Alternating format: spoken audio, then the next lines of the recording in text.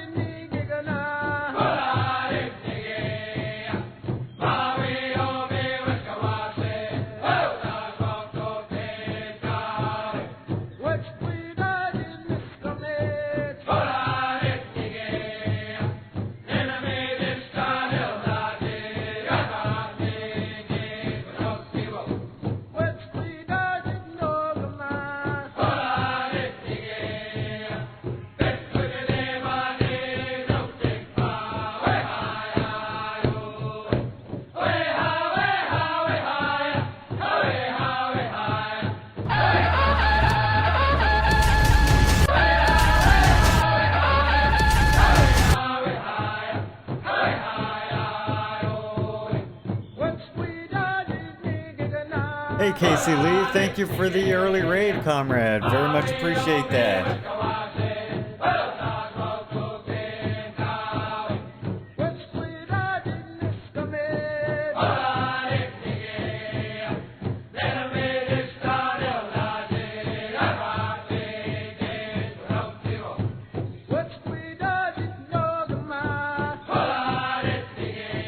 Thank you for the pre-intro raid. Very much appreciate that.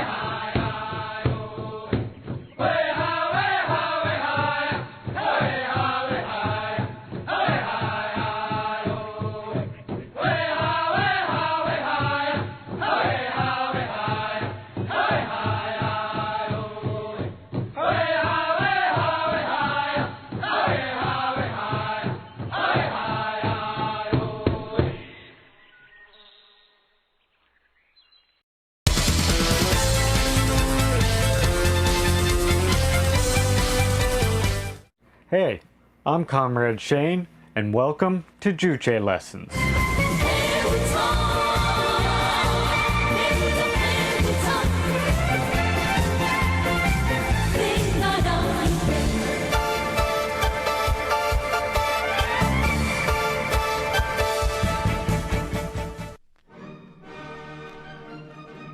The Juche idea not only clarifies that the socio-historical movement is a creative movement of the masses, but also elucidates the law-governed process through which society develops with the enhancement of the creative role of the masses, and thus gives a correct understanding to the development of the socio-historical movement, the development of human society.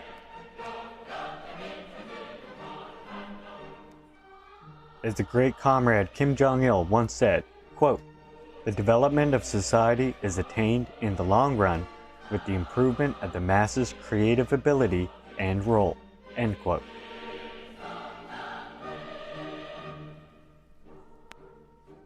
That society develops with the improvement of the masses' creative role means that with the growth of the masses' independent ideological consciousness and creative ability, their creative activity is strengthened, and correspondingly, social wealth is increased and social relationships are improved. The socio-historical movement, as a creative movement of the masses, further advances through the improvement of their consciousness of independence and creative ability, and the strength of their creative activity. This is the law inherent in the development of the socio-historical movement as a creative movement, the development of human history.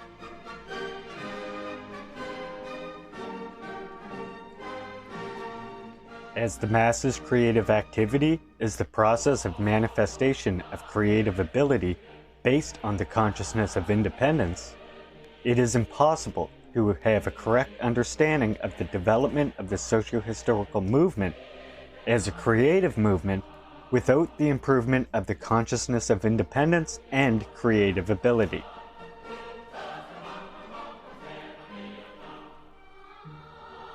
The progress of society begins with the development of the masses' consciousness of independence and creative ability, and is made through the law-governed process in which social wealth is increased and social relationships are improved, in keeping with the enhancement of the masses' creative role.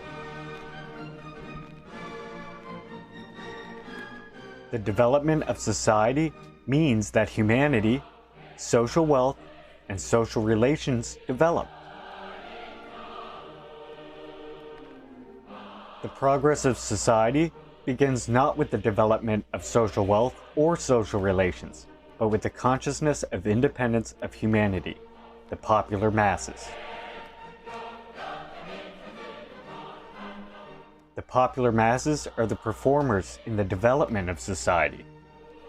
Social wealth and social relations used by all generations in the development of history are things which were made by the preceding generation, and they are objective conditions of social progress. The popular masses are the creators who produce new social wealth and social relations, and are the masters of society that make use of and reshape them. And creation cannot be made without the development of the creator, the people. If new material wealth is to be created, first of all, humanity, who demands it and has an ability to plan and manufacture it, must appear. And if a new social system is to be established, humanity, who has the progressive idea demanding the new system and has the ability to transform the old system into the new one, should be prepared before anything else. The decisive factor in starting and pushing forward social movement is not social wealth or social relations, but the popular masses. It is law-governed that the process of social development begins with the development of the masses' consciousness of independence and creative ability. Social progress next is made through the process in which social wealth is increased and social relations are improved, in keeping with the improvement of the masses' creative role, thanks to the development of their consciousness of independence and creative ability. Social wealth increases according to the strengthening of the masses' creative role. The increase of social wealth means that the means of life necessary for satisfying humanity's desire become plentiful, and the means useful for his creative activity become more diversified and powerful. The popular masses demand the creation of social wealth and conduct creative activity for its materialization, in keeping with the degree of development of their consciousness of independence and creative ability. The higher their level of development is, the higher the level of their demand is, and accordingly, more diversified and developed social wealth is created by their efforts to meet their demand.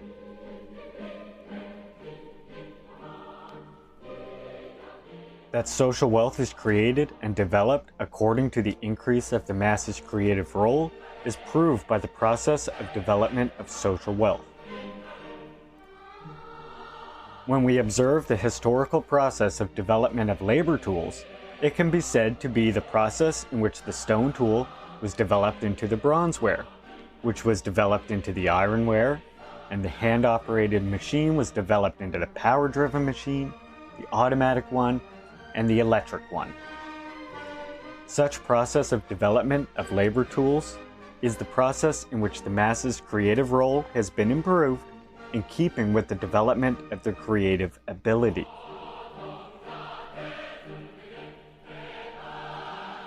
Social relationships are also improved with the strengthening of the mass's creative role. The improvement of social relations mean that it is rationally improved so that independence and creativity of the people may be realized satisfactorily. To what extent the mass's desire for independence is realized socially is mainly related to what social position they occupy, whereas how much they increase their creative power is mainly related to the role they play in society.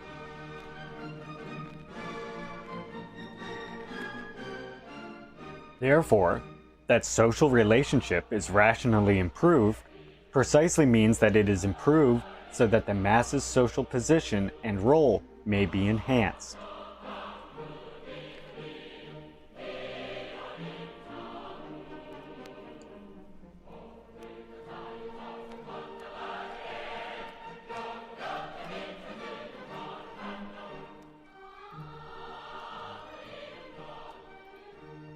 Social relationship is improved in keeping with the level of development of the mass's revolutionary ability. The popular masses abolish old social relationships and establish new ones to rationally improve it, as they have desire for independence to live as masters of society, free from all kinds of social bondage and fetters. If the level of the masses' consciousness of independence is low, it is impossible for them to know the contradictions and irrationality of certain social relationships, and thus fail to improve and develop social relationships. If the level is high, they come to know the contradictions and irrationality of society and improve and develop the social relationships. The higher the level of the mass's consciousness of independence is, the more progressive social relations they demand, and the more active struggle they make to meet their demand. The masses establish and develop new social relations with their revolutionary ability. However strong and high the masses' desire for independence may be, contradictory and irrational old social relations cannot be improved and developed only by it. The improvement and development of old social relations can be made when the masses demand it and have revolutionary ability to meet their demand. This is because reactionaries of history make desperate efforts to preserve the old social relations. The development of the masses' revolutionary ability means that they are firmly united as a political force with common aim and ideal. The reactionary exploiting system is abolished, and a new progressive social system is established, in keeping with the increase of the masses' revolutionary ability. The old social system is kept by the reactionary forces who have interests in it. Reactionaries take hold of state power and the means of production, check the masses' revolutionary advance, availing themselves of favorable conditions that they control everything of society, and make desperate efforts to recover their position even after they are dispossessed of power. Therefore, an old social system is abolished and a new progressive one is established in keeping with the level of increase of the masses' revolutionary ability that is able to defeat the reactionary forces and suppress their resistance.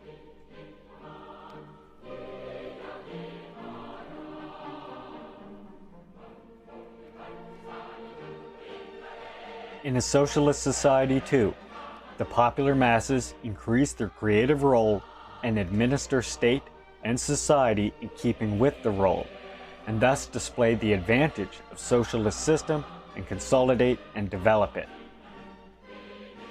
A progressive socialist system is managed by the masses, its master.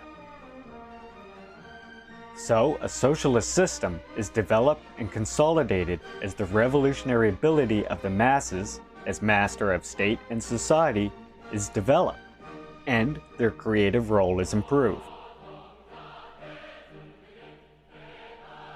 That social relationship is improved and developed in accordance with the development of the masses' revolutionary ability, and the improvement of the creative role is proved by the historical process of development of social systems. The popular masses have ceaselessly enhanced their position and role while continuously waging creative struggle against reactionary ruling class, exploiting class, in the process of development of their creative ability, their revolutionary ability.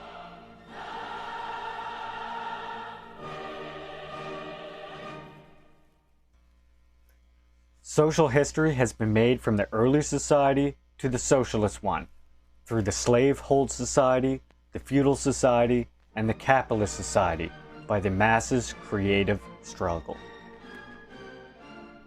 The transition of human society from the slave-hold society to the capitalist society through the feudal society was a certain progress in enhancing the masses' social position and role.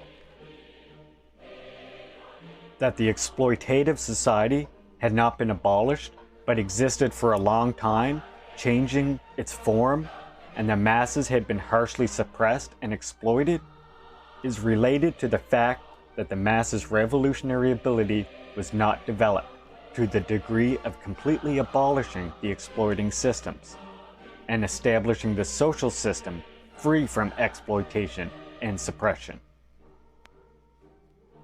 The working class emerged at a certain stage of social development, and the masses' revolutionary ability was developed into a high level, and thus the popular masses are able to abolish the old exploiting system and establish a new, progressive, socialist system.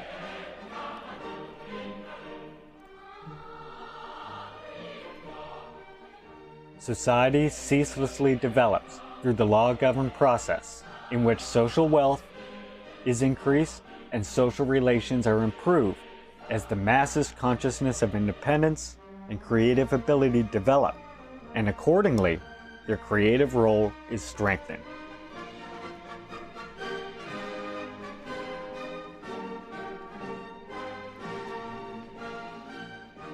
That's all for this episode. If you enjoyed what you saw, subscribe to my channel to keep up with all of my videos. Also, please consider liking and sharing this video so we can spread the truth about the Juche philosophy and march together towards an independent, democratic, peaceful new world. Sangan salute, comrades.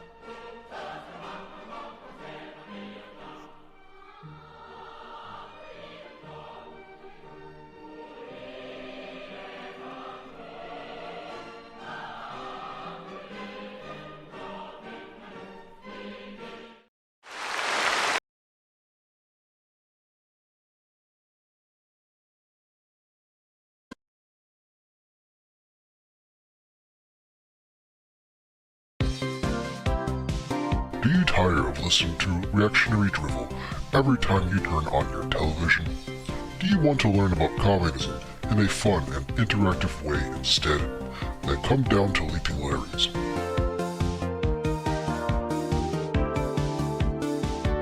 When you come down to Leaping Larry's, you will be greeted with a salute every time you step in through the door, because we value our comrades.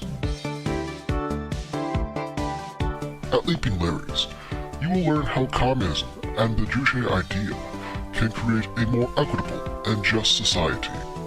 You will learn about the importance of collectivism and cooperation.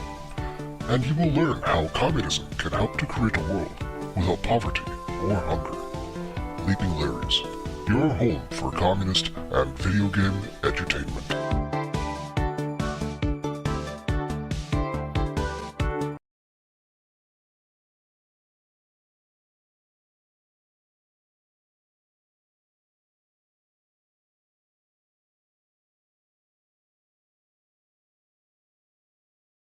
I've got some literature in my car that will change your whole way of thinking.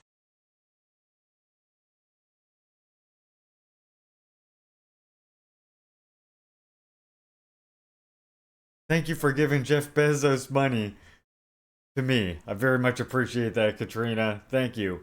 Welcome in, comrades. March. It's a tradition at this point, March. Okay, it's just a tradition on this channel. Welcome in, everybody. Hope you all are well today. We are doing the approaching storm stream today. What do I mean by that? Well, of course, we have Hurricane Lee that is bearing down on us and has already started raining. They're like predicting, well, let me see here. They're predicting that it's gonna be here around like Saturday or so. But it's already raining. So, yeah. It is slow moving, and hopefully the worst of it is gonna be rain, but even rain, as you can see, could be a potential huge problem for us.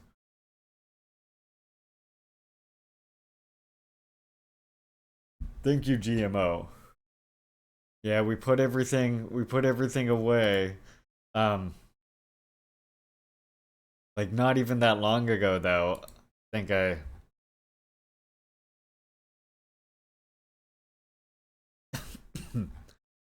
not even that long ago that we had this really bad rainstorm that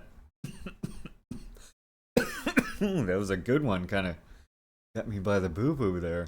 Yeah.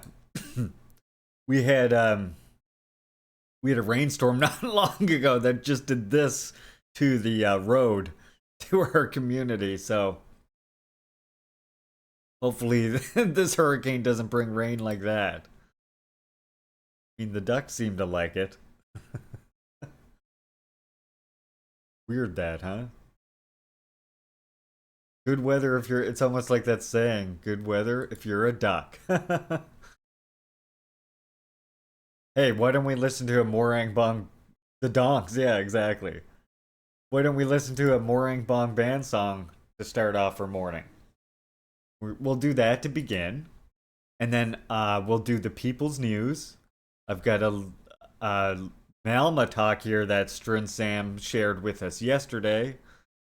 And then we'll get to the reading. That sounds pretty good, I think. Let's listen to Morang Bong Band. Get us warmed up with a nice morning tune.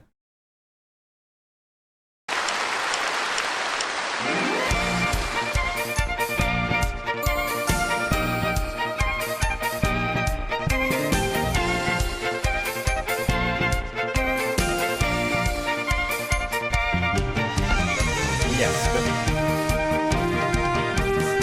the region locked? Oh my god, that's terrible. Don't forget, here's our TTV emotes, comrades.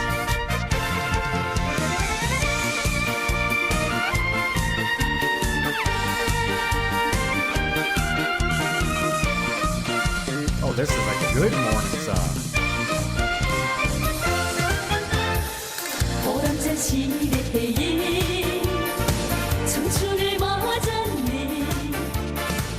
우리가 못해낼 일이 하나도 없다네. 달려가자 미래로 새세기를 부른다. 내 나라 북왕서구 야구를 부리자.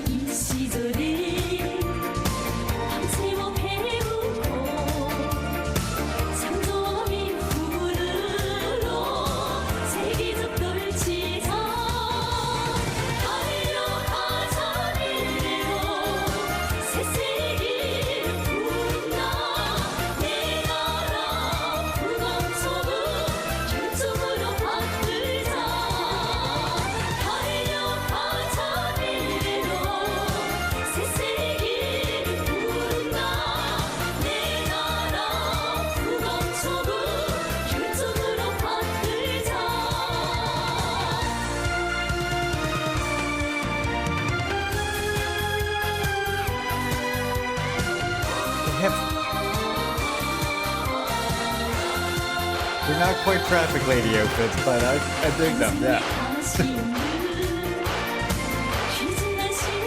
They had such badass violin players, you know?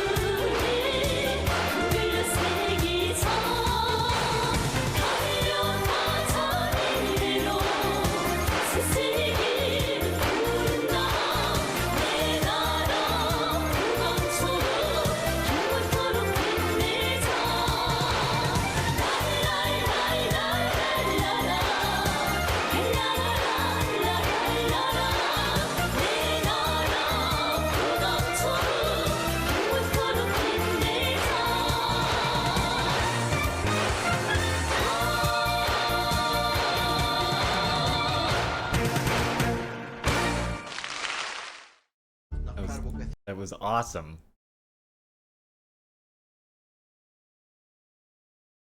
All right, we got to start with the morning cringe for the day.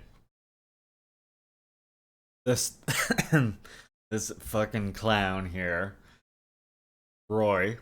Look at this. Introducing the word malformoid. When you start creating words with the oid behind it, by the way, you're immediately raising red flags in my books.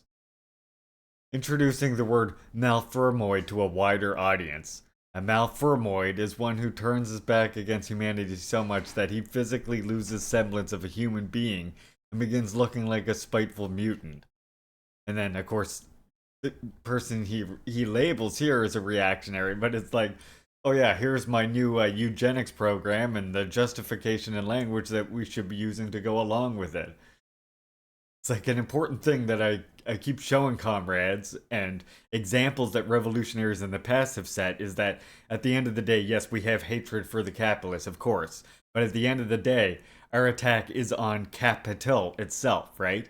And even someone like China's last emperor, for example, can be turned into someone that is just a cog in the machine of revolution, that is there to serve the revolution. China's last emperor, they didn't like kill him or something like this. They made him go to work. They gave him a job, right? They re-educated him.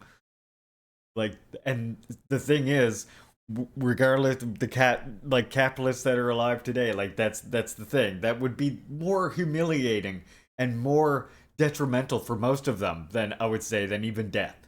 Death would be for so many a sweet release than the idea of having to work among us rabble. You know, having to be equals with us at the loss of their paradise that they enjoy now. I mean, that's one, you know, that was one important lesson that I always try and impart on you, because that's one important lesson that Juche tries to teach us, right? Is that even people from a, quote, undesirable class background can be made to serve the revolution and can be influenced by revolutionary education. It's not going to say we're not going to have violent struggle against reactionaries who will not accept that, but again, you can't base that entirely on someone's class origin alone. What matters most is their ideology, right? It's just like, it's that same reason why the people who try and attack Sakai have no idea what the hell they're talking about. Because they're only looking at the world with this very, if they're Marxists, this very mechanical, I see a common parlance being used as class reductionist outlook, you know? In other words, not an intersectional analysis, which is incredibly important.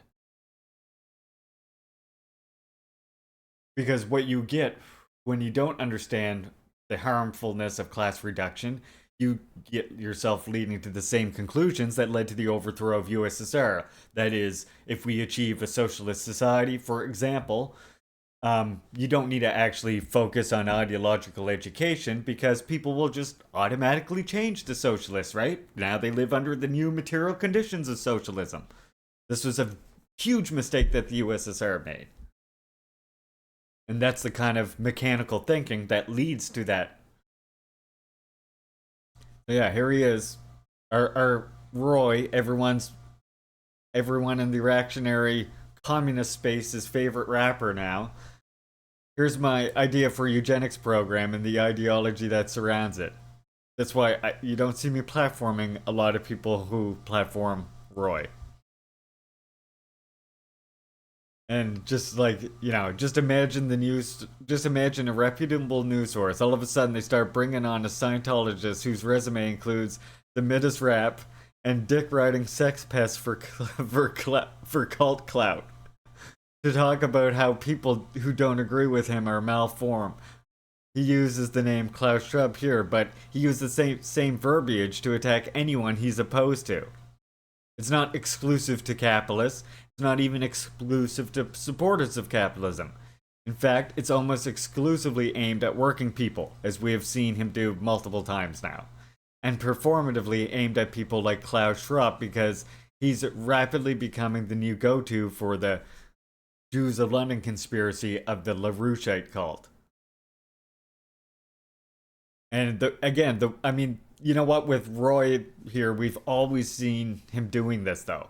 We've always seen him trying to, like, almost be too cowardice to just admit his reactionary positions and hide behind some other name, or like, make it as vague as possible, when we all know what the fuck he's talking about. And, I mean, that's one reason why I don't actually watch a lot of Danny on this platform. Because myself and Danny Hao Ping were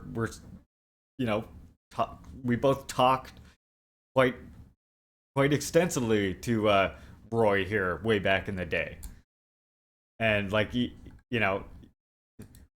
when all this crap was coming out and he started siding and hanging out with Caleb Maupin, most of us called him out, but Danny didn't, and in fact, I think even had him on his show a couple times after that bullshit.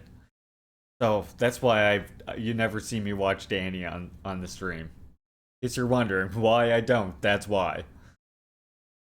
Just like until I actually see him come out and just like and say like this, Roy Sinju, he's a reactionary,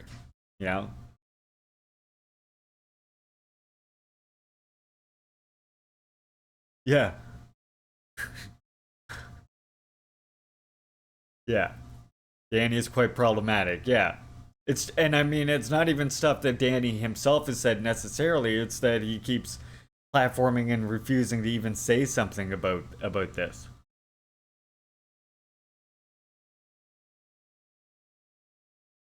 I mean, Brian, I don't know the full scoop on, like, I personally don't know if Brian has said anything about him, or if he, like, I know he was on Brian's show before, but yeah. But Danny, the problem with Danny for me is simply that I was talking with Roy back then, at the same time Danny was, and when all of us were calling him out, Danny just didn't say a fucking peep, and in fact put him on the show after this. After he came out as an open transphobe, Danny still put him on there, and never ever has since even said a word about him being reactionary or having problematic stances or anything like that.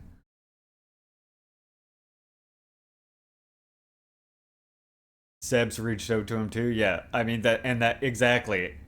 I mean, like I said, we both talking to him at the same time, so I didn't even feel like I had to reach out to Danny. Just the fact that all of us who were talking to him at that time were calling him out for very good reasons, and that he didn't was like, come on, Danny, exercise some principles here.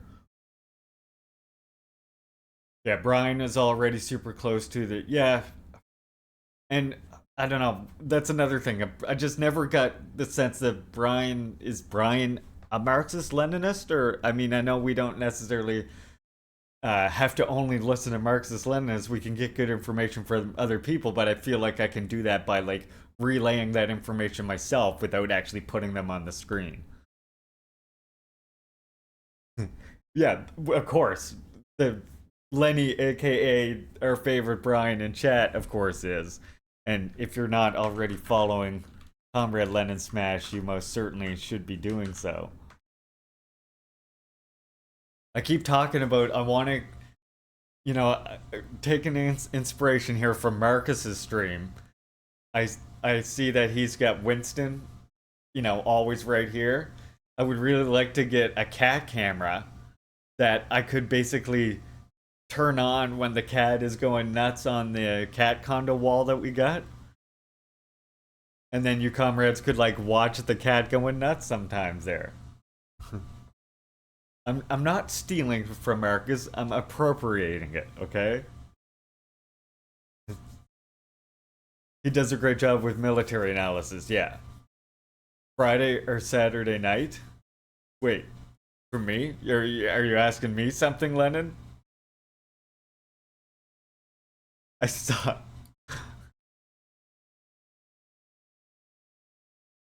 Yeah. Yeah, I mean my cats do. My cats do come on cam as well, but let me see. Look. Let me grab something.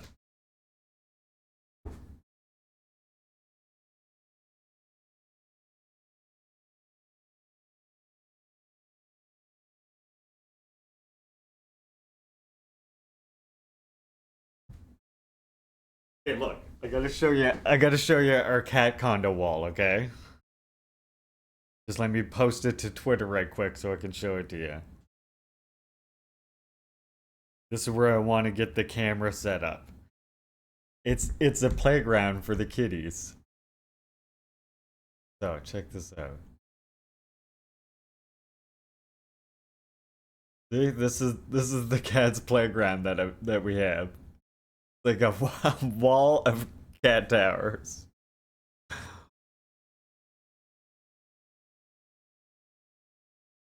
We have a little one who constantly goes up and down it. And we have two older ones too who sleep. One sleeps in this one and one sleeps in the other one sometimes. Actually, of course, the logo for the channel, Ty. Everybody's little subscriber badge. Oh, and he's right here on the overlay as well. In between Asada and Lenin. He's one of the comrades.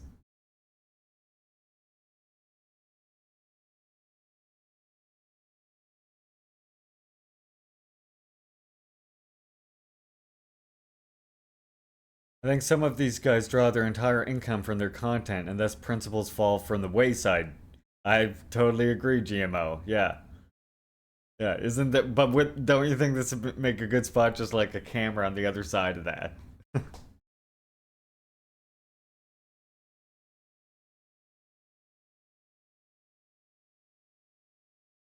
Yeah, I mean, they can have, again, they can have good analysis and stuff, and they can be reactionary creeps. And if they're reactionary creeps, I don't want to platform themselves. I can, again, I can look at their analysis and I can relay information from myself or read it on screen. I'd rather do that when we're talking about reactionary content, which is why when we do mainstream news and stuff, I generally tend to read it. But yeah, I mean, we do have to know that, you know, you do just have to be aware of people who platform like Danny, who platforms Roy still, I think. I saw this meme here, as you all know, I'm a huge Legend of Zelda fan. Hey, yo, elf boy, some weird stuff happening at that third castle. Don't leave the house.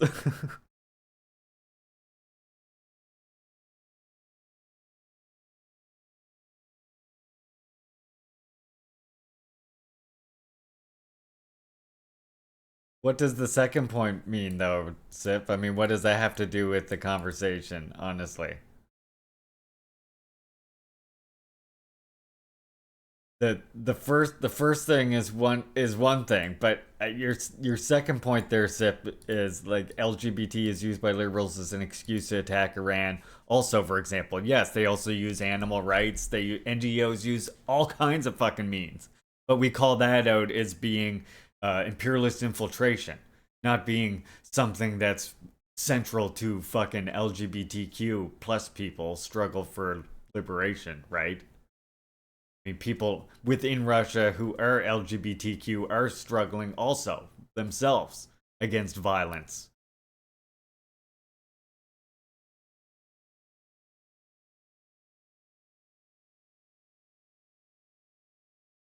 So that second point is get me looking at you pretty sus there, Sip. I'm not gonna lie.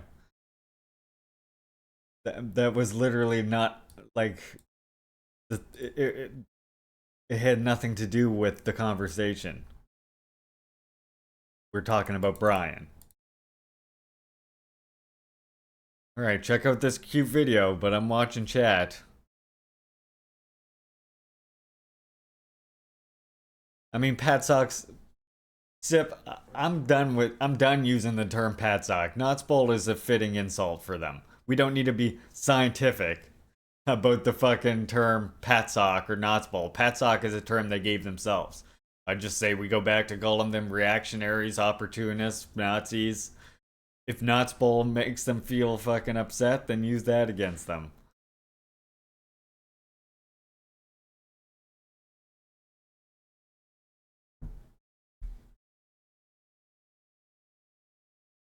Alright, look at this.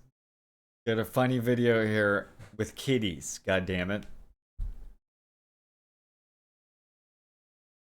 Just know that we are militantly against people who are anti-LGBTQ+, and against people who think that it's a bourgeois plot or something that is inherently itself infiltrative of global South countries.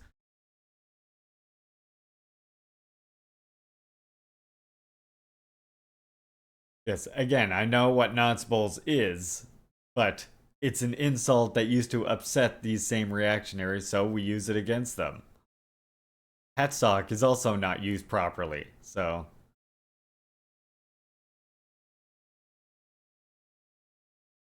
Just saying, if people want to insult them with the name Knotsbowl or Mecha Incel or whatever the fuck they want to use to describe these opportunist tuds, I think they should go ahead and use it.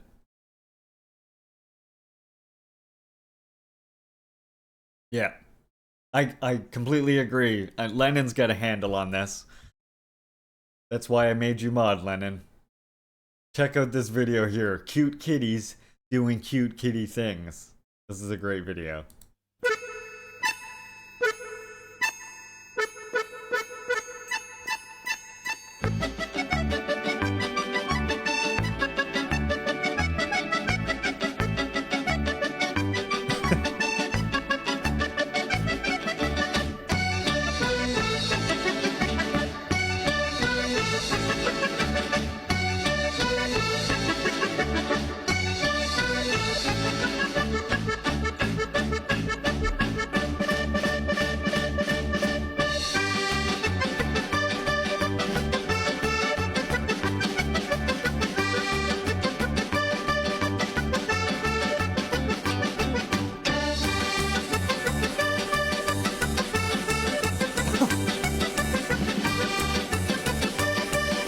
I still agree with Lennon. I want to see something Zip.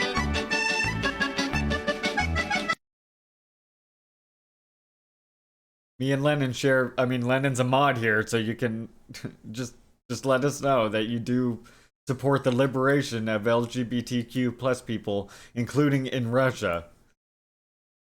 Because of course they struggle against violence there too. And I don't want to hear that LGBTQ plus people or something don't exist there either. That wouldn't end well. Anyway, I'll let Lennon and my trusted mods handle it from here. Trust you all. Okay, we're gonna get into the news now, comrades. Yeah, we'll do the news first, and then we'll watch a little Malma video, and then we'll get to the Stalin read.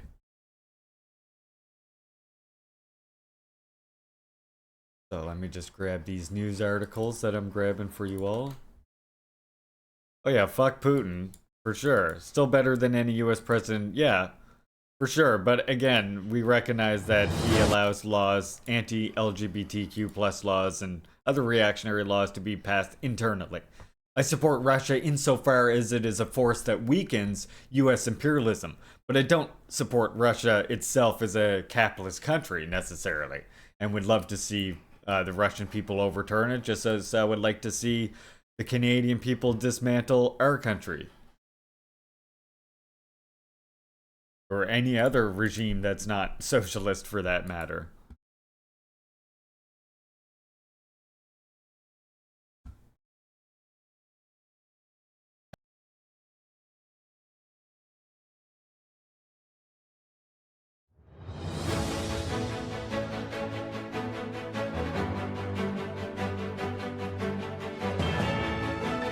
Land defending. Water defending. Strike actions. International politics.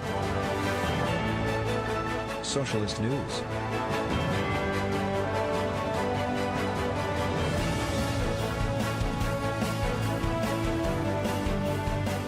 Bringing you the stories that matter most to revolutionaries.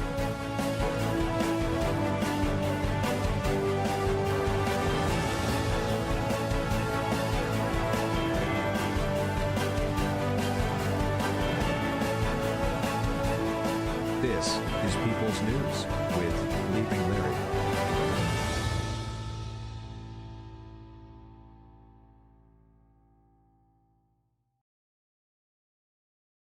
Okay, welcome to People's News, everybody. I just need to place this window over here. Okay, let's do the video news first. I just have a couple things that I wanted to see in regards to this. And then we'll read the news that I got here. This is the moment Iraqi journalist Muntaza al-Zaidi hurled his shoes at President George W. Bush during a news conference in Baghdad. Yeah, just a simple like Lenin requested, a simple statement in support. I mean, again.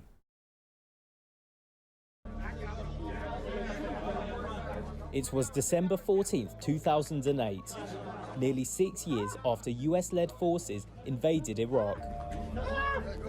Al-Zaidi's act was meant to show his anger at the corruption and chaos that marred his country following the invasion. Now, looking back at the footage almost 15 years later, he is still furious. وهاي الصورة تبقى يعني دليل على أنه في يوم ما شخص 100% Katrina. قدر يقول لهذا We are definitely on the same page. جبروته وما يملك من just سلاح say. وإعلام ومال ونفوذ إنه يقول له لا أنت خطأ أنت قتلت شعب I كامل follow أنت this guy on غيرت Twitter. مصائر بلدان سواء العراق سواء أفغانستان لبنان سوريا في كل المنطقة. In the Arab world, throwing shoes at someone is considered a deep insult. Bush, standing next to the then Iraqi Prime Minister Nouri al-Maliki, ducked to avoid the footwear. There's an understandable debate over whether the He's war used to was worth dodging stuff fighting. thrown at. The US president had been criticized across the Middle East for his decision Used to to people oust throwing Saddam shit at him. Hussein, an action Sure. launched based on faulty US intelligence that the Iraqi leader had amassed weapons of mass Comrade destruction. Shoe. Al-Zaidi ended up serving 6 months in prison for assaulting a visiting head of state. He says he has never regretted throwing his shoes at Bush. لما طلعت ما اختلف عنده هو. We wouldn't يعني dismantle نعم. Russia. We would like to see إلى Russia become الحرية socialist الشخصية، again, though, right? إلى الهواء إلى أن By أنت their تقدر people's own hands. تستطيع أن تمارس حياتك الإنسانية مثل ما هي. ولكن أنا خرجت من سجن إلى سجن أكبر. شلون من الزنزانة الانفرادية حولوني إلى زنزانة أكبر من عندها مع 20 شخص. أنا حولوني إلى زنزانة أكبر بها يمكن Well, بها Lennon, all Katrina is saying is if we are able to eliminate the pressure of the U.S. empire on Russia, then the Russian proletariat has a better chance of achieving revolution. You don't want to see socialism return to Russia? Don't understand. I thought like one major goal of us dismantling the U.S. empire is exactly so other countries like Russia, like all over the world, can achieve not only independence but also socialism. No, nobody, I mean, not break up, dismantle the bourgeois state that is Russia, right? Again, and you want to end like any measures that they ended, for example, that were existent under the USSR, which existed to decolonize and protect people of different nations within Russia. Do want to see a return to all of those things, absolutely.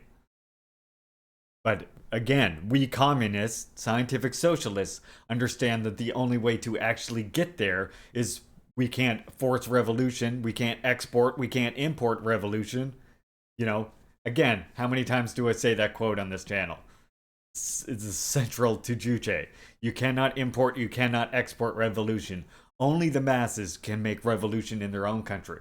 So, how can we help Russia? How can we make it so that the Russian proletariat can instead bring socialism back to their own country? Well, we can only do that by fighting against imperialism. Right, I just hear Ukraine supporters pining for the break of the nation into several small states that could be managed by the US empire. Yeah, but again, this is why we're being very clear that what we're talking about is fighting against our imperialist entities, and that allowing the pressure to be relieved so Russian proletariat can actually fight for socialism in Russia. I mean, again, Putin's biggest opponent today in Russia for all of the problems with the Russian Communist Party maybe that exists, it is Putin's biggest opponent in Russia. It is the biggest opposition to Putin. مليون شخص. Al-Zaidi also blames Washington for installing a political elite that plundered Iraq's Hopefully wealth. we're on the same page with all that, comrades. Let me know. 20 years after the invasion, he says the same corrupt elite continues to ruin the nation. We can hash it out أمريكا جاءت further. بمعمل لتدوير النفايات في العراق، وهذا المعمل أنتج لنا نخبة تتداور فيما بينها. تدوير. I mean, Sip, you still غير didn't صحي لهذه make... النفايات. Sip, I just gotta say, Sip, Lenin did make a very simple request, and you seem to have ignored it, or maybe you missed it. وتعرف أمريكا جيدا أنها جاءت That has nothing to do with anything else. It's just a simple statement that Hoping to anyone make a could make. difference, he ran for an Iraqi parliament seat in 2018. He failed to win the election, but that has not stopped him from opposing what he sees as a corrupt political class. Lenin knows the statement I'm talking about, I think. وهذا أمر طبيعي في ظل وجود هؤلاء المزورين نسميهم، ولكن هذا لا ينزع مني صفة المعارض لهذه الكتلة أو هذا الطغمة الفاسدة الحاكمة بالعراق. فبقيت بالعراق وبقيت أناضل بالطرق القديمة مالتي الكلاسيكية هي الاحتجاجات.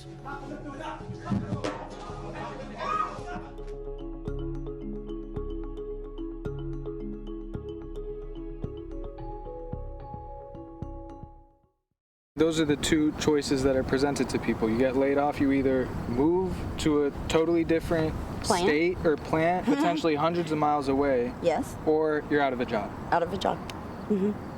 Yeah. Doesn't seem right, does it? No. Kokomo is one of dozens of towns across America that have been gutted by corporate outsourcing.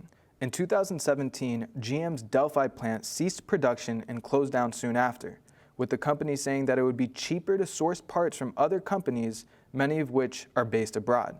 Trish, a UAW shop steward at the Indiana transmission plant, took us to the closed plant to show us around. So when you have a plant closure, it's devastating for one. I mean, not only to the families and the employees, but also to the community. The community I don't want any lost a lot people of in here jobs. who are anti-trans Right here, okay? liberation. Not at We all. can go right in front of So you're that. not. Literature in my car that will So change your everyone whole who way of worked thinking. here lost their jobs. Well, they lost. Oh, well, damn. Thank you, Haley, for the resubscription. Now 2 months. Look at that. Your little Thai kitty has the Red Army hat. I hope you're ready to battle against the bourgeoisie, comrade. My brain hurts, but I'm here. I guess I didn't set up TTS like I thought I did. I don't know what the hell I'm doing. I'll just do TTS for everybody. My brain hurts, but I'm here. There, that sound robotic enough for everybody? Welcome, Haley. Yeah, look at your cute little kitty with its Red Army helmet.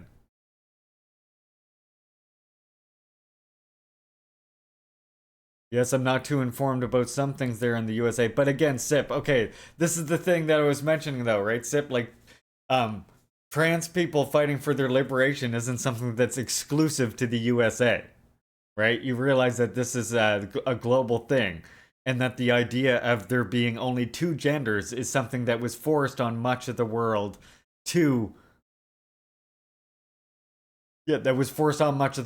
colonialism. I did see that they said yes, but it's just, again, now they respond with, yes, I'm just not too informed on things in the USA. I'm just making sure. It's just important that, the people that we're creating a community that is actually, welcoming for people who fight against further liberation, including trans people, including gay people, that's all. Lost their job and they got moved. Just want to make They sure. got moved to different plants. But when you're talking about moving a job, it's not like down the street. We're talking going to a town you've never known, no family, no support, and you're just kind of dropping them. When you're working in a plant and it does close, you will see people, men especially, living in trailers or in campers. Trying to, offset that cost with having a home where your family is and still being able to provide for them. The GM plant produced semiconductor chips, which are essentially small computers that control the electronics in a car. Semiconductor chips are so crucial that modern cars won't function without them. In the last 3 years, the world experienced a major chip shortage, which caused a shortage of cars and ultimately the price of cars to skyrocket. Ironically, GM was a victim of the chip shortage themselves and had to store its chipless cars in the parking lot of the shuttered plant. So this plant could have been filled with good jobs, employing people from the community, but instead they just shut it down. Yes. Yeah. Well, we did have the respirators going on during COVID, but since then, nothing. Yeah. In fact, the fact that they reopened a section of the plant to build respirators means that they're totally capable of bringing the plant back and employing thousands of employees. Yes. These mind-boggling contradictions make no sense to anyone who believes society's resources and productive capacity should be used to meet human needs, which includes the need for good jobs. But in a system where maximizing profit for the ultra-rich is the top priority, it makes more sense to close a plant, inflict a chip shortage on yourself and the entire country, and start importing chips from halfway around the world than to invest enough money to keep the plant down the street open. Companies like GM close plants solely to boost their profits, they will increase but this has chip forced prices. more and more people in towns like Kokomo to survive on low-paying and often part-time temp jobs or move elsewhere. In that sense, the UAW's contract fight is about more than just UAW auto workers, but about the preservation and expansion of good-paying jobs as a whole. Corporate America wants to reduce all stable jobs into low-paying, gigafied jobs, and they see correctly that it's unions like the UAW that are standing in their way. Empty up there. How shameful is it that you're actually trying to buy groceries and can't, and you're working 40 hours a week, and you have to decide of whether your kid can play softball or baseball, or you've got to buy groceries that week. How sad is that? That's one of my big things. I hope with this fight that people see how valuable they are and know that they are worth it.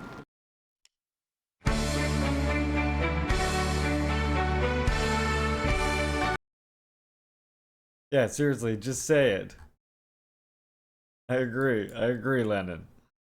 Come out and say it. Alright, that's for after the news, by the way.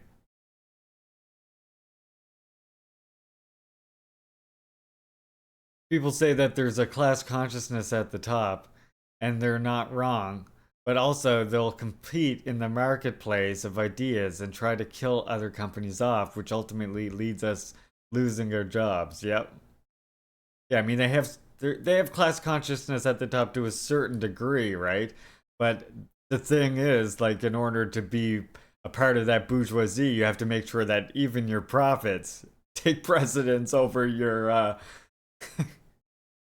over your own class consciousness. Which is why, of course, Lenin said the capitalists will sell us the rope. Oh yeah, as much as I want good manual labor jobs, individual vehicles are a terrible idea overall. I 100% agree. I made this meme a long time ago because I was watching a travel log to the DPRK, and they were like, this one right here. Oh, look, now I went ahead one. There we go, this one.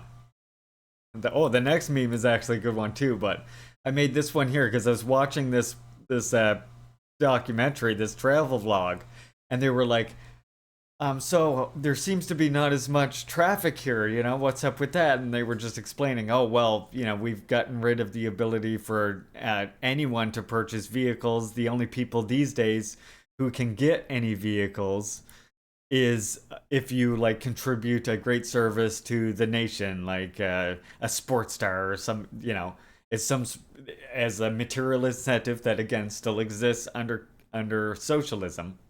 But generally, no matter how good your actual income is in DPRK, you can't actually buy a car anymore. Instead, you rent a car service, a taxi service, a bus, you take a train, whatever the hell it is.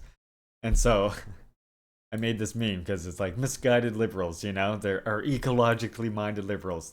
The world is headed for an ecological disaster. If we don't do something drastic in the next few years, our children will have no future. And then, of course, because of their utter horror at the DPRK, this is right from the screens from the travel vlog I watch. Generally, there is no private vehicle now. Also, hasn't air pollution been serious recently? In fact, car exhaust is a harmful gas. Less is good. Misguided liberals. No, not like that. Not that drastic. Our children's future isn't that important. Can't we just mine lithium instead? So that's why I made that one. And then here's a good one. I know we love to say ACAB, but really, you know, the thing that separates us scientific socialists in many ways is that really we're ACCAB. And all capitalist cops are bastards, right? We do want to arm and train the entire proletariat, which we will talk about further on this channel. So my plan is I'm eventually going to run out of the Juche gang lessons, the Juche lessons that I do. And when I do, I'll start recording them in the morning. So when you come in while the intro screen's going, I'll be talking Juche gang live, Juche lessons live.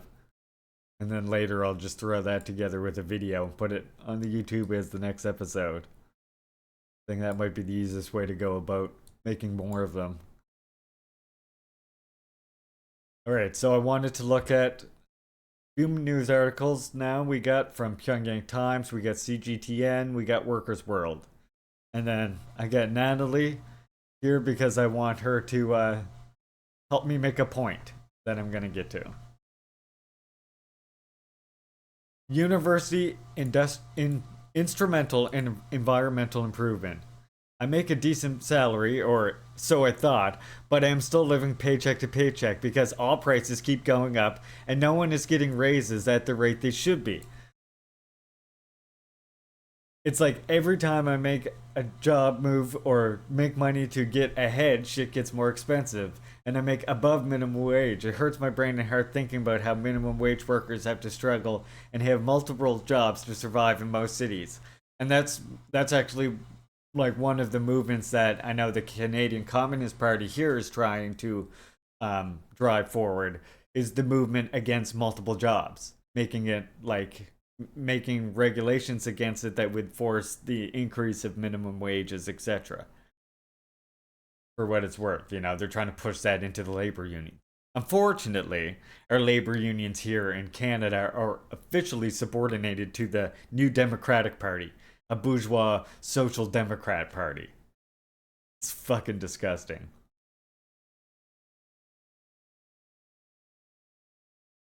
But you know what I find interesting too about what you're saying, I mean, not interesting in a way, but interesting in a way,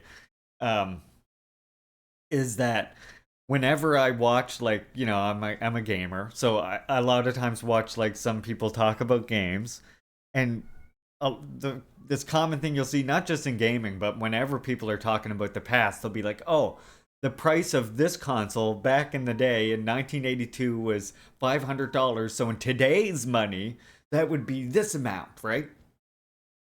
They do it with everything, with a house, with a car, whatever, right? They're like, look at the price of the house here, and they'll be like, "Oh wow, it was only $1,000," and then they'll be like, "Yeah, but with inflation." But what that always leaves out is wages haven't risen in pace with inflation, right? So the buying power has shrunk. The real buying power of working people has shrunk as as inflation has risen and accelerated. So it's like we're going like this. Like, so people could afford that. A lot more people, settlers, could afford, that expensive $500 console back in the fucking 80s than can today, essentially. Because as we know, fucking inflation does not keep up with wages, right? It keeps up with the falling rate of profit, or tries to. And even that doesn't really cut it, so they have to use all kinds of other measures as well to do it. At the ER the other night, and a Latino man was there with his son. His son was having a mental health crisis, and he was crying with him and telling the stuff that has to go to work, and his mom couldn't get there for 2 hours, clearly working a minimum wage job and needing to go and put food on the table to survive. Mind you, this happened in the hallway of the ER because they didn't have enough rooms even at 4 a.m. Just fucking broke my heart. That is ridiculous, Ailey. And it's the same. I mean, same story here where we have our universal healthcare system, right? I mean, that goes to show you that that's a healthcare in capitalism, whether it's paid for, whether it's single payer or whatever. It's always this, because it's constantly being undermined by austerity measures. It's constantly insufficient and inadequate, right? Like, I mean, here we don't have optical care included. We don't really have dental care included.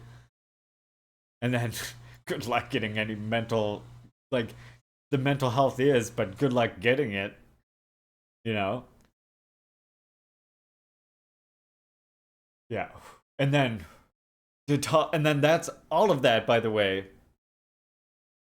All of that is to ignore the fact that our single player healthcare system here forcibly sterilizes First Nations people.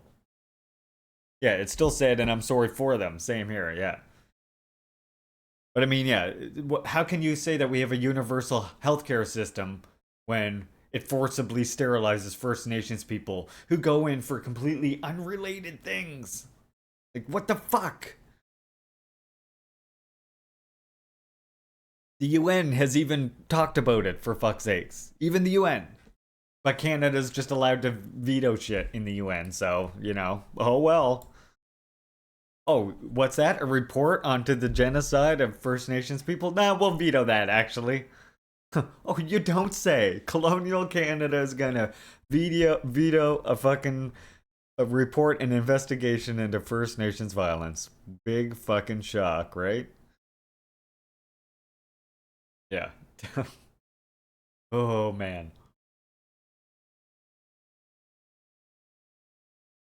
Yeah, the healthcare just in capitalism is fucked. Because even with single payer, what they're negotiating with is the corporations. And it's a capitalist government that serves corporations that's doing the negotiating.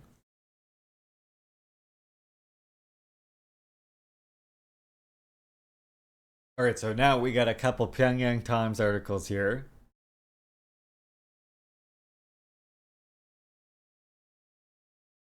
I didn't think a country could be as bad as us on native politics, and Canada sure give them a run for it. Oh yeah. Okay, wait, and then the U.S. probably does it for they asked the U.S. Yeah, excuse me, Mr. U.S. Could you please veto this? That's Canada at the UN, by the way. Yeah. You would be surprised. I mean, Canada is unbelievably bad on native politics. Unbelievably bad. I mean, the Oka crisis, where they let a golf course like cut out a big section of the open air concentration camp reservations that they forced First Nations people into. They cut into that and then when the First Nations people fight against it, it turns into a fucking armed insurrection by the police force.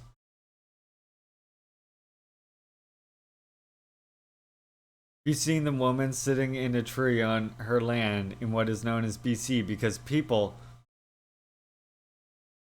are trying to come in and steal it, even though that land was never sold, and technically her tribes. Yep. And I mean, Haley, this is the Oka crisis again. That's exactly what it was.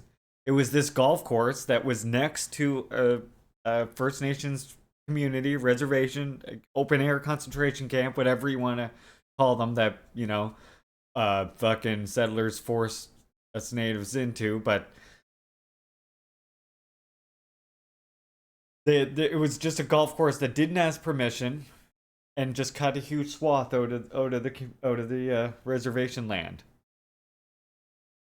And that's what led to the Oka crisis in Canada, which was like one of the hugest like armed fucking struggles in Canada against civilians and the militarized police force in Canada.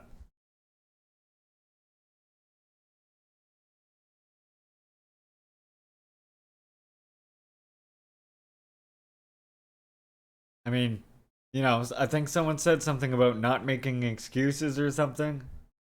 Can't remember who that was. I think it might have been someone named Lenny. Yeah, I think it was Lenny. University, instrumental in environmental improvement. Let's do the Pyongyang Times articles now before I blow up or something. Pyongyang University of Architecture has made achievements conducive to improving ecological environment. Oh, here we go. Some DPRK news will help. The Green Environment Technology Exchange Center of the university is applying profitable road repair method. And by profitable, they mean serviceable to the people. The asphalt pavement repair technology developed by the center is an applied technology that established the pavement microsurface treatment method based on cationic asphalt emulsion, which better adhesion and simpler execution than the asphalt emulsion used in the past. The Pyaknam Hyuk, director of the center. The center proposed a method of treating the microsurface of pavements that can help reduce the cost of repair without polluting the environment, and has conducted researches to solve scientific and technological problems related to it. In the course of this, they developed a new method of making cationic asphalt emulsion from local materials in conformity with the international standard, the core technology. They also succeeded in establishing the mass production line, completed the execution method for treating the microsurface of pavements using emulsion. According to experts, the execution method is an advanced one, which can ensure quality indexes such as adhesion and abrasion while paving in thin layers as compared with the conventional pavement repair method. It is also simple to execute, less expensive, and more eco-friendly.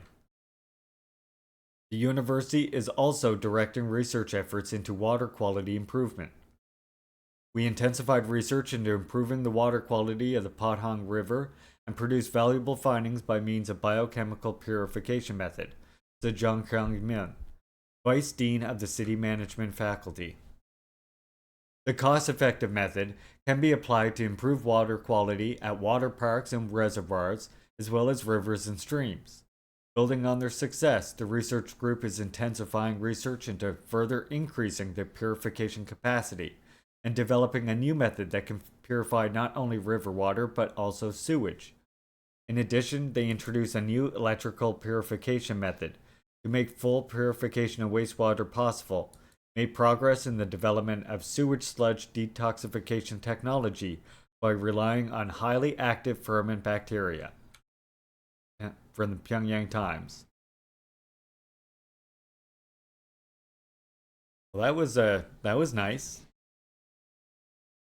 Isn't it interesting when a country puts puts funds, Even like think about the amount of sanctions, okay, and shit that DPRK is under, and how they're constantly demonized as putting all of their efforts into the military. Yeah, well, how come their green energy efforts and shit are better than what we have in the West, despite us being some of the richest countries, or the richest countries? Sorry, I don't need quotes. The richest country in the sense of capital. It's like there's that one awesome quote by Fidel Castro, right, where he says, "The capitalist world has created plenty of financial capital, but it has not created the kind of human capital that the global south so desperately needs." Pretty sure I'm paraphrasing that, but he said something very close to that. The Russian foreign minister denounces West for aggravating situation in Asia Pacific region. Oh, cool. Thank you for that, Haley.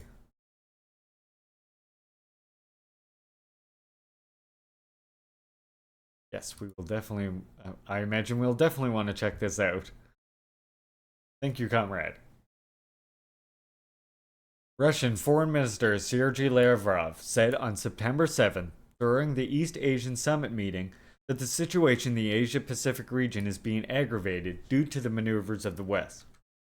He warned that NATO's forces and infrastructure are infiltrating into the East Asia on the basis of military bloc fabricated by the West.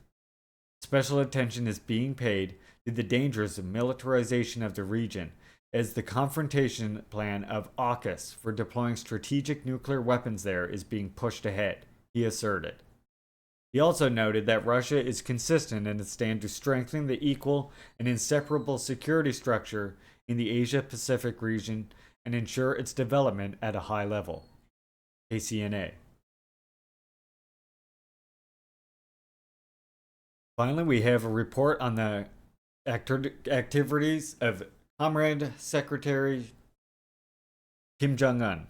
Again, I don't know why they translate it like this on this website, but he's actually, I can't think, it'd be like chairman or first secretary or something like that now, technically.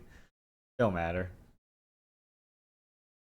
Oh yeah, so if you don't know, Kim Jong-un went there and they are talking about, well, we're going to read here.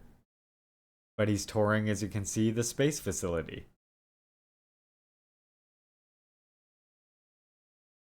Kim Jong-un, General Secretary of the Workers' Party of Korea and President of the State Affairs Commission of the Democratic People's Republic of Korea, had a historic meeting with Vladimir Vladimirovich Putin, President of the Russian Federation, at the Vostochny spaceport in Amur region of the Russian Far East on September 13th.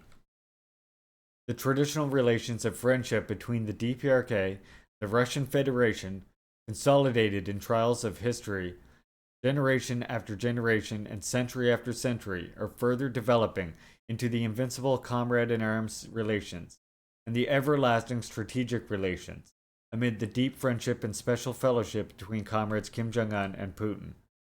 The Vostochny spaceport was in a warm, welcoming atmosphere to greet Kim Jong-un on the official goodwill of the Russian Federation for the new development of DPRK Russian friendly and cooperative relations with proudly excellent history and tradition. The private train of Kim Jong-un arrived at Vostochny spaceport at 1 p.m. local time. I'm so used to... okay, I'm so used to translating the time. I don't know if you noticed what I just did there, but I'm so used to translating the time for people. I looked at this, and instead of just reading 1300, I actually just translated it to 1 p.m. for some reason. Anyway, when he got off the train, the guard of honor of the three services of the armed forces of the Russian Federation courteously received him with deepest respect. Thank you, comrade. I'm terrible with names. I can't help it. I try my best. I feel like I should at least give it a try. I mean, I always, you know. from the East Coast, I talk like I got a load of crap in my mouth. I can't help it. He exchanged greetings with Alexander Kozlov, Minister of Natural Resources and Ecology, and other Russian leading officials, and headed for the venue of meeting with President Vladimirovich Putin.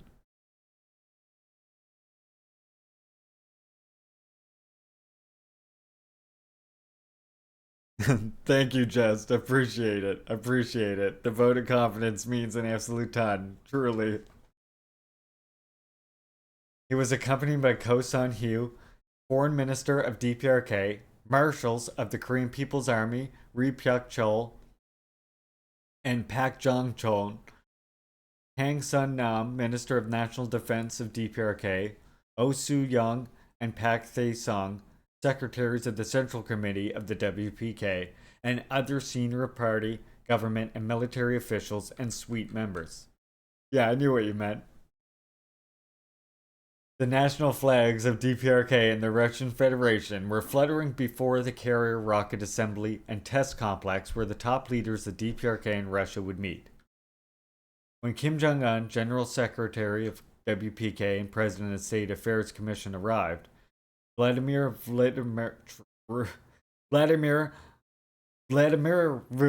Putin, President of the Russian Federation, warmly greeted him. That middle name gets me every time. He clearly met and exchanged friendly greetings with President Putin. President Putin warmly welcomed him visiting the Russian Federation again at a significant and crucial time for the development of the Russian-DPRK relations. Expressing thanks to President Putin for warmly inviting and receiving him despite his busy schedule for leading the overall state affairs, Kim Jong-un said that he was pleased with the meeting being held in a very exceptional and special environment. He, together with President Putin, visited Vostochny spaceport. He was guided by Yuri Borisov, General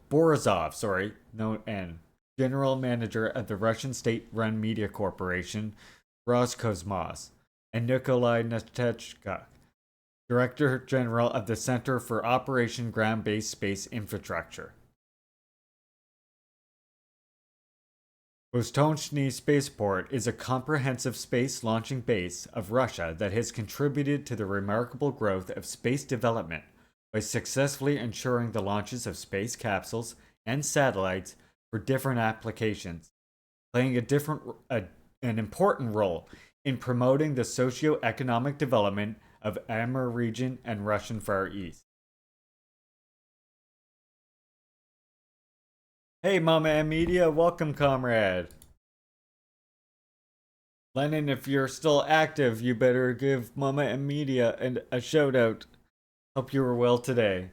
And even before he gives the shout out, you can just, of course, click on Mama M Media's name and give her a shout out. She was doing some fantastic flying yesterday. Yeah, exactly. Base commie Russian language, unforgiving to capitalist dog shit English language, 100%.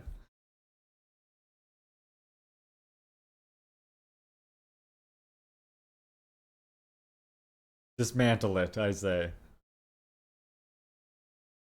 Visiting the carrier rocket assembly and test complex together with President Putin, Kim Jong-un was briefed on the detailed technical features of the Soyuz 2, Angara, and other type carrier rockets and their assembling and launching processes. He also looked around the Soyuz 2 rocket launch complex and Angara carrier rocket launching complex under construction, being told about the state of their operation and construction, successes and experience gained by Russia in the field of space industry, and the prospects for future development.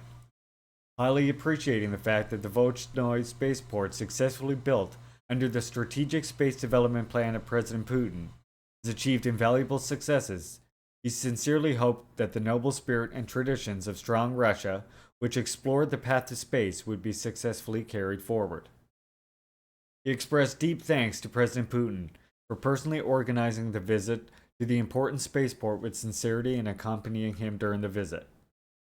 Putin showed his private car to Kim Jong-un before him having a warm talk. Kim Jong-un left his autograph in the visitor's book. The glory of Russia that produced the first conquerors of space will be immortal.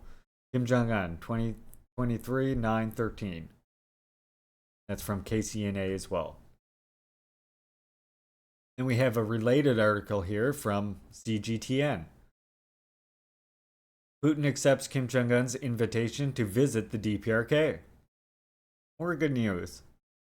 President Vladimir Putin accepted the invitation from Kim Jong-un, leader of the DPRK, to visit his country during their meeting to the Russia's Voshny spaceport. DPRK state media KCNA reported on Thursday.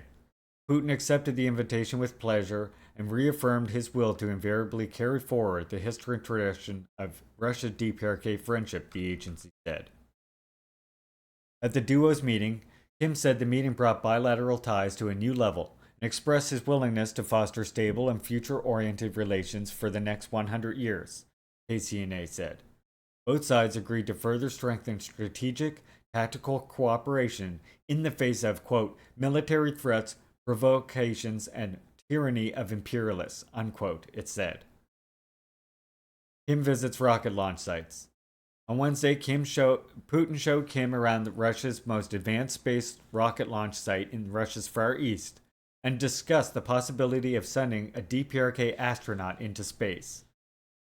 But there was no mention of any arms supplies, trade of weapons, or technical assistance over weapons programs. Go figure.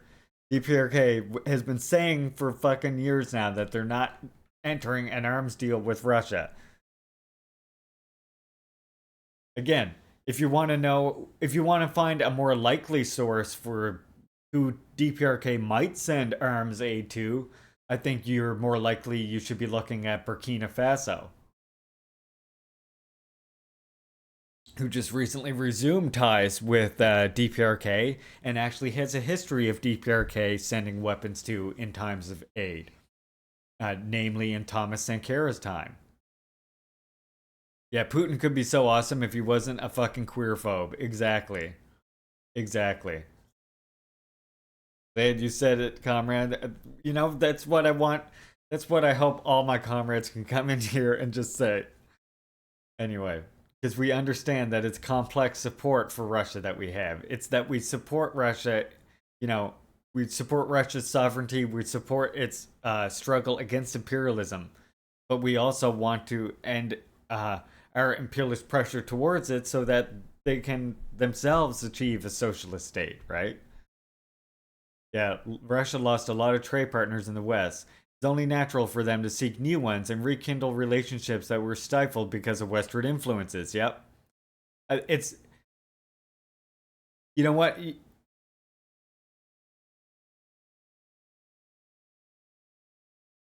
You know, it's a great start, but there is more too. But there is a bit more too. I'm not sure I understand the context of what you mean.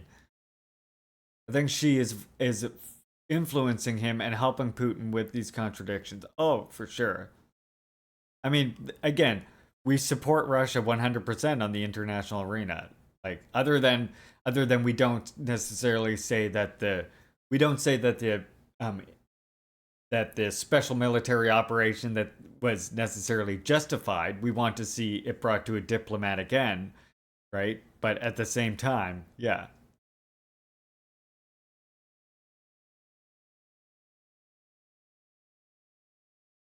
I mean, even China, I'm sure in DPRK, if we're honest, behind closed doors, realize that the more stability they're able to foster, right, the more strengthening the position of the proletariat in Russia is once again. It's fortunate that DPRK was able to learn lessons and not follow that same path, right? I mean, but you know what's funny? Just that comment is perfect. How you say right here, I'd hope Putin had a good education on Marxism, Leninism, but question mark. He does have issues, but he's light years ahead of Western leaders, of course, on anti-imperialism 100%.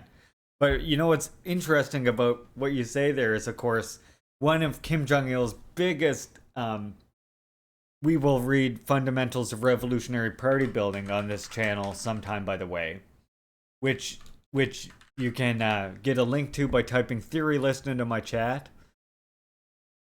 Coming to my document, I have a Juche section down here near the bottom, and right here, Fundamentals of Revolutionary Party Building.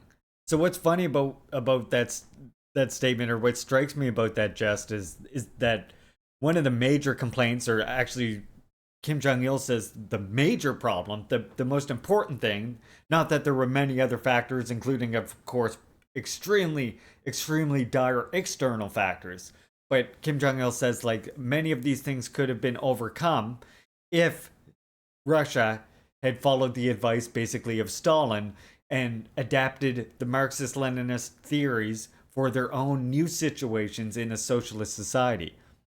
And the problem was that they sort of, as Pereni pointed out as well, doled out existing Marxism-Leninism, as a catechism. And as we know, Marxism-Leninism really is a theory and strategy for overcoming existing capitalism. And Leninism itself is for that initial capture of the proletariat of state power, and doesn't really go far beyond that. And nor could it, because Lenin didn't live in a socialist society, right? Lenin briefly did, but not long enough for him to write any actual theory about it. No new theory, new guiding theory regarding the new conditions that had emerged under a socialist society. All of Lenin and Marx and Engels' thoughts about socialism had nothing to do with the type of analysis that they were giving to capitalism. And they themselves were very open about that in all their works. They would be the first to admit, when it comes to socialist society and communism, we can only make very generalized predictions that are, tend to be economistic predictions, because we can only guess, right? And like Engels says in Origin of the Family, the people that will emerge at the end of this multi-generational struggle, he doesn't put it exactly like this, I'm just putting it in a more modern language, but at the end of this multi-generational struggle, the people that are going to emerge from this aren't going to be worried about what we thought socialism or communism would be like, or what social conditions would be like. They will just be a different kind of people altogether, and they won't think any more of it, what we thought, right? Because people will have been transformed. But the thing that Russia, the problem that the USSR made, and Stalin himself again tried to point this out in Economic Problems of USSR, or Economic Problems of Socialism in USSR, which is also linked here, is that they really weren't forming a new theory for their new conditions. And like, even though this was meant to be some economic analysis, he did use the opportunity to say we're getting steeped in bureaucracy and we're not overcoming the old theories. We're just sort of parroting them. And so, of course, this leads to like your divorce from your theory and your practice. And in the end, it led to whether or not they were actual fifth columnists or whether they were just egotists or whatever, the leaders who followed Stalin, unfortunately, became more and more entrenched in this bureaucratic practice rather than forming things like Cuba and DPRK did, like in China, and the mass, like combining the mass line with the class line, and this being used to overcome bureaucracy and to like wield people's power over potential bureaucratic elements, right? So that's why it's important to go, I always remind people to go beyond just Lenin and Stalin. Like just as saying here, right? You should read Fan and Du Bois, etc. And that's why I'm trying to link here, as many, we're getting a good start with this list here. We got some Huey Newton here. We got some Thomas Sankara. We got some Cabral. We got Kwame Nkrumah. Harry Haywood. We're going to be adding to this list all the time. So yeah.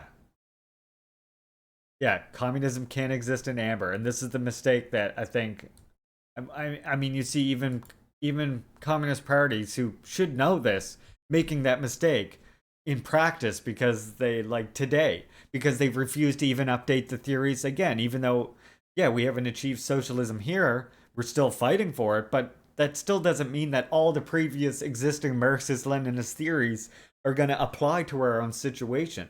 They're meant to be a guide to action in which we use to formulate our own theories that make sense to our own conditions. And that's why it's important to study Russia and China, and like we do. I do that on this channel because, of course, we're talking to a potential international audience here. But in your own studies, what you should do in your own studies as well is learn the history that surrounds you, especially if you live in the West and a settler colony. Learn the history of local native struggles, right? And other people who are fighting against oppression and exploitation. Learn about the history of their struggles in your area as well, because this history can help you put together what you're learning in regards to reading Marx and Lenin, etc., with what you're seeing happen in real life in contemporary times. It will allow you to synthesize the two, if you will. I would say it's almost more important to study like the labor and the progressive history of your own conditions than it is to expressly study all the important works of Marx and Lenin. Like it's important to combine the two, yes, but put a priority on those struggles, I think, in your own area as well, when you can.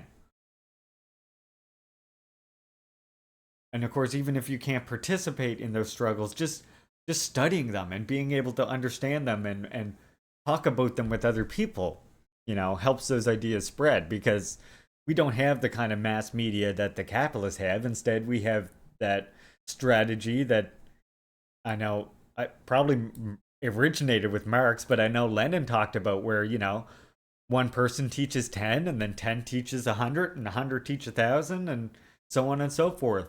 And if you can't reach someone, that's okay. You move on to the next person. Some people just, they don't want to hear it. They don't care. Sometimes their personality just isn't matching in such a way that you speak to them in a way that can change their mind. So that's okay. See ya. We'll go talk to somebody else, right? No big deal.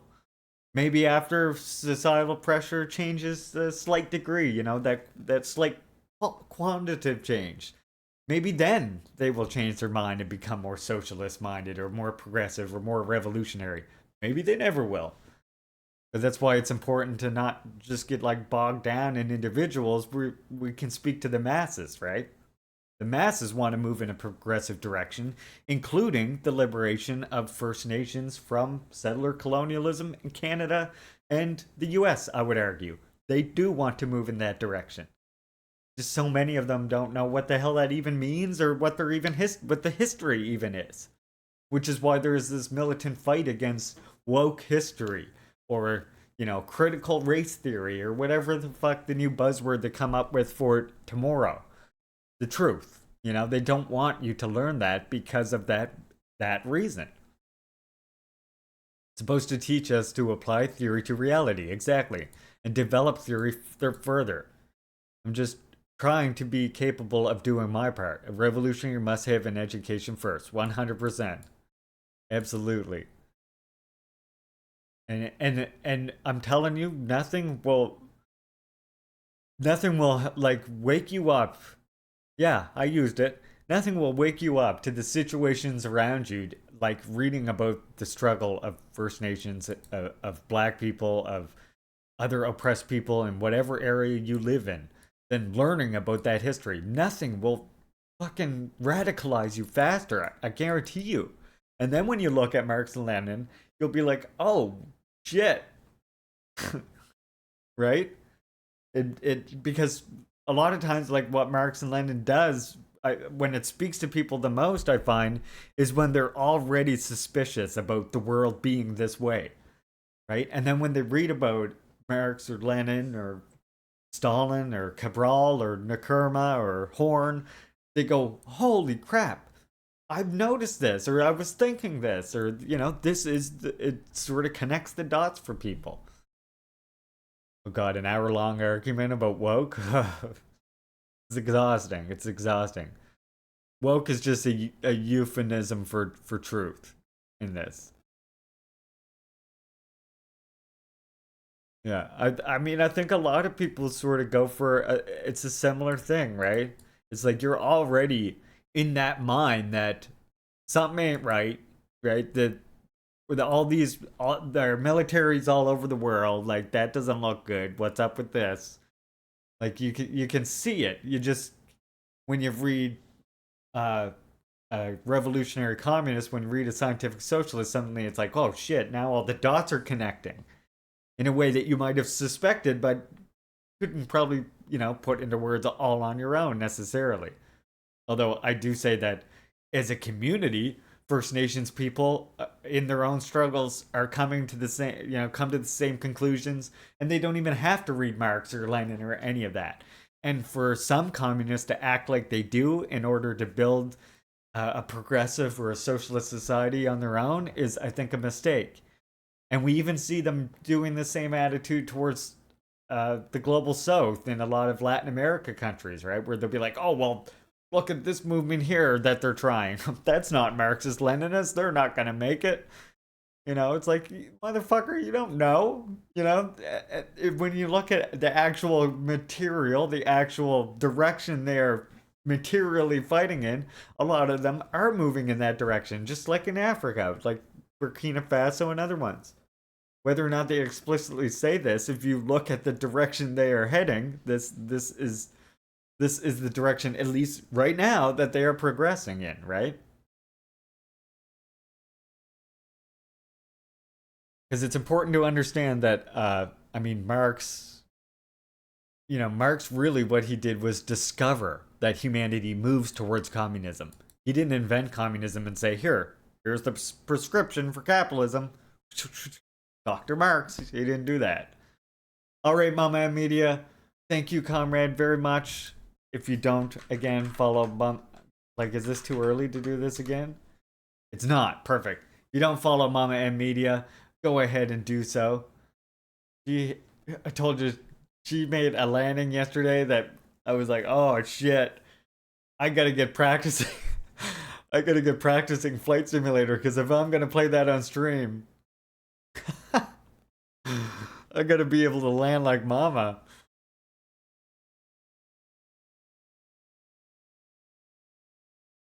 It's so interesting to me that poor working folk like me in my community believe they're capitalists. I mean, yeah, unfortunately, there's a certain, if you will, settler relation, right? There's a very particular settler relation that makes it so that it's materially compelling for certain sections of people to believe that they do have interest with the capitalists or the imperialists or the colonialists. Whether or not they do, whether or not they get the tiniest of crumbs, they still have been, over the course of generations, made to think this way, right? That this is where their common interest is, and the other, the people, the wagon train, right? You think about that Michael Perenni, the savages in the wagon train, quote unquote, and all of the savages at the border coming in and threatening them. Like, this image is ingrained in us, and it's not just from past. It's ingrained not just, and again, not just, what I mean by that is not just in the settler, but in the actual native people as well. It's ingrained in us. But like the whole idea of them coming in from the outside and attacking, is not something that's like in the past in just John Wayne movies, right? It's literally in movies today. I mean, I know it's not that recent of an example, but they did make more recent ones actually. So yeah, Rambo, for example, is an example of one that's like that. I mean, all of, like, Perenni lists a whole bunch, right? Like Red Dawn, all these movies. And that's the thing. That's why, and by the way, Jess, this is very important. The whole idea that, or not the idea, but the whole truth that capitalist propaganda is effective as fuck, right? That's such an important thing for us to recognize. Because again, it's literally what Juche tells us. What one thing that we learned from Juche, and I think from many other revolutionaries, Kwame Nkrumah, Kwame Ture, etc., is exactly that. Capitalist propaganda is what creates a labor aristocracy, right? That's almost more effective than material incentive itself, is this capitalist propaganda, this colonial propaganda. And that is really the thing in the West, where you have the material conditions that could not be more ripe for revolution. This is what stops revolution here, is this reactionary consciousness, right? That is imbued upon the masses. And that's why in places where capitalism wasn't highly developed, they didn't have a large capitalist class, they didn't have a large proletarian class in some of these countries. They realized revolution there first because the revolutionary ideology was raised to a high level. And they were able to realize that their interests weren't being served because they were victims. It's colonialism and, imperialism. It was, of course, easier for them to understand. They were practicing it. And I argue and point out that in the course of every single socialist revolution that has ever happened, it wasn't that socialist society was achieved first and then liberation was given to nations. It was just the opposite. That struggle for national liberation ended up informing people of the need to then carry forward the struggle for socialism as the only thing that could guarantee an actual national sovereignty. And even in places like, even in places like Cuba, the leader himself, Fidel Castro, was not an explicit communist. He wasn't a Marxist-Leninist when he started the path of revolution. Even when he was militantly fighting the revolution, it was through the course of trying to defend the revolution that, I would say, and influenced by Che and other communists around him, that he became to be a Marxist-Leninist himself and follow the communist path.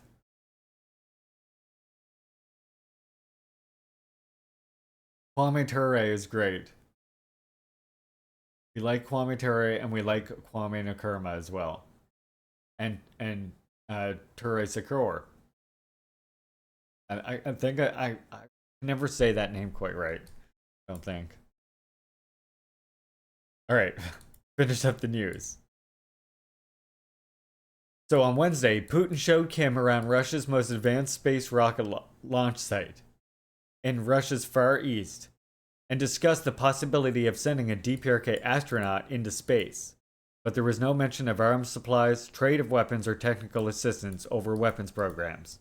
Oh, I'll give you a Kwame Nkrumah quote after we're done reading the news. Just I get a good one. And actually, if you've ever heard Perenni, you'll find, if you look at his talk that he gave to the UN, if you just search it on YouTube, you'll find that his talk to the UN in the 50s really mirrors what Perenni is saying. But he's talking, of course, about Ghana. Saku Ture, thank you, Trin Sam.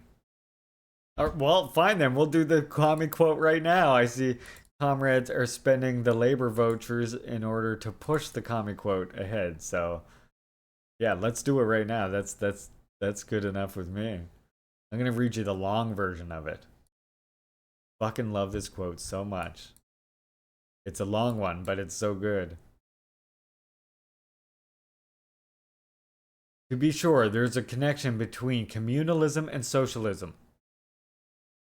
Socialism stands to communalism as capitalism stands to slavery. In socialism, the principles underlying communalism are given expression in modern circumstances. Thus, whereabouts communalism in a non-technical society can be laissez-faire, in a technical society where sophisticated means of production are at hand, the situation is different. For if the underlying principles of communalism are not given correlated expression, class cleavages will arise, which are connected with economic disparities and thereby with political inequalities. Socialism, therefore, can be and is the defense of the principles of communalism in a modern setting. It is a form of social organization that, guided by the principles underlying communalism, adopts procedures and measures made necessary by demographic and technological developments.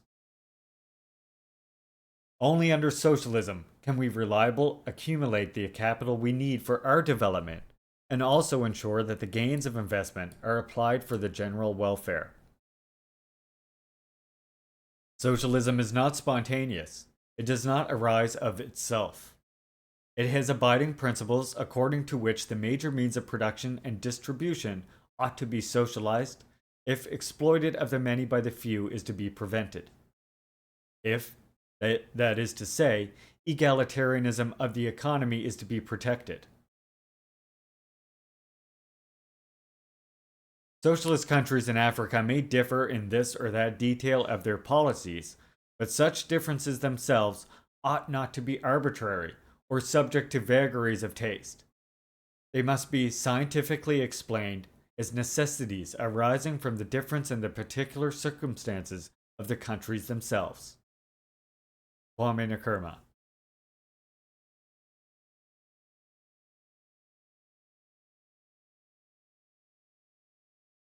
I just love that quote. He says, you know,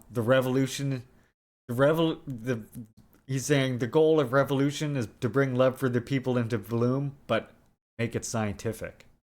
Oh, god damn, I love that quote. All right, to continue. Sorry for the sidetracks. You know me. Hey, the tag says ADHD. All right, that's a brand here. Yeah, it goes hard, right?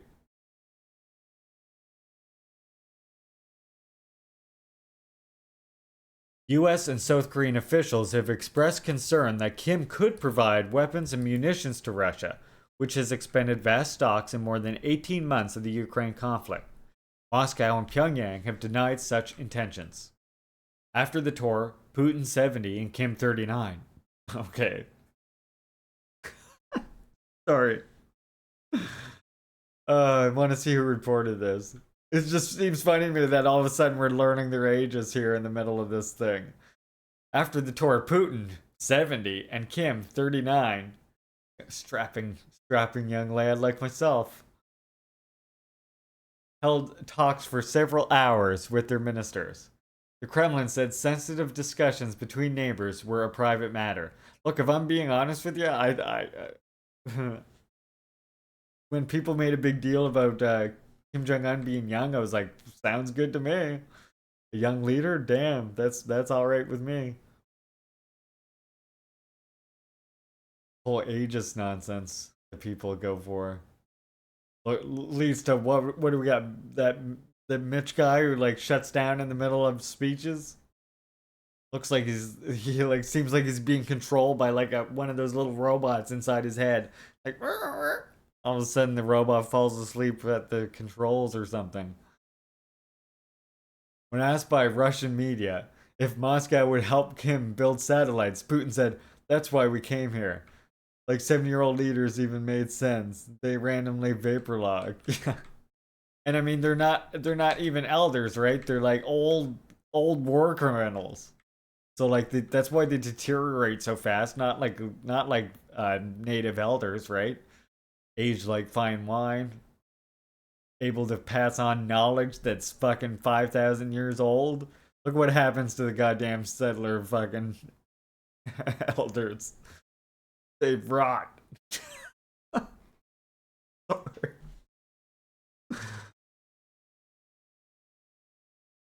Yeah, young leaders are only good when they're Estonian, Finnish Nazi, or libs. Yeah, 100%.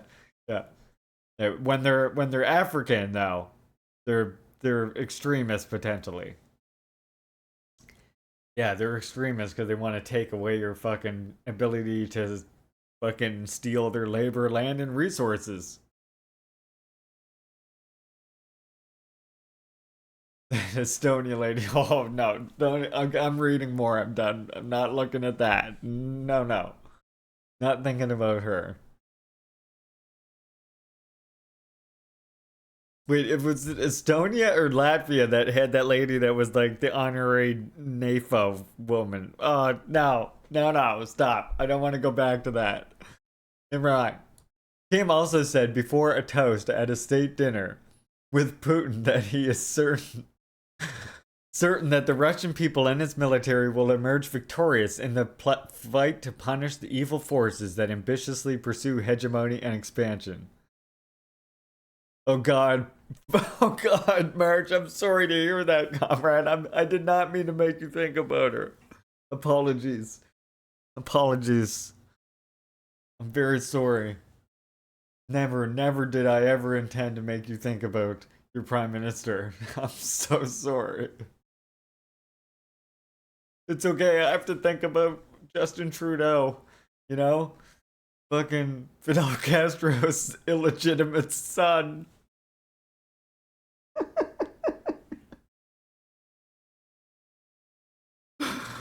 I have to deal with Fidel Castro's disowned, illegitimate fucking son up here, so don't worry. I know what it's like to have an insufferable leader.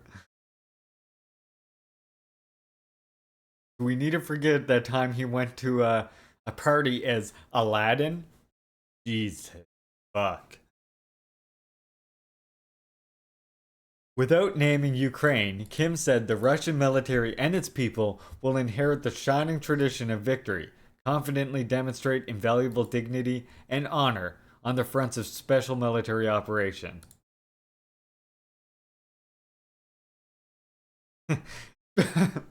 Red. You're telling me Biden came to Vietnam and I went to Thailand to not be in the same country. That's the whole purpose for the trip. They were like, well, if you don't want me back in the US, I'm not even going to be in the same country when you come to visit mine. That's hilarious. I love how when as soon as Red leaves the country, Comrade Red, dear fellow native comrade, leaves the country, and then all of a sudden Trump then announces, yeah, we intend to implement border control measures so that Marxists, Leninists, and communists can't enter the country. Red's like, okay.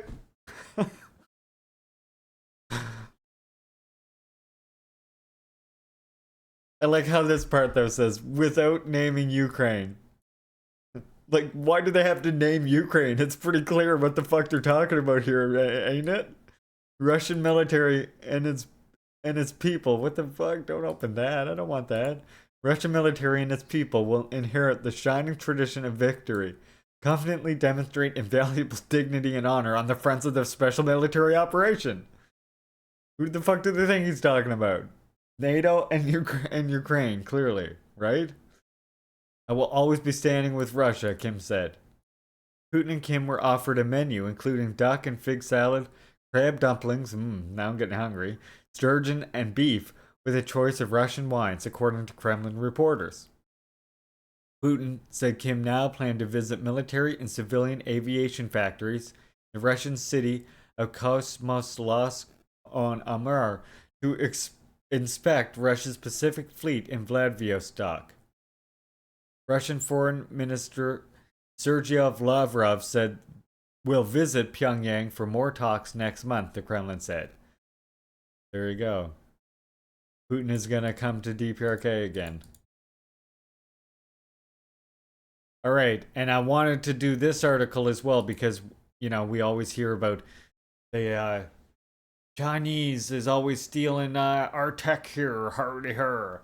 And yeah, NSA affiliated staff behind the Chinese university cyber attack identified. New evidence. China has identified the U.S. National Security Agency, the NSA, the National Security Agency NSA personnel responsible for the cyber attacks on China's Northwestern Polytechnical University. When analyzing a spyware, according to the latest technical analysis by China's National Computer Virus Emergency Response Center, in collaboration with Internet Security Group 360, China Media Group reported on Thursday. According to the analysis, the spyware, dubbed Second Date, is a cyber espionage weapon developed by the NSA. It is able to carry out malicious activities such as eavesdropping on an interception of network traffic, man-in-the-middle attacks, and the insertion of malicious code. When combined with other malware, it can facilitate complicated network espionage activities. During the investigation of the cyber attack, the CVERC had successfully extracted multiple samples of the spyware and locked down the identity of the NSA staff behind the cyber espionage operation. Second Date is a highly sophisticated cyber espionage tool that allows attackers to take full control of a targeted network devices and the network traffic passing through these devices.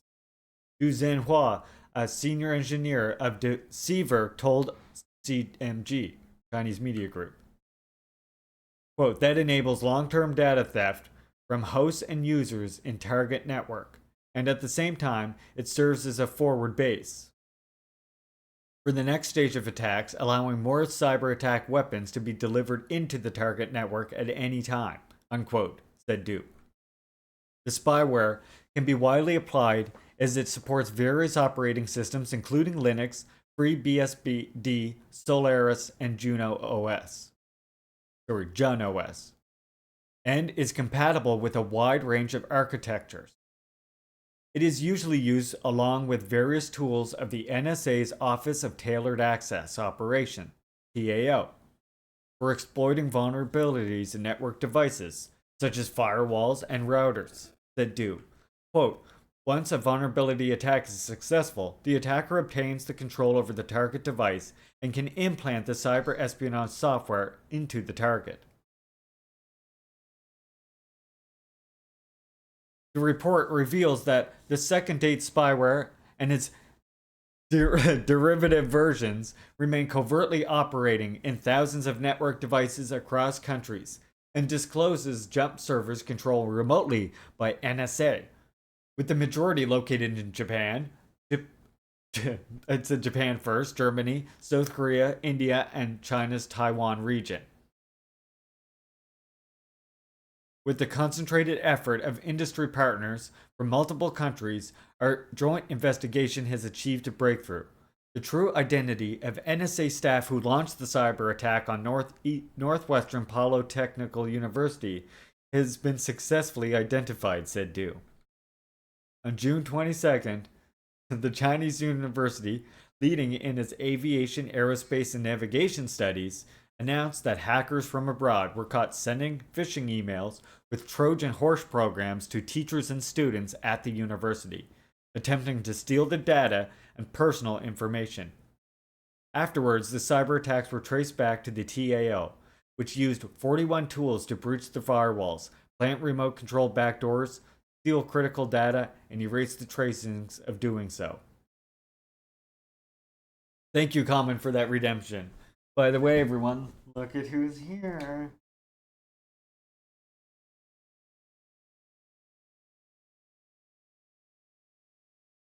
Hi, Kitty. Hi, Soda. Good bread. Good bread. Good up. Doing a good job. Love you. Love you, Soda.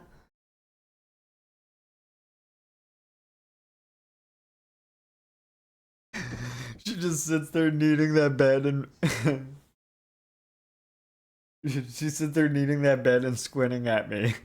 She's like doing this and kneading the bed while I'm reading. Very distracting. Need those biscuits, yeah. Welcome in, common opponent.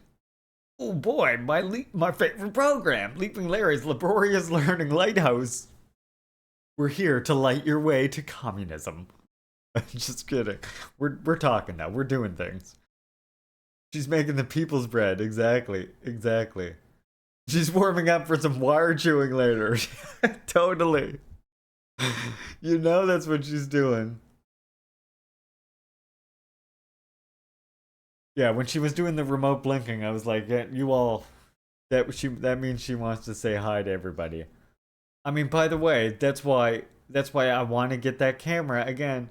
I will eventually get that camera that will be out there on the cat wall.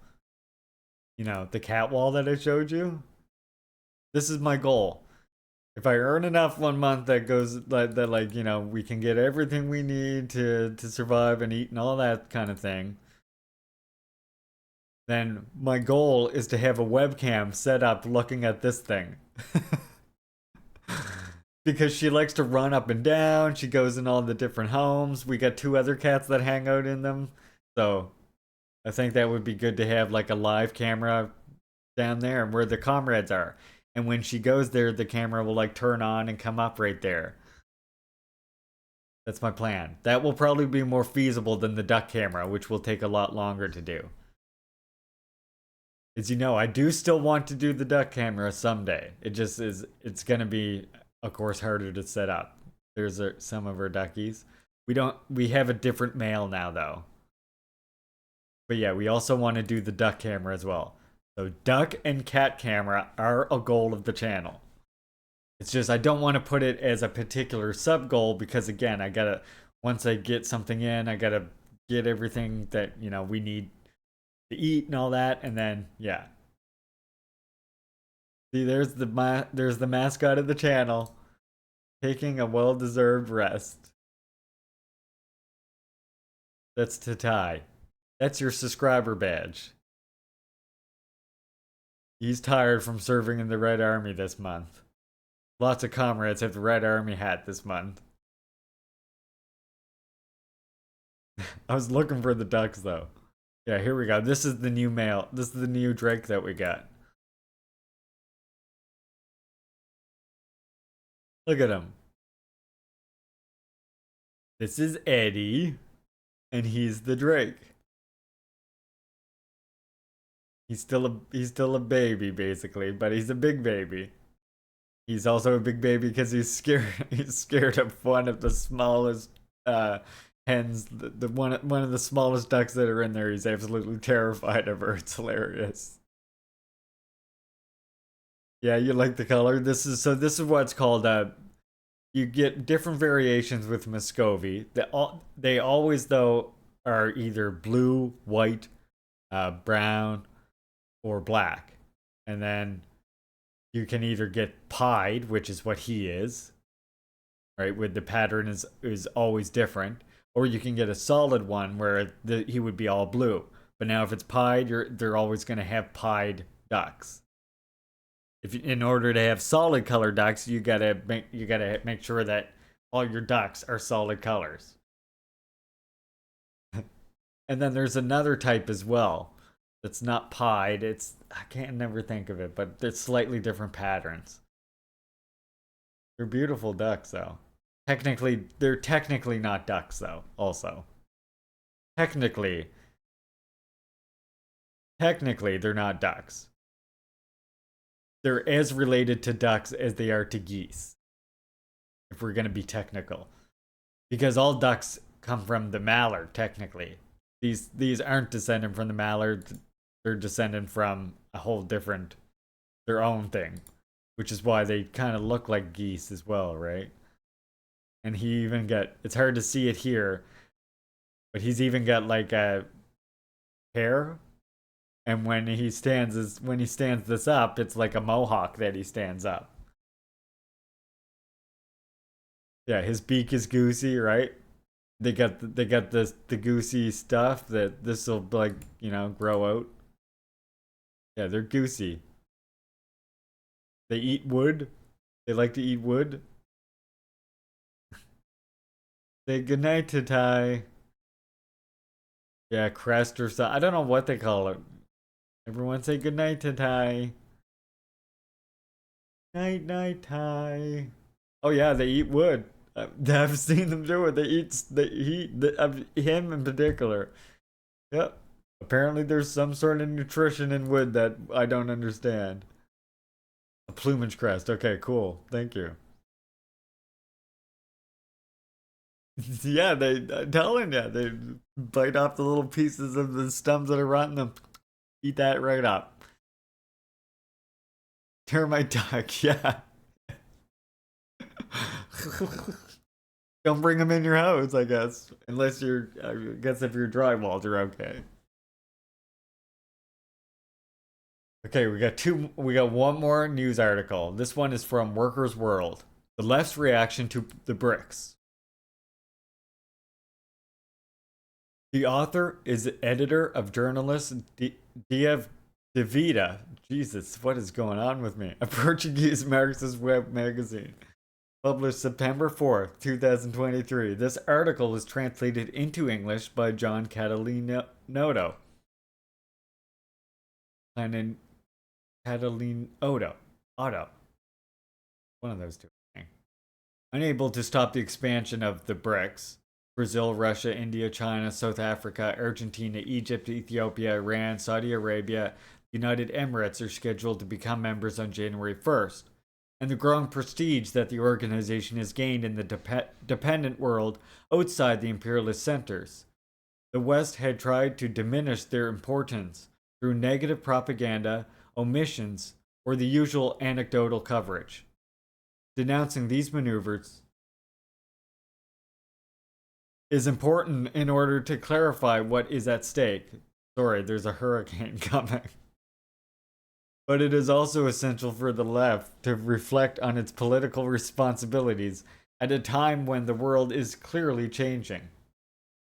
In these circumstances, what task does the anti-imperialist and anti-capitalist left have? Lump in the throat. The BRICS Johannesburg summit was very upsetting for those ruling in the Western capitalists, who saw it as a confirmation of the isolation to which the rest of the world has condemned them. No wonder the meeting was a target of attempts of sabotage. That is the proper name for the maneuvers they've set in motion. First, there was a condemnation of Putin, which Western countries entrusted to the devious International Criminal Court in order to threaten him and prevent his presence in person in South Africa, which it did. Then there was the French President Emmanuel Macron's clumsy attempt to invite himself to the summit, with the idea of placing Trojan horse in Johannesburg, a move clearly rejected by the summit's organizers. Finally, the West silenced the most relevant aspects of the meeting and its undeniable success, and sought to instigate an intrigue over the alleged leadership disputes among Russia, China, and India. All of this shows that the imperialist West cannot play, it never has, on the same board that the emerging powers are playing on today, that of economic based on their mutual advantages and political relations based on their respective sovereignties. Jesus Christ, it sounds windy out there for being so far away. What the fuck? Like, it's not supposed to be here for till tomorrow. General opposition resists the usual colonialist maneuvers. The West attempts to impose itself by force, intrigue, or sabotage, of which the weapons of sanctions is the latest prime example, by insisting on relations of colonialist and imperialist nature, which until recently were unimpeded, are failing today, because they come up against powers with ample economic capacity, which are capable of defending themselves by any means and willing to guarantee defense for their allies. In addition to the economic confrontation and the creation of the new international institutions, the joint military maneuvers of various countries in South Africa, Pacific, Persian Gulf, and Central Asia are a sign of the determination of these countries not to let themselves be intimidated by the US, European, Japanese triad, whether in the form of NATO or other recent combinations. The importance of the current enlarged BRICS can be measured by several aspects that appear decisive. 1. In broad commercial, cultural, and military exchange among its members. 2. The establishment of rules of collaboration based on common gains among countries in all continents. 3. A commitment to each country's own development, particularly in creation of infrastructure, which will make it possible to envisage sustained, low-range growth, breaking the cycle of dependence centered on the exploitation of raw materials and low-value products. 4. The creation of its own means of payment and trade among the members' countries and means of financing that rejects the dollar and the imperialist institution on which the US has based its domination. The latter threatens to erode the colossal income that the hegemony of the dollar provides for US imperialism. In this last respect, it is worth remembering, as did economist Michael Hudson recently, the direct link between the dollar and the Yankee militarism. The astronomical and ever-increasing U.S. military budget is the lion's share of the gigantic U.S. debt to the rest of the world, and this debt, in turn, is sustained by the domination of the dollar. The more than 800 U.S. military bases scattered around the world are thus paid for by the treasury bonds bought with dollars by the countries that the U.S. threatens. And Michael Hudson added, Christ, strip the dollar of its global dominance and you will be drastically reducing the U.S. military budget. There are more things on heaven and earth. The evolution of the world, of which the BRICS is an example, is extremely important because it points to the weakening of Western imperialist bloc, which has been dominant for the last 80 years, if not longer. It is this aspect that rightly arouses the support and even the hope of left-wing, anti-imperialist, and anti-capitalist forces even in Western countries.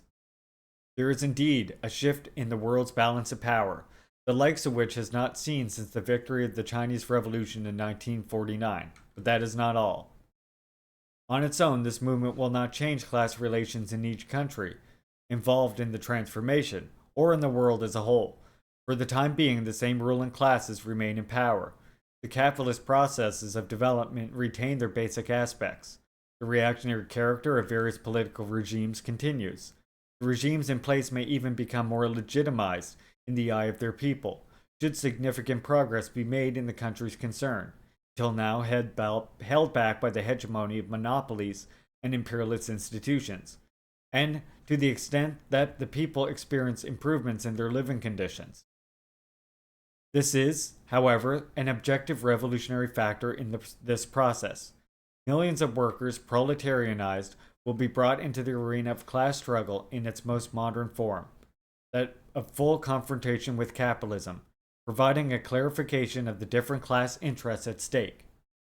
These masses will tend to be better prepared and will demand new rights and grasp the value of class solidarity. For this reason, the greatest progress that this evolution can bring will be the one resulting from the working class becoming aware of its own interests, not in line with the ambitions of national capitalists, who are trying to assert themselves or gain more power in this process, but independently and in dispute with the class interests of these capitalists. How can we confront the changing world? In this sense, the path that may open as a result of the decline of Western imperialism requires the working masses of the so-called Global South to organize and become conscious of their rights as a proletarian classes, providing them with the means, ideology, political program, organization to confront their own capitalists in the concrete conditions of their respective social struggles, both internal and international. In the same way, the moment demands that the working masses of the developed and imperialist countries show practical solidarity as equals with the workers of the rest of the world who are trying to liberate themselves and make progress. This contrasts, it must be admitted, with the collaborative stance towards the designs of the imperialist bourgeoisie, on the part, even if only apathy, on the part of the populations of the developed world, particularly in Europe. This stance can be seen with regard to the war in Ukraine, with sanctions on Russia, Venezuela, or Cuba, the threats to China, Iran, or North Korea, DPRK, damn it, and the attempts to discredit the progress of BRICS, or any initiative leading towards independence coming from the countries that imperialism has subjugated. But as the Portuguese experience of its 13-year-long colonial war shows, 1961 to 74, time plays in favor of those who, relying on their own strength, are committed to liberating themselves and making progress, as DPRK proves. From our point of view, carrying out this task requires rebuilding the communist movement, which today doesn't exist as a movement in each country, and internationally pointing it towards the revolutionary objectives that the movement demands, sinking the imperialism of the US, EU, Japan triad, supporting the movements in independent and peripheral countries to free themselves from imperialist tutelage, helping to differentiate the class interests at stake in the course of these movements, and stimulating and organizing the political independence of the proletarians in the process of struggle against capitalism. And yeah, as I mentioned, like, because even when the rest of the socialist world, out of, I'm not saying that they did it out of malice or something, but when the rest of the socialist world, out of necessity, they felt for their own survival, had to denounce DPRK or go along with U.S. sanctions or UN sanctions with DPRK. I think what DPRK has proven, beyond without any shadow of a doubt, that as long as it stayed true to the right side of history and kept developing an independent, self-sustained, self-sustained economy, self-reliant defense, then it would be able to eventually that history would absolve itself, and the imperialists would enter into death throes that would cause them to become more and more distant from their former allies, even those that were, just fair weather friends or there in order to try and forward their own agenda, like socialist states trying to weaken them. But now, as we see over the course of time, when that has become more so the case, now we see them turning back and DPRK becoming more openly friendly with all these countries once again. And then I just want to point out, as you all should know, not only on this channel are we militant defenders of China and all other 4 existing socialist countries, 5 including China, but we defend them very militantly. We also very militantly defend BRICS and understand BRICS' progressive role in international political relations. Having said that, I have seen one thing, and I don't want comrades. Cat's running circles around the house. I don't want good comrades to fall into this same kind of trap that I'm seeing other comrades fall into, okay? Which is this right here. I'm seeing Pat Socks now as our dear comrade. Pat, would you please stop howling like a wolf? This is totally unnecessary. Okay, so what my point here is that BRICS is a good and progressive thing. It's doing a progressive thing in the world, yes. But what you have to understand is that it still doesn't mean that it's going to be the one thing that ends imperialism, right? As this article itself pointed out, the thing that's going to end imperialism is each country independently fighting for liberation, right? That's important to recognize. So I'm seeing, because these people are big, I would call, they're pro-China. What separates a scientific socialist stance on pro-China, defending China, is one where you have this big power chauvinism. You ignore the anti-colonial work that China does in its own borders.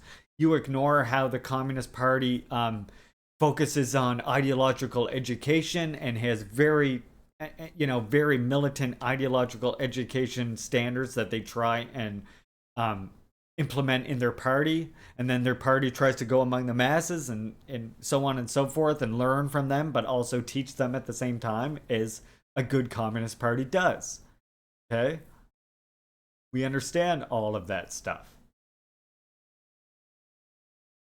But what you end up with these people, these Pat Socks, these Knots Bowls, whatever you want to call them, reactionary opportunists, is they take this economistic analysis and they completely ignore all these other factors, because they study as if they're studying bourgeois economy. And so they come to conclusions like, one that I used to see in the past, which I think DPRK proved isn't happening, is that, DPRK will go the same way as China did, in that it'll do reform and opening up. Like, no, it fucking won't. They've said very openly that no, they're not, they have no interest in doing that. That they feel, in their own opinion, that they have gone beyond any stage of needing to have an NEP period or a new economic period or whatever the state that uses it at the time calls it, rather than they didn't have to implement that. So they don't have to go back and return to that.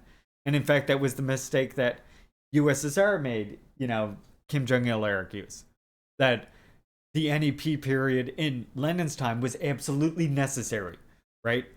USSR would not have been able to consolidate its socialist system without that. Same as China today, without that market socialist period.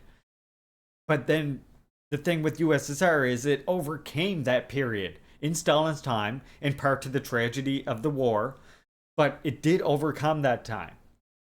And after the war, during Stalin's life, it was still overcame. But then, as I said, with the de-Stalinization campaign, with the lack of creating a mass line and a class line, you now had this divorce between the party and the people.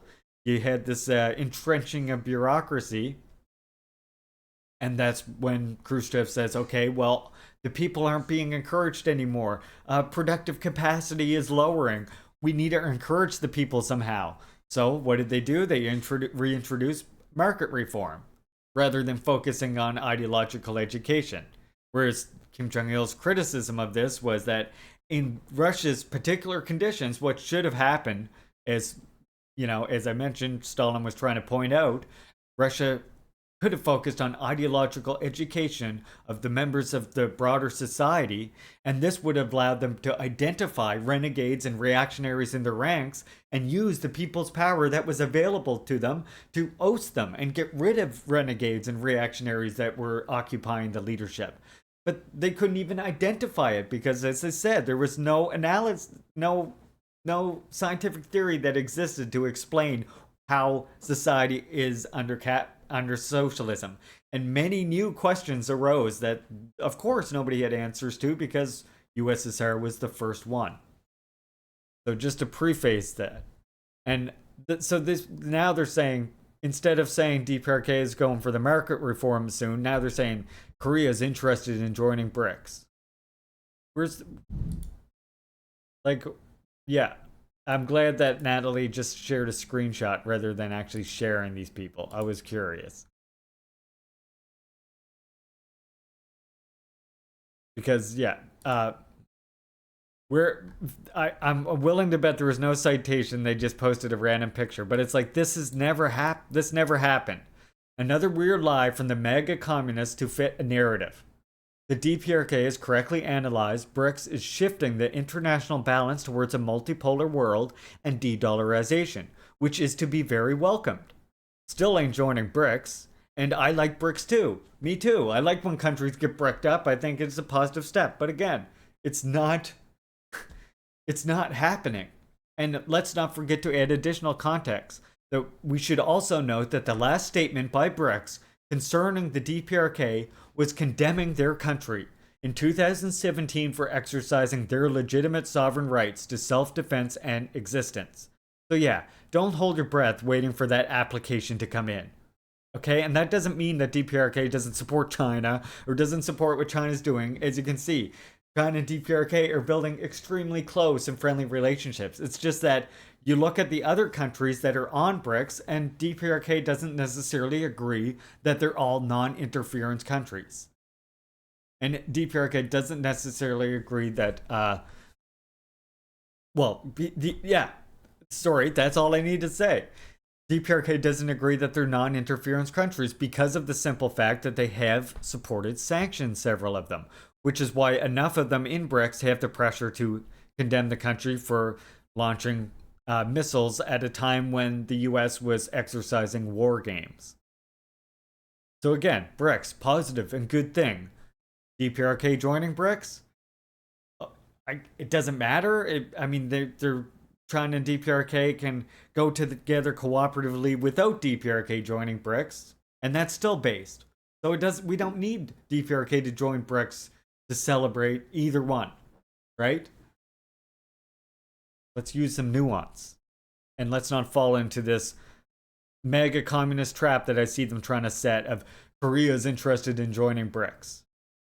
They're not.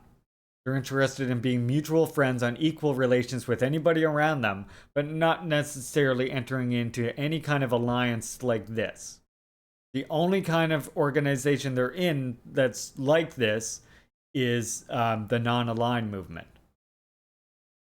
So there you go. That's my take on that. You can take that home with you. Jesus Christ, there is a lot of lightning and loud noises outside right now.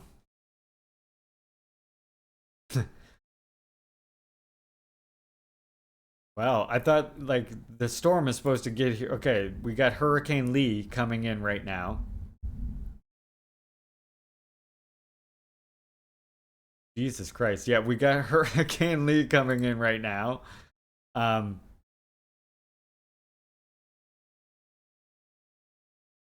Yeah, Korea is part of the 9-aligned movement. Let's go, Smokes. Let's go, Smokes. So it's actually wait, where's let me find a new one. I had a better one right here.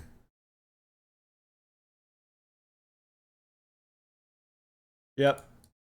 DPRK has been in the non-aligned movement for quite a while.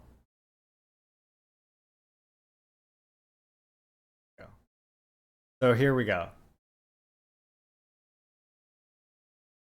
Yeah. See ya. So as we're streaming right now, supposedly Thursday and Friday. It's right here. There must be a huge fucking cloud surrounding it, obviously, because right now here it is Thursday at just after noon, and it's lightning and thundering here like fucking crazy already. Should be interesting. And as you can see, I'm on this little tiny piece of land that's like sticking out like a birdie, like a wiener into the ocean. So yeah. Of course, Common, thank you. Yeah, there's your Leaping Larry's People's News for the day.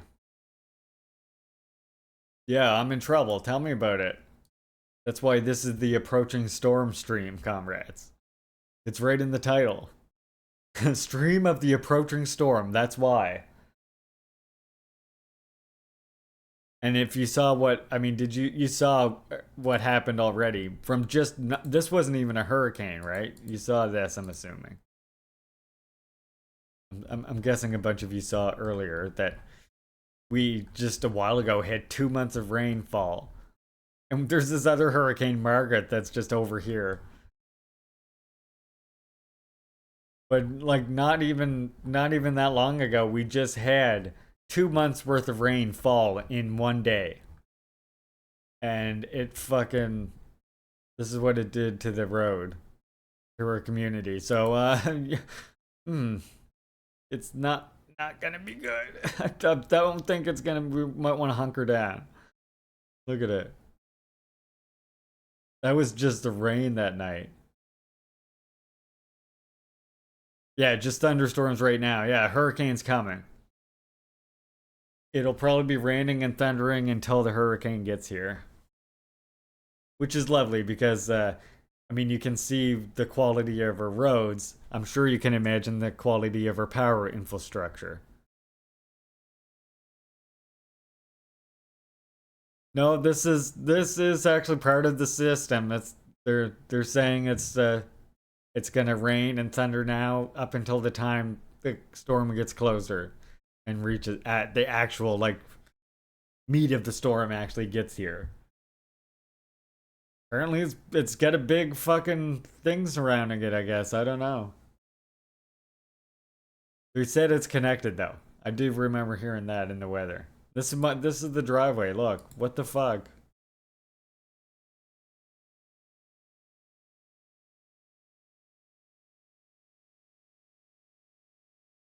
Fun times.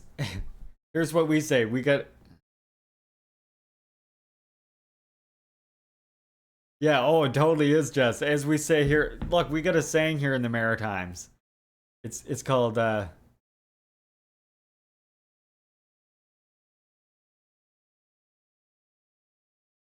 now it totally is. I was about to say it. Something about the Maritimes, though. You can rest assured it was something about the Maritimes. Oh shit. As soon as I went to say it, I was like, uh-oh. Do that all the fucking time. You ever go to the kitchen? Hey K comrade, welcome in. Hope you were well today. You ever go to the kitchen like knowing what you want to eat? Let me ask you this.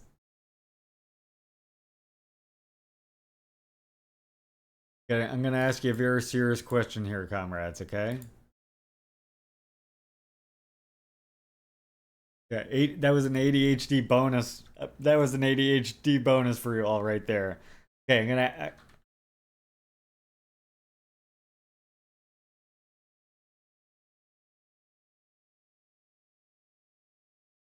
how many of you, like, you go into the kitchen, you know what you want to eat, right?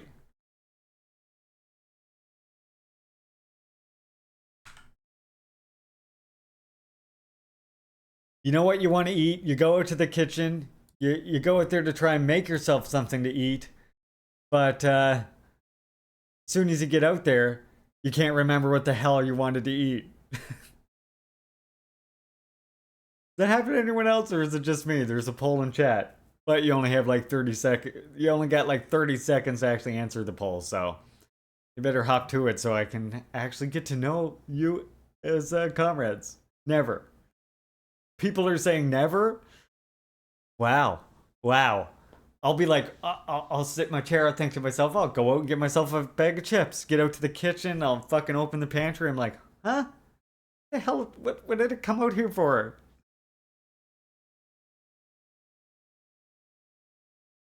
Yep. Oh yeah, same here. I'll be like, yeah, exactly, March. And that's the thing. I'll go out there for a snack explicitly, get there and be like, wait, what am I doing in this room now? You don't see the well, I'm marking you down as in all the time. All the time wins anyway with the 3. Of course, happens all the time. Now what I would wonder related to that is well, so then okay, we got at least 3, 4, 5 of us at least, right? To 1. Interesting. Yep, that's what I do too. You like sometimes I even like walk back out and I'll be like, well, okay. Or usually for other things, but builtness is but yes. All the time. So okay, good. Yeah, sometimes though, sometimes I'll even be like, okay, can't remember what the fuck I wanted, get myself something else to eat. I'll sit down to eat it, and then I'll be like, oh, god damn it, now I know what I wanted. That one's the worst. That one is the absolute worst. Like, shit. Now I remember what I was looking for. Well, guess I gotta resign myself to eating this inferior thing now because I made it and I don't waste food. Others would be mad if I did that. We don't do that.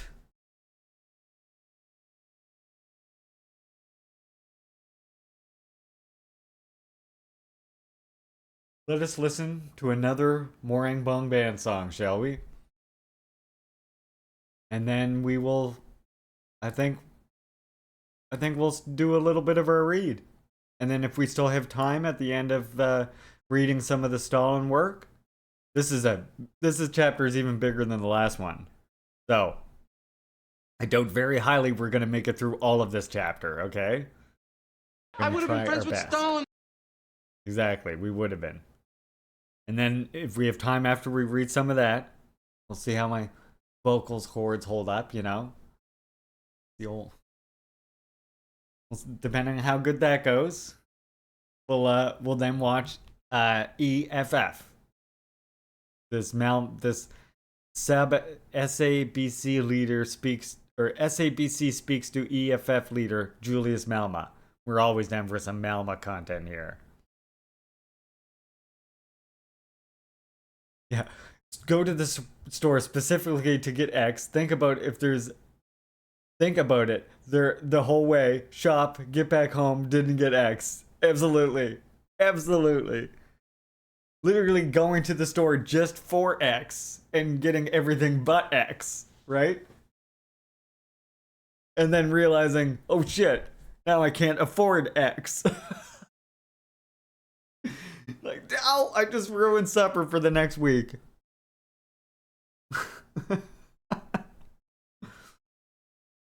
Not funny though. Okay, it's kind of funny though.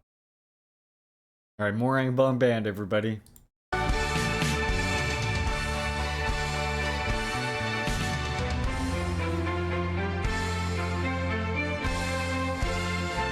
We're only 2 subs away, by the way, from our sub goal. For the sub goal, by the way, if you're wondering, the sub goal is the reason it's said is because that is when Kim Jong-il was elected into position of leadership of the Workers' Party of Korea. So if we do achieve that sub goal, I'll play a whole. To say that socialism doesn't work is to overlook the fact that it did work, and it worked for hundreds of millions of people. I'll play a whole medley by Morang Bong Band that is on Comrade General Kim Jong-il. So, there you go. 2 subbies away. Check this band out. You know you want to hear more of this. Just saying. Just saying.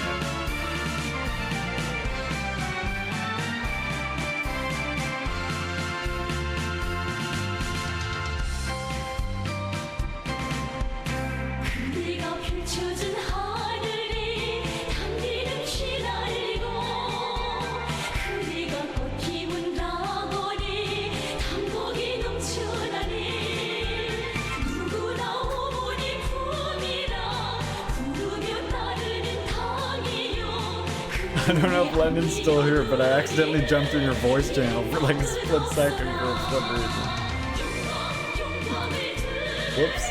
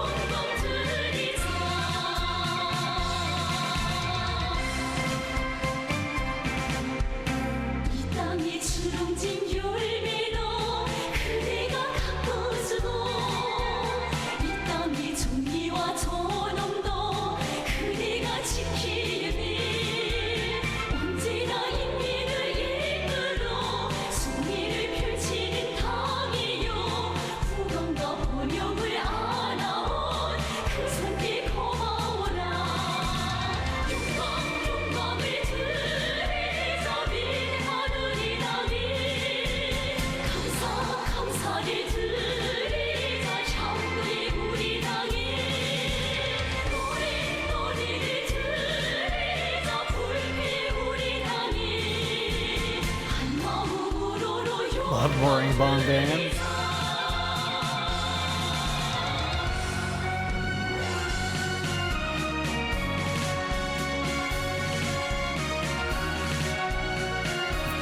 The violin playing gets me every time. It's so good.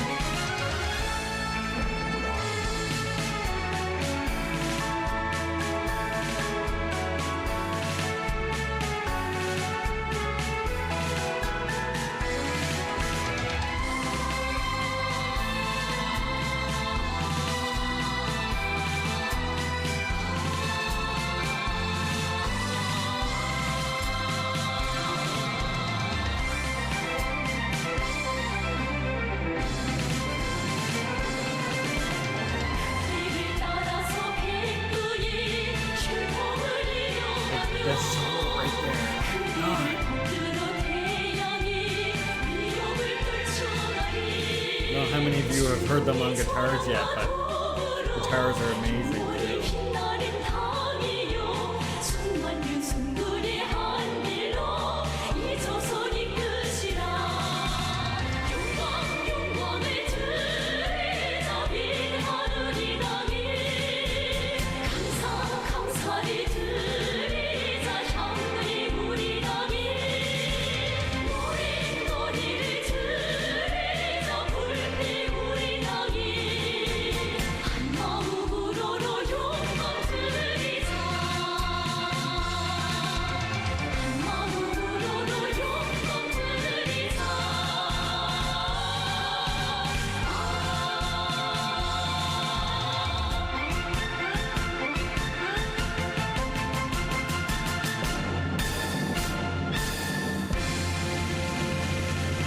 That ending was great. It took me by surprise.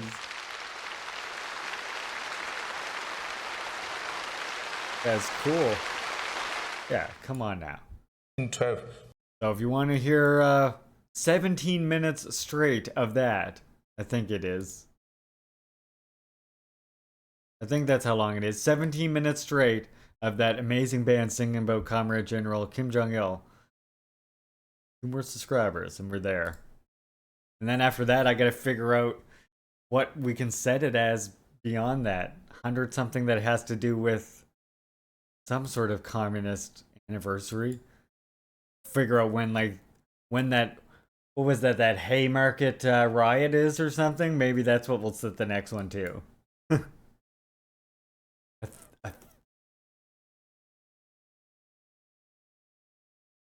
Something like that. We'll figure something out. That probably doesn't even make any sense. Well, either way, we're now going to be doing our read here. History and Critique of a Black Legend.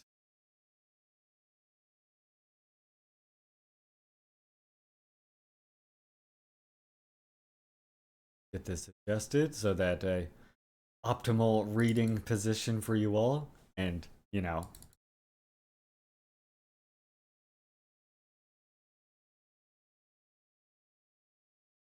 the day Ho Chi Minh was freed. That's a good one. That is a good one. Yes.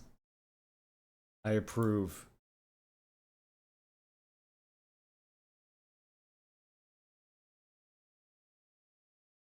Alright, comrades, I hope we are all ready for this.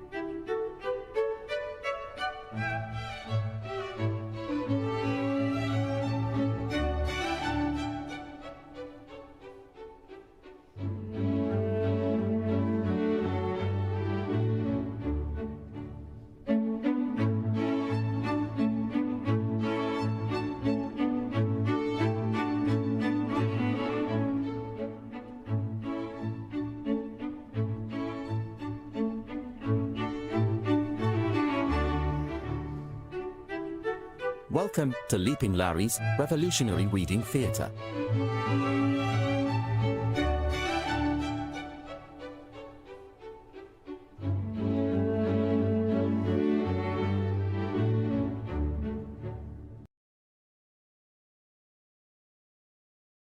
Welcome to the reading theater, comrades. I'm glad that you all feel so classy and dignified from that intro. I'm gonna keep improving on it. Yes, tea, anybody? I had to. Look, when I knew I was doing reading segments, I was thinking of all these different intros. As you know, I have like different intros for all the different segments that I do. The feature movie on Monday, I have a thing for that, you know.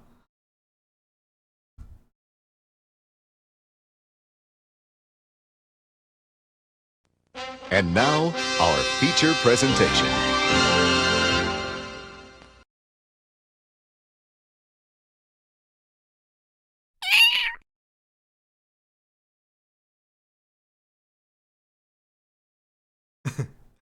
So that's my video there for when we're watching the movie. You saw my news one already. There's more. There's more. I'm glad you like the dildo. Yes, yes, it's an important feature. Important feature. Of course, I hope we all know, of course, it is a writing brush. But hey, a dildo is suiting too. You make your you by all means make your own and we could make all three of them dildos. That'd be okay too. Comrade Red Falcon and I, we were inspired actually by that flag, and we created one that had the tomahawk, a club for building, as well as the bone in the middle. Yeah, the cat's meow. Yeah, well, we're competing with MGM here, you know? We're that level of production quality, as you can tell by those videos.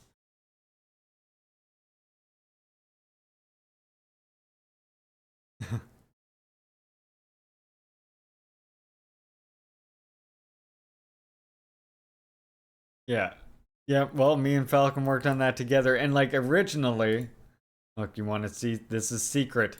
This is some, look, you comrades are getting the inside peek right here. All right, valuable. This is a valuable peek you're getting right now. Consider yourselves lucky. Right here is the folder where it happened. This is the folder where we made it, comrades. And as you can see, before we settled on the final design that it is now, I mean, I still kind of like it, to be honest, but we had like different designs for each nation. Like we had Iroquois one here that we had started with, of course, the Iroquois nation symbol at the top. Mi'kmaq one that we had, and we were making all different ones, just experimenting. But yeah, this is the folder where that went down. We kept sending back and forth. Like, how's this? Bigger? Smaller? This symbol okay? That was bigger? Smaller? There you go. You got to see. I showed you. I hope you're all honored that you get to see a little behind the scenes of First Nations International there.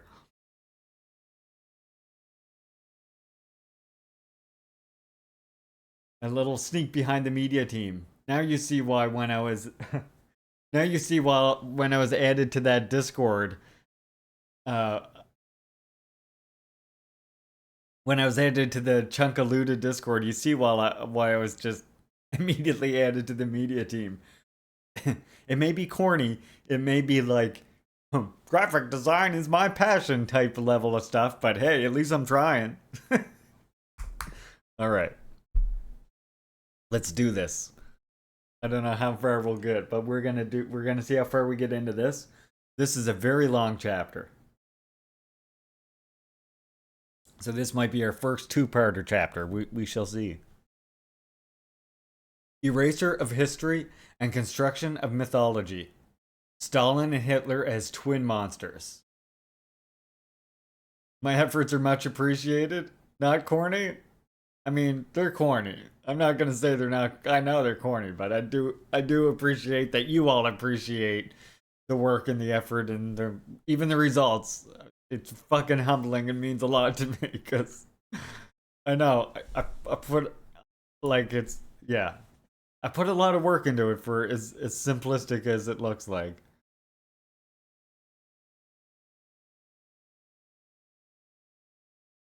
Reminds me, what is your take on APTN and what is, I mean, I always say like you really have to use a multifaceted approach and find as much different native media as you can, whether it's local or APTN, you know, is not necessarily class conscious, but you know, it's at least it can at least give you class conscious nuggets of information that we can use. And then in addition, like I know some comrades are critical of them, but I think even some like the Red Nation, for example, can be a good place to learn as well. Yeah. The Red Nation. There's more networks out there that I'm not thinking of. if you're not in the Discord, think about joining up and remind me in there, and I'll try and get you even better thing for it, an even better source. But Red Nation is pretty good from what I've seen. Decolonize Buffalo, but they're not quite back yet. You should follow like Chunkaluda and stuff like this as well on Twitter or whatever platform you have.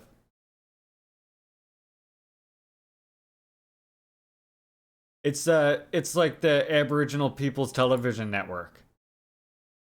By the way, as you can see, I just started throwing my designs on this random stuff in case you want to support my work this way. I put our comrade Fannin on his shirt for you all. I thought that might be appealing. There's the comrades that you see down at the bottom of the screen now. Got some Che. Got a couple of the quote ones that I did. Just, you know, I don't know. Again, graphic design is my passion. type of situation here.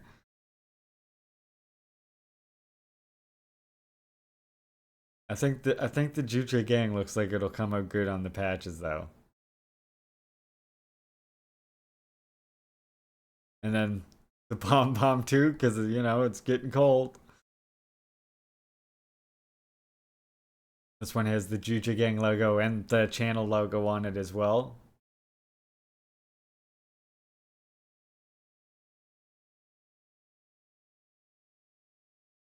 And the sports bottle has the channel logo. I even did up a pet bowl.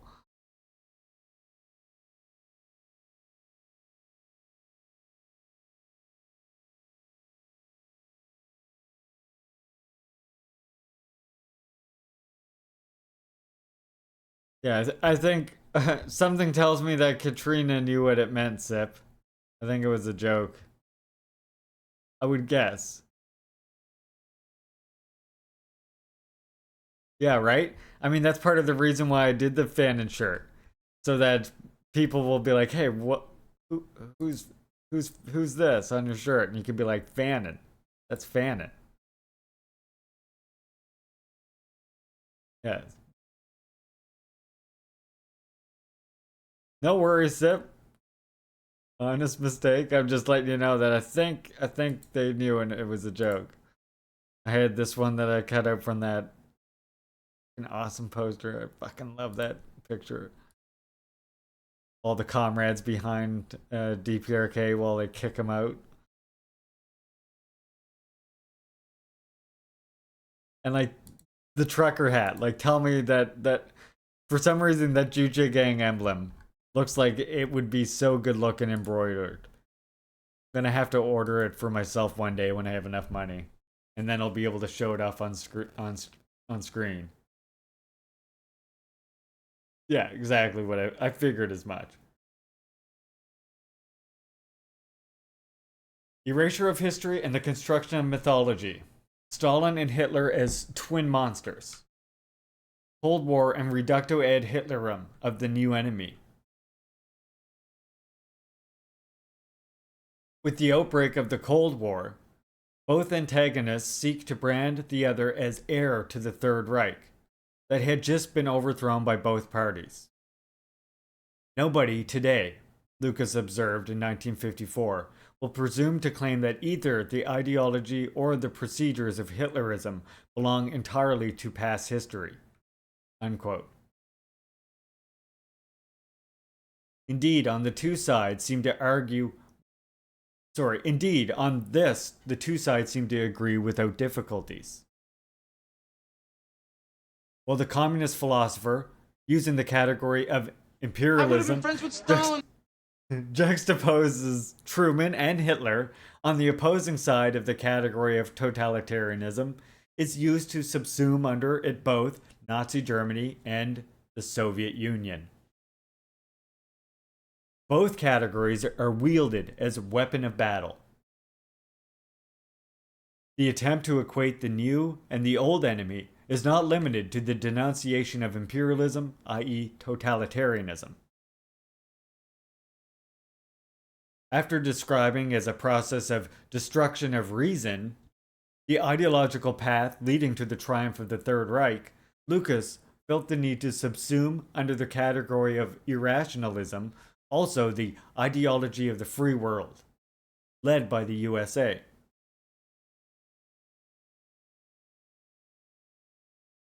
The operation is not without difficulties, and there the Hungarian philosopher looked to denounce the new form of irrationalism hidden under the shell of the apparent rationality.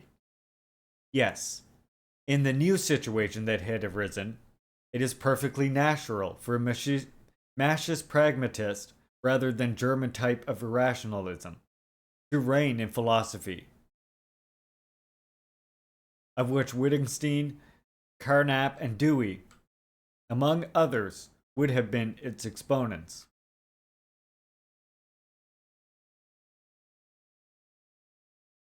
The difficulty of assimilating the new to the old enemy was also felt on the opposing side. In outlining the origins of totalitarianism, after having long insisted on the deadly role of imperialism and having singled out Lord Cromer in particular, who was still, after the Second World War, counted by Churchill among the heroes of the British Empire.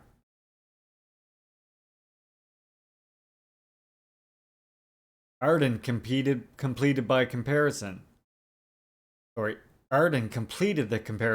and equated Stalin's Soviet Union with Nazi Germany by referring not only to totalitarianism, but also to another category, that of pan movements. And so there emerged another analogy.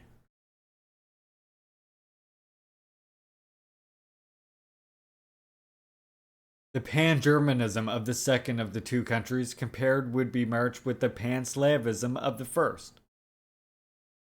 This conclusion was the goal of a tour de force, even more reckless than the one seen in Lucas.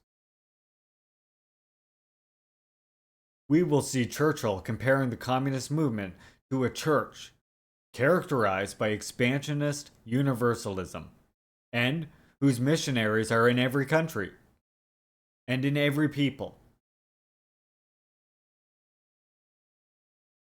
And then you have George Orwell, who carries on that tradition.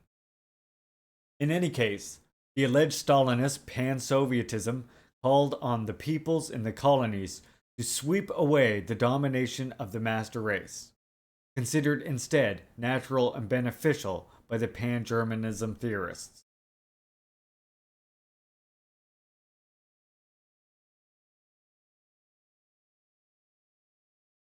But at that point, in the two opposing camps, the main concern was the construction of analogies and symmetries. We look on with amusement when reading Arden on what he characterizes the pan movements, and thus Nazism and communism, is an absolute claim and chosenness. Yet the celebration of the United States as God's chosen people runs deep through American political tradition, and continues to resonate to this day in the speeches of US presidents. Cold War prerogatives clearly took precedence over all other considerations.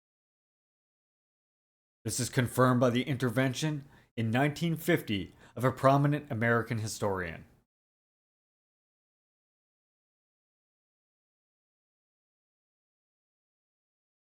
At the time, he had opposed Franklin D. Roosevelt and his policy of alliance with the USSR. With the outbreak of the Cold War, he felt encouraged to restate the theses of the political amour equivalence of Hitler and Stalin. And in that he was engaged in the total identification of the two dictators, the former Hitler insists on the racial destiny of the Teutons. A common reader might be led to think of a manifest destiny and a providential fate, which, according to a long tradition, would preside over the unstoppable expansion of the USA. but arguing and removing facts in a manner not unlike ardent. The historian quoted here equated the Nazi motif of the racial destiny of the Teutons to the faith of Stalin and Lenin in the messianic role of the proletariat and the international revolutionary communist movement. Yeah? That's because the fucking working class can do anything when they put their mind to it, motherfucker. Okay, sorry. I'm okay now. To repeat, the celebration of the master race was central to Hitler's ideology. The search for analogies and precedents should point in the direction of the white supremacy regime long in force in the American South, to which Nazism repeatedly referred and which in some sense continued to exist in 1950 and to this day. The year of publication of the book discussed here. Instead, the US historian discovers that an equivalent to Hitler's master race theory exists in Stalin's Soviet Union, where almost every important discovery is attributed to some unknown or little known Russian.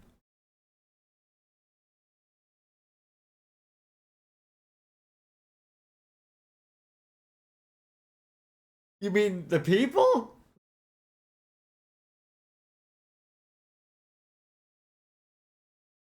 The reductio ad Hitlerum of a former ally also entailed the accusation of genocide.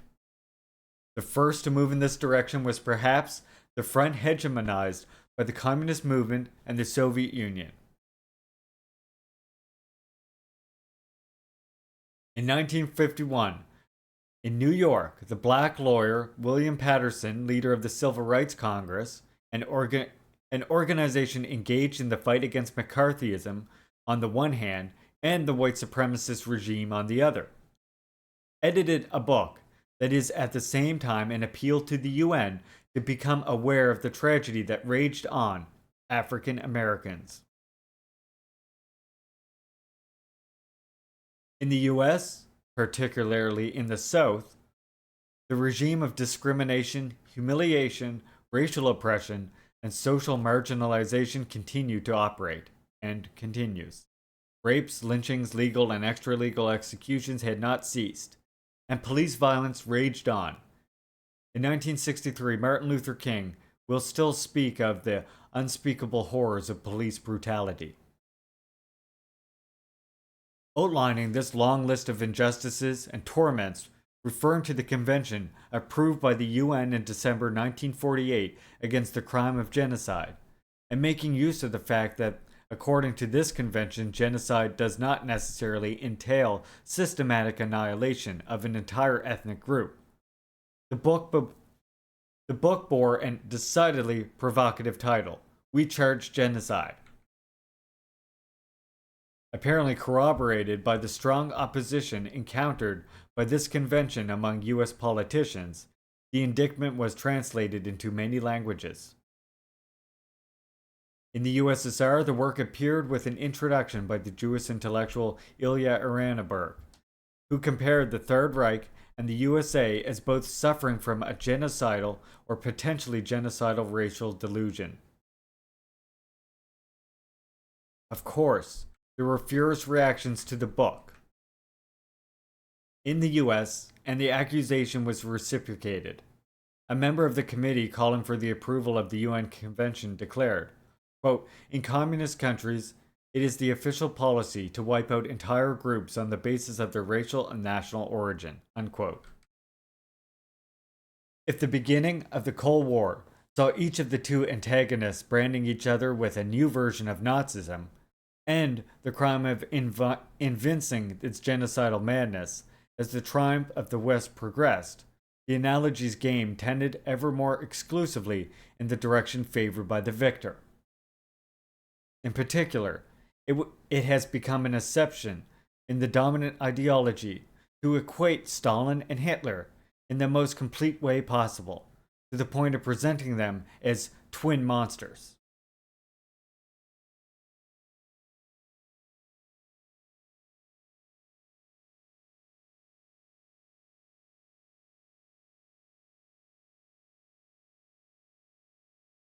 The negative cult of heroes.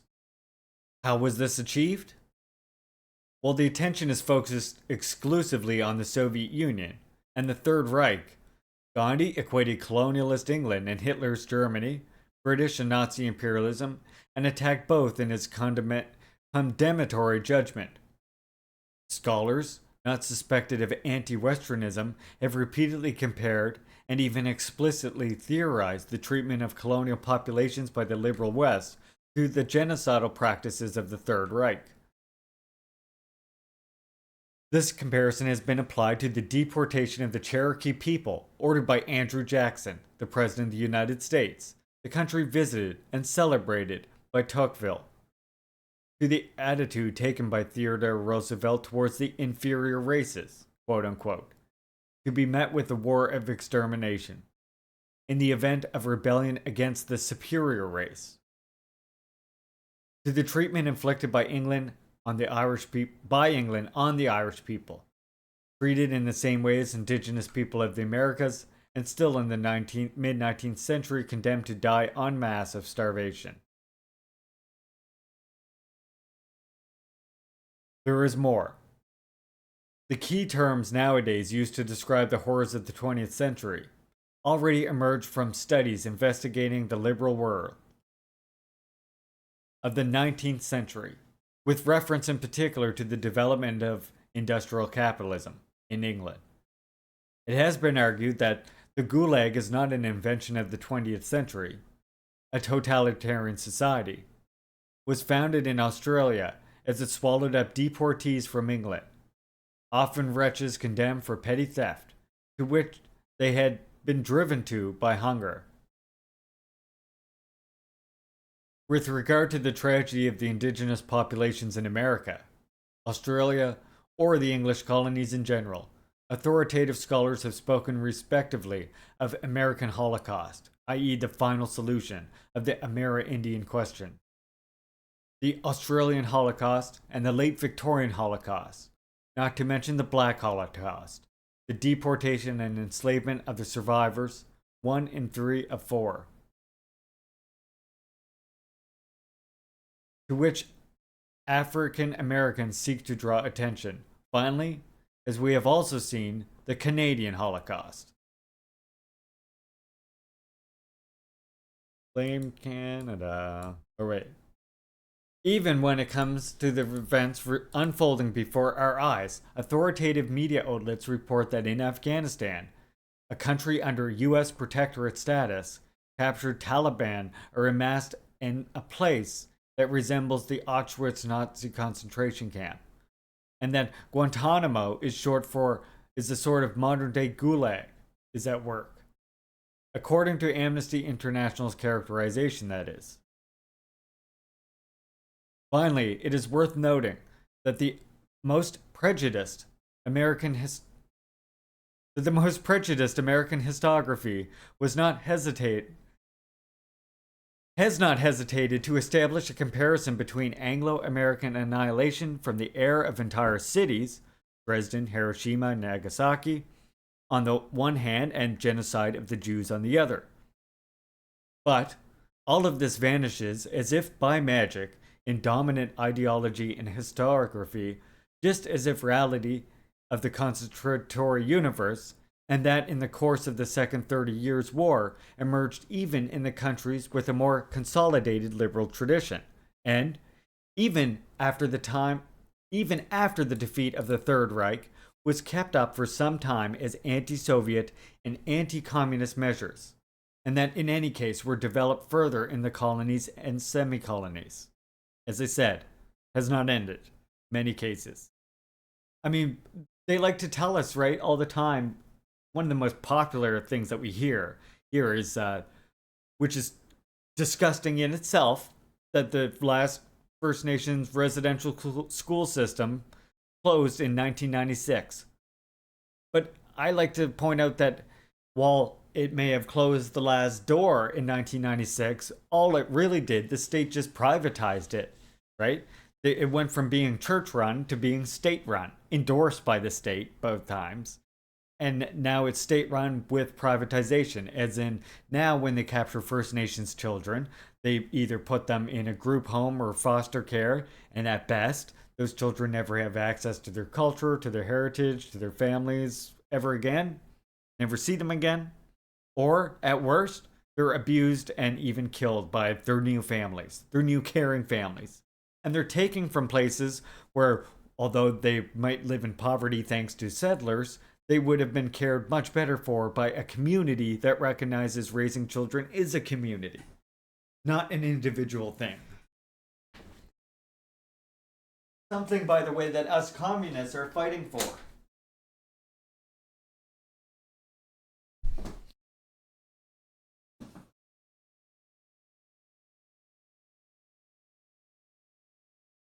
And yet, though colossal, this omission is not sufficient to create the twin monster myth. And here is how it proceeds further.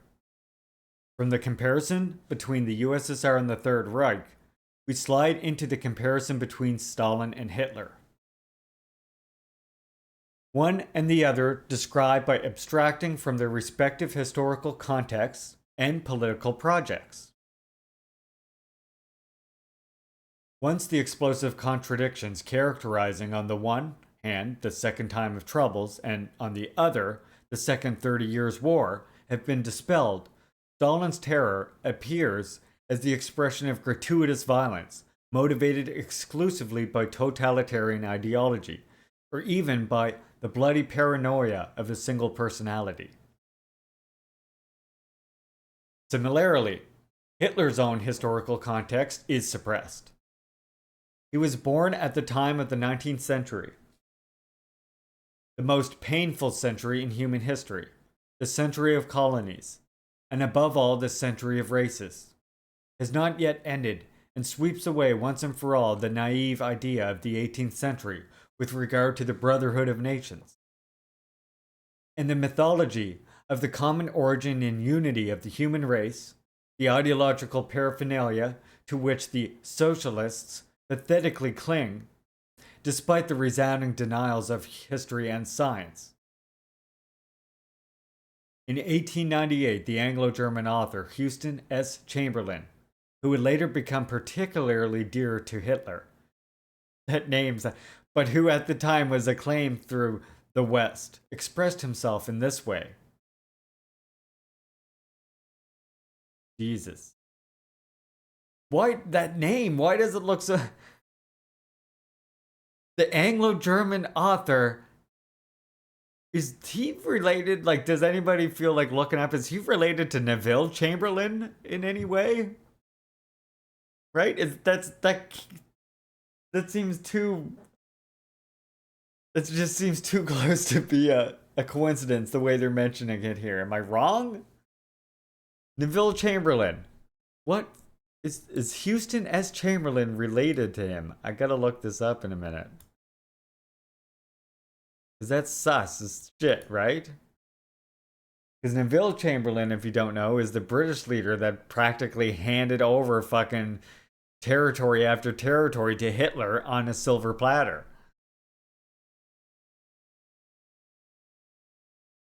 Houston S. Chamberlain, but who at the time acclaimed himself throughout the West, expressed himself in this way. That is to say, even to understand Nazism, it is necessary in the first place to investigate the political project underlying it. And this project not only does not refer back to a single criminal or mad personality, but beyond Germany and Nazism, calls into question, in different ways, other countries and other political movements. In this sense, whatever the judgment on the artistic level, Bertolt Brecht's The Residual Rise of Arturo Ui is not convincing. In order to illustrate Hitler's personality, Brecht employed a literary genre, the crime story, that is misleading. A presupposed moral was thus highlighted that is actually constructed that is actually constructed a post. No, don't start doing this. That a presupposed moral was thus highlighted that is actually constructed a posteriori.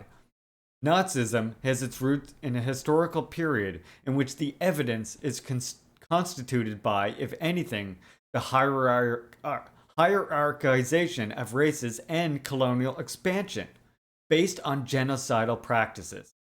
Again, it's the expansion of colonialism. Kitty. Good. Huh. What's too bad? Too bad, everybody. You like, hi, I want to chew on the wires now? You've been busy for too long? Well, I want to chew on your wires.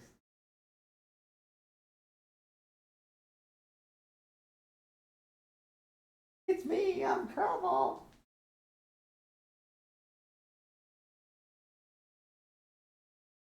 Oh. Here it is. Set, go.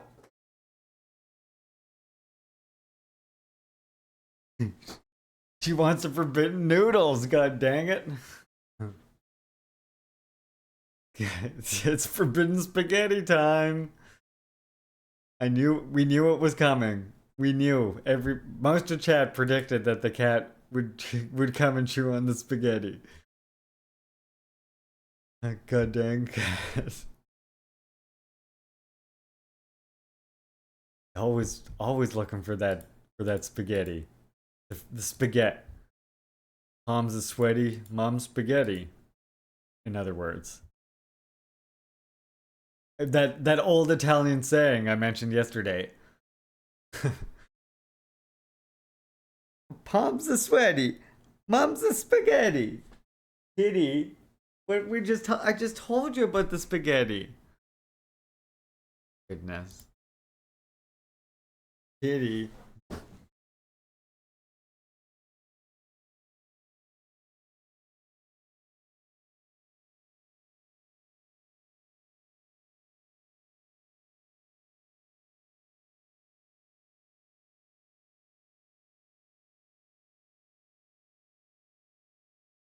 You want to say hi to everybody?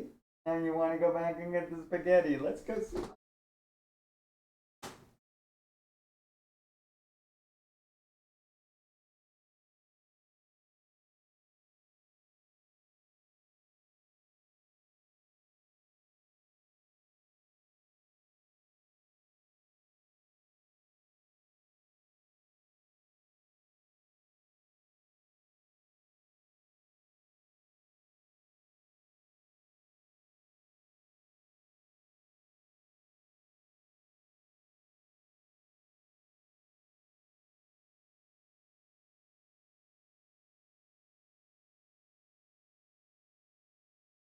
Oh my god.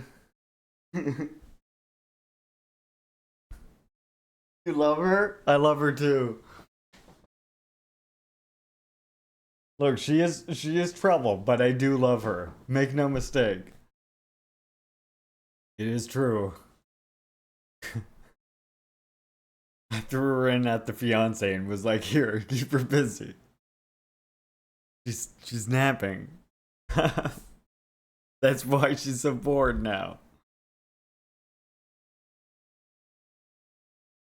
And she's back. Giddy. No. Please. Not the forbidden spaghetti.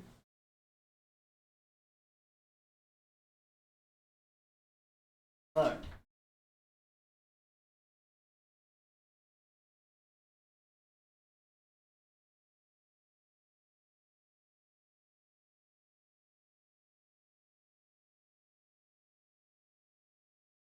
Oh my god, this cat.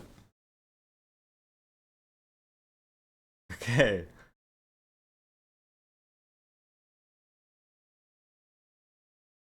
Yeah. Yeah, that's a good idea. Just put it on the wires or something. That might work. And make those to make this forbidden pastas less appetizing, right? Well, I'm glad you all love her. She's the newest addition. She's the one that was the save. She's a rescue from an animal hoarding situation. Isn't she? No, no, no.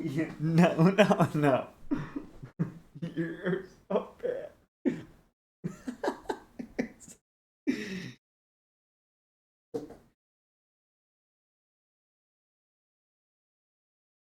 Yeah. Use water spray? See, I don't do it. I don't want to spray her, I guess. I don't want to do that. Kitty. So yeah, I think I'm gonna try what people were saying. Putting like pepper spray on it. So bad. So bad. You're gonna be so bad. Oh.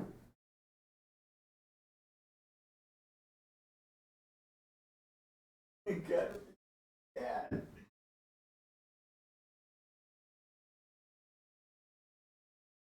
And this is why we need the other. This is why we need the other thing.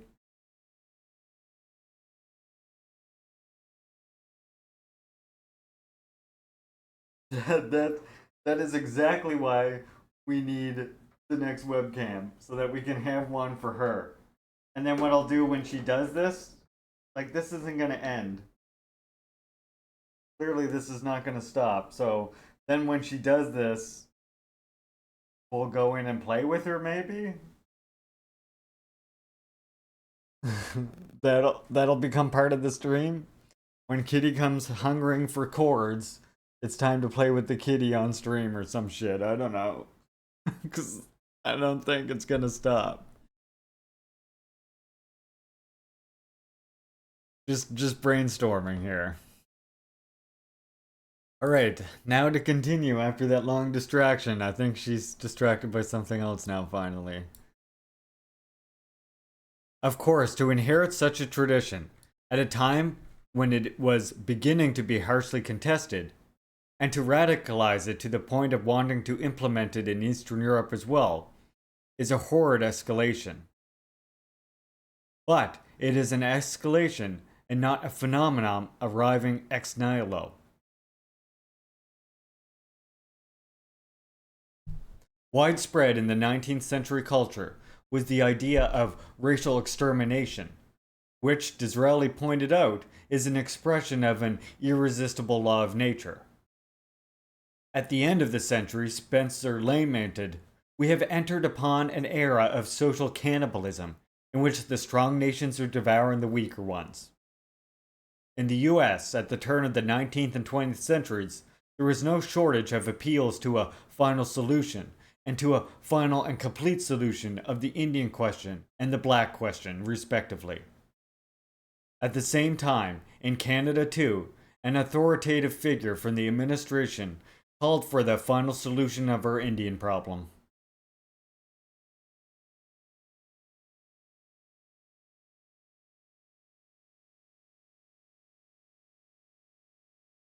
The horror and infamy of the escalation persisted, but it developed out of an experience of Germany's failure in building a colonial empire overseas.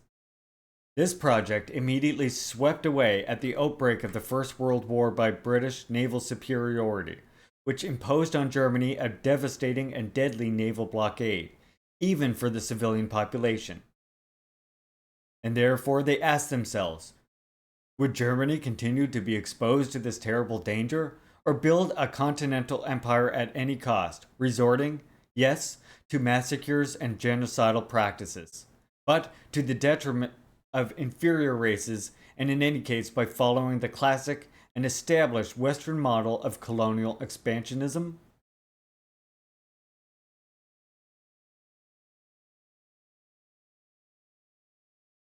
In dominant ideology, with all political projects vanished, Third Reich infamy is also configured as a manifestation of a mysterious but nevertheless terrifying disease, whose origin goes by the name of totalitarianism.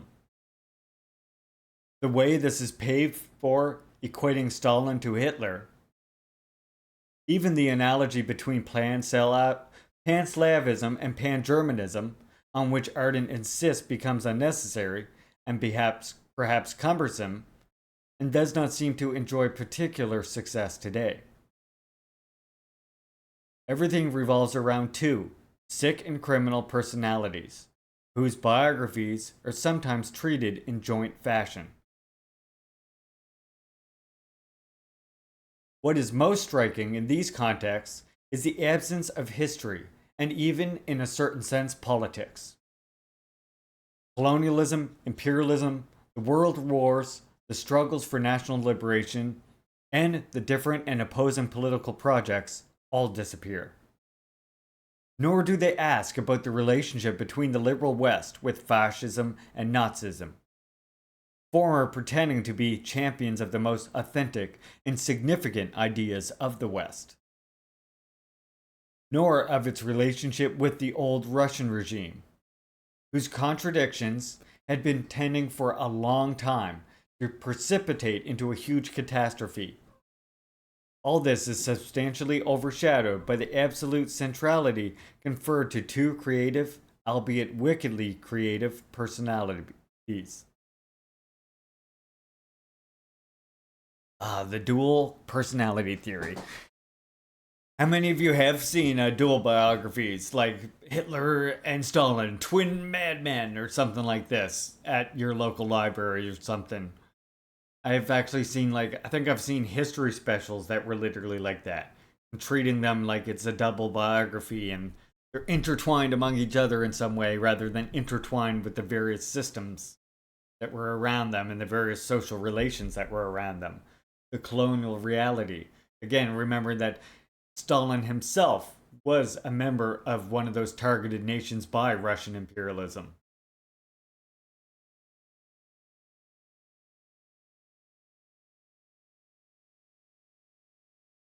The theorem of elective affinities between Stalin and Hitler. Now you want to say hi. We got another one here. Come on up, say hi to everybody. Well, not there. You're gonna come up here to say hi. Here's our boy. Our mascot.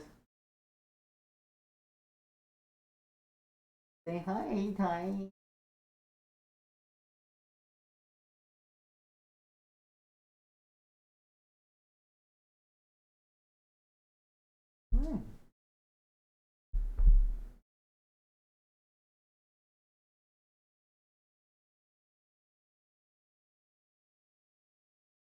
Good boy, huh?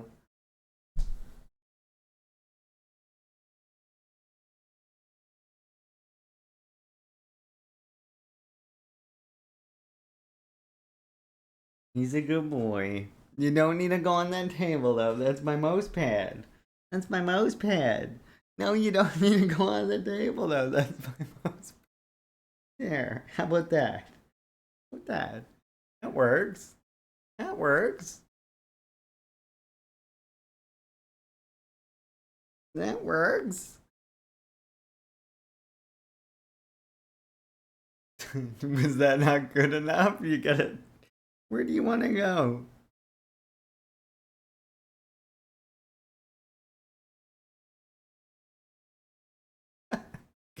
He's got the itchy ears. No, you don't need to go on the mouse pad. You can sit right there.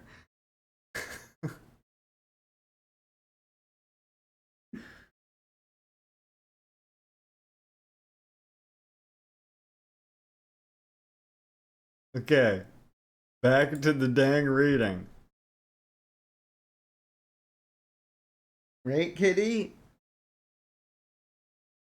Oh, you know what I forgot to do?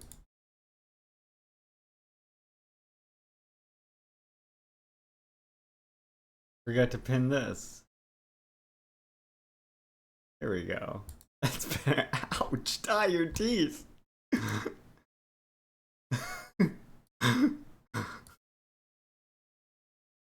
Yes, your teeth are pretty sharp there, my boy. Do you not know that? Not know? Alright, to continue our read now. My apologies for the multiple cat distractions. Right, Ty? We're sorry.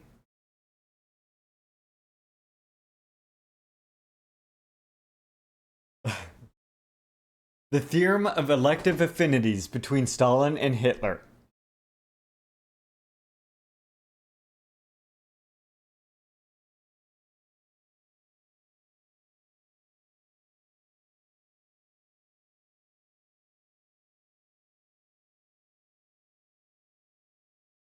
It is said that these two personalities are not only politically and morally equivalent, but are also linked by a sort of mutual attraction. Literally, that was actually the History Channel thing that I saw. That was the narrative they were going with. As proof of this, one refers to the German-Soviet Non-Aggression Pact of the delimitation of the respective spheres of influence. In fact, in one sense, this pact puts an end to the Brest-Litovsk diktat. In another, it was only a stage in the contradictory process of delimitation of spheres of influence by the great powers that began in Munich and ended provisionally in Yalta. No. A few months after the conclusion of the Second World War, in 1946, Ernest Bevin, a leading Labour Party figure and British Foreign Secretary, saw the world as tending to be divided into spheres of influence, or what can be described as the three great Monroe Doctrines, claimed and asserted respectfully by the USA, the USSR, and Great Britain.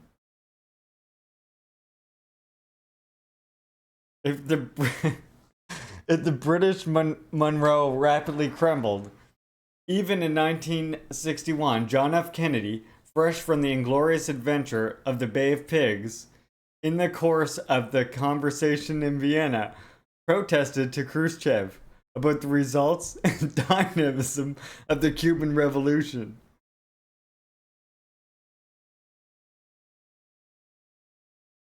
The US could not tolerate a regime that would claim to undermine its hegemony in the Western Hemisphere in one of their areas of vital interest, just as the USSR could not tolerate a slight to its hegemony in its security area, Eastern Europe. Kitty, where are you trying to get to here? Are you bad? Tell everybody how bad you are. Hi, I'm Soda and I'm bad. Tell everybody. You're supposed to tell everybody.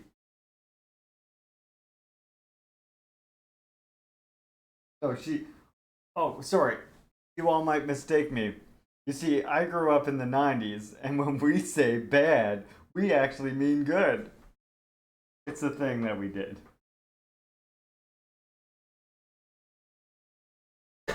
Oh, Kitty, you be careful. She tried to jump over the monitor.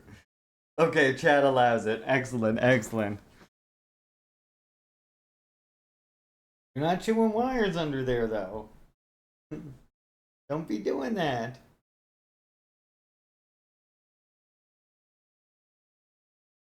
Truly no better content than Larry and Kitty. Well, thank you.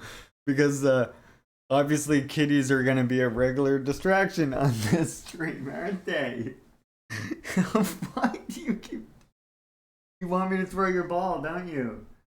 You want me to throw your ball? Where is it? Where's the ball? Oh, quit biting all the spaghetti.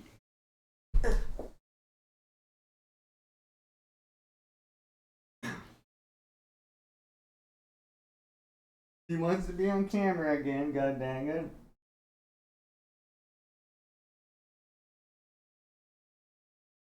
He's jealous that Ty got the last word. Says, hello, my name is Soda, and I want the last word. Did you know that communism is real good?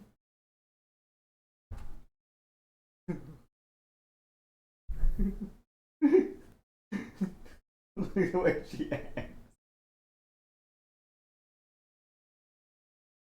Redeem treats for cats. Yeah. They don't even need treats, they're just here.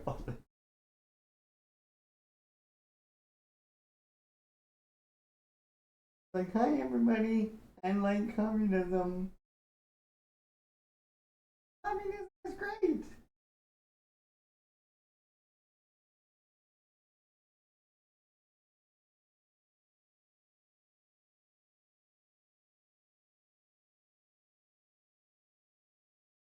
Also, communists should read Juche! Yay! Hi, are you jealous of the attention now? Oh no! Look, we got a jealous boy down here! We got a jealous little fella, don't we?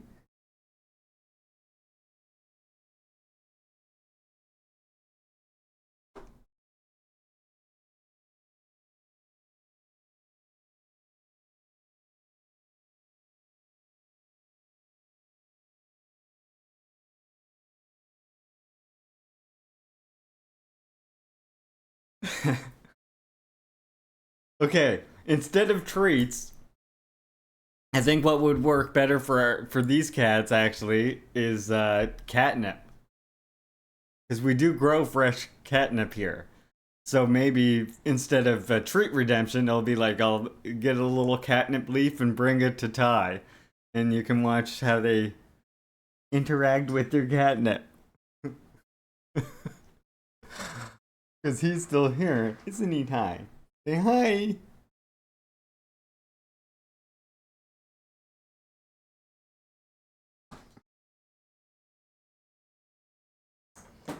Hi, you be easy on that chair.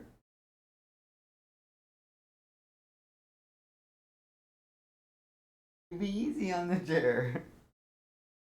Alright, alright. Is the kitty distraction done now? I think it is. I think we're done with the kitty distraction again. Oh, we're not. Hi. What do you want?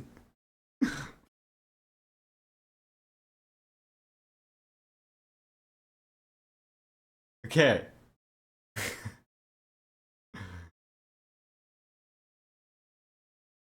We finished this paragraph. One might well consider it a particularly odious delimitation of the spheres of influence that took place on the basis of secret protocols of the Soviet-German pact and brand as cynicism the move that allowed Stalin to gain both time and space. There is another kitty friend too as well, Katrina. We do also have one more called Monster. So the mascot of the channel, his name is Tatai. Then there's Monster. She's little like the other kitty, but she's much older. And then we have Soda, who is the newest addition. Those are the kitties. And then we have the ducks, of course.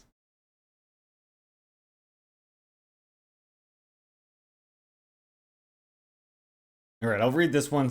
I'm going to actually read this sentence again for you. Because I love you all so much.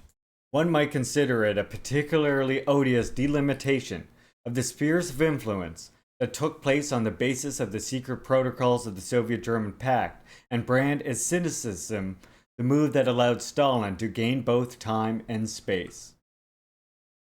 But it is very difficult to reconcile such a condemnation with the thesis of mutual attraction between the two dictators, with the theorem of elective affinities.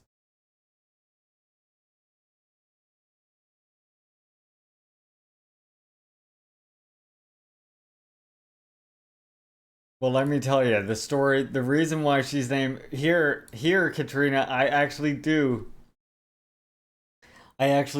call it Pop, not Soda. But the reason that she's named Soda is reference to it's corny as shit, but it's a reference to a Seinfeld joke that my wife and I found hilarious, where George is trying to think of a name. Oh shit! Well, thank you very much for the raid, Adrian Vexen. Very much appreciate that, comrade. Welcome in. How are you all doing today?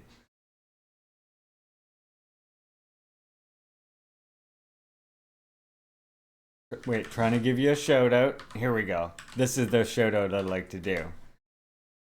Thank you very much, Adrian Vixen, for the raid. Oh, Pollen Cakes. Hello, comrade. Welcome in. Welcome, Vixen Bell. Communist streamer here, Mi'kmaq streamer from up north in what I like to call Canada, or, you know, Canada, I guess they call it, officially. You know, whatever the fuck that means. Well, we're just here on Tuesdays and Thursdays. We read theory. So today we're reading from History and Critique of a Black Legend. It's a book that I was happy to be part of the publishing house that published it. So in light of that, despite it being such a huge read, I've decided to read that to you all on Tuesdays and Thursdays. So that's today. Thank you for the raid, Adrian. Always love the vibes in your channel, by the way. Always good vibes. So if that heart hole was empty, I expect you to go and fill it in. You click on her name and you see a heart hole that is empty. That's not acceptable.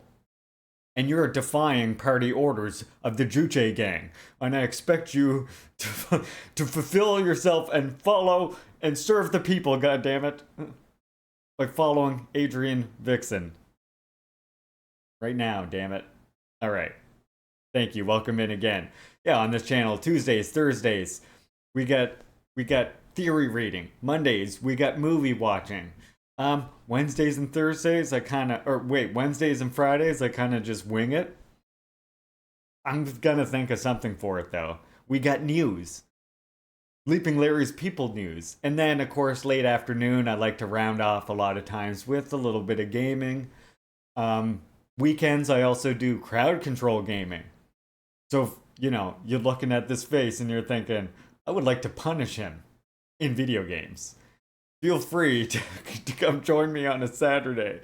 And you can spend your hard-earned labor vouchers, or if you're generous, your biddies, and you can cause me all kinds of havoc in video games.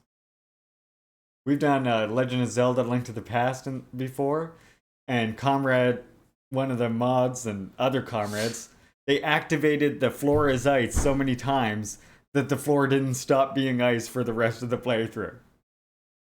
But it was a lot of fun because I'm a bit of a masochist when it comes to gaming. Maybe other stuff too, but I'll leave that up to be a secret for you to discover. Oh yes, thank you, of course. If you refresh, I guess it counts my numbers better, and I would appreciate that. But even more, I appreciate your time and you coming in, Raiders. Welcome. Thank you. Welcome to the Juche Gang home. So today we're, again, reading from this here, History and Critique of a Black Legend, here at Leaping Larry's Reading Theater. You'll get the joke at the end. And yeah, I know, by the way, I see all the follows. Thank you so much. So just two things I just want to make note of also. I don't shout out follows because myself being autistic, when I go into other people's chats, it's not a huge complaint or anything, so don't feel like insulted by it or nothing like that. I'm not trying to offend anybody, but when I go in someone else's chat and sometimes I hit the follow button and like my name comes up and they call me out, I'm like, oh, shit, close the window. They're talking to me. It's weird. Like, I can talk to chat and shit. I've trained myself over many years of doing the YouTube and stuff to. It's not even masking anymore. It's just performing. It's at this point. You could relate? Good. Okay, so that's why I don't call out individual follows, but I do appreciate everybody who just followed me. Thank you so much. It warms this old comrade's heart. And I do want to let you know also that the reason I have the 10-minute timer on the chat is because we stream in the politics channel a lot, and we get the big trolls who come in here sometimes. So I also have a bit of a reputation for defending DPRK, which kind of rubs certain dogmatic leftists the wrong way. If you check out my socials here, yeah, I'm real old school. And instead of a link tree, I put together a Google document. Isn't that ridiculous? What's going on here? Oh. Look, this is the way I operate, okay? It's very old. That's just the way I do things around here. This is my YouTube channel. I started this one a long time ago to teach people about Juche. So perhaps you may have seen me around, perhaps not. I also do a lot of work with Iskra Books here as well, which is the publishing house that we're reading from.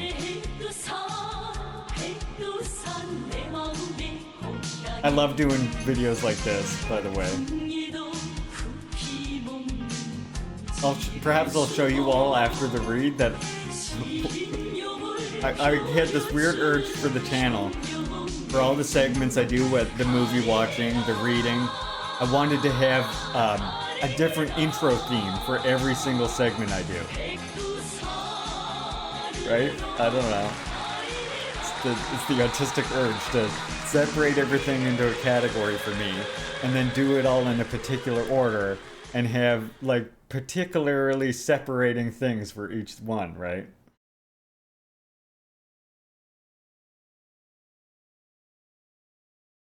Maybe, wait, what? Maybe change your YouTube username to LL instead of, yeah.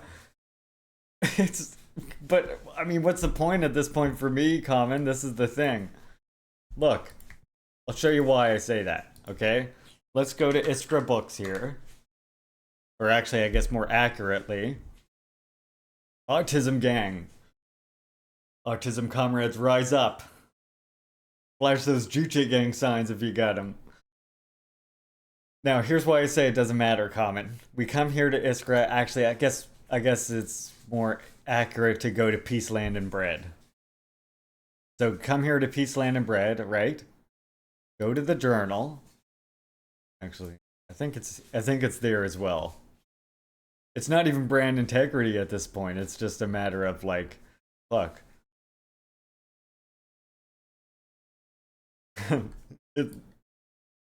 Like, what the fuck can I do, you know? At this point. So this is from the journal here. This is from this book.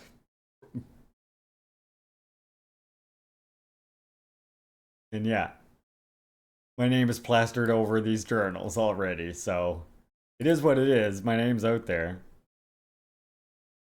It has been through Peace, Land, and Bread for a while. If you come to the website here again. I mean, and everybody knows now pretty much at least in the communist Twitch spaces that I hang out in, that I was Juche Gang, so here we go. We're rolling with it. I mean, Lennon, I think, is in the same boat as I am, so at least someone's with me.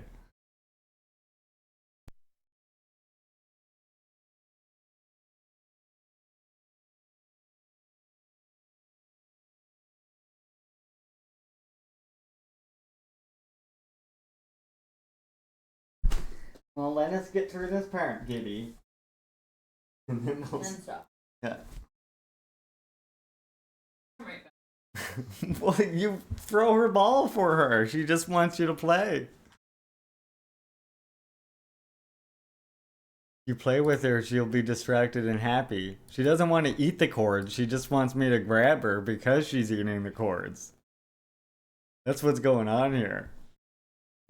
And the more I grab her, I mean, I can't not stop her from chewing the cords, but the more I grab her, the more she's associating that with me grabbing her, paying attention to her. It's a vicious cycle. All right, welcome in again. Thanks for the raid. Now, I'm going to start this paragraph over again. And then we'll finish up this section here. One might well consider it a particularly odious delimitation of the spheres of influence that took place on the basis of the secret protocols of the Soviet-German Pact, and brand as cynicism the move that allowed Stalin to gain both time and space. But it is very difficult to reconcile such a condemnation with the thesis of mutual attraction between the two dictators, with the theorem of elective affinities. Indeed, soon after the outbreak of the war by Nazi Germany, Churchill welcomed the entry of Soviet troops into eastern Poland. Shortly afterwards, in addressing the leaders of Latvia, Stalin gave a very clear explanation of the reasons for his policy in the Baltic countries. Quote, "The Germans might attack. For 6 years, German fascists and the communists curse each other. Now, in spite of history, there has been an unexpected turn, but one cannot rely upon it. We must be prepared in time. Others who were not prepared have paid for it." Unquote. It was only gradually, partly because of the need to foil the maneuvers carried out by the region by the Third Reich, that the military protectorate, with which Moscow initially seemed content, was transformed into a real annexation.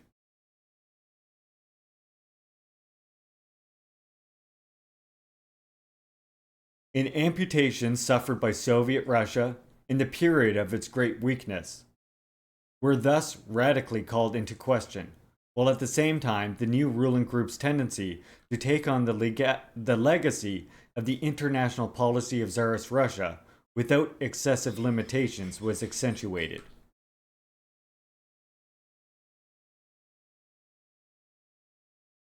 In the usual assessment of the German-Soviet Pact, the questions that would seem preliminary to its understanding are completely absent. What agreements had been previously stipulated by the Third Reich? How can one explain the outbreak of the war between Germany and the Soviet Union less than 2 years later? And what were plans cultivated by number 2 in the Nazi regime, Rudolf Hess, who on the eve of Operation Barbarossa adventurously landed in England?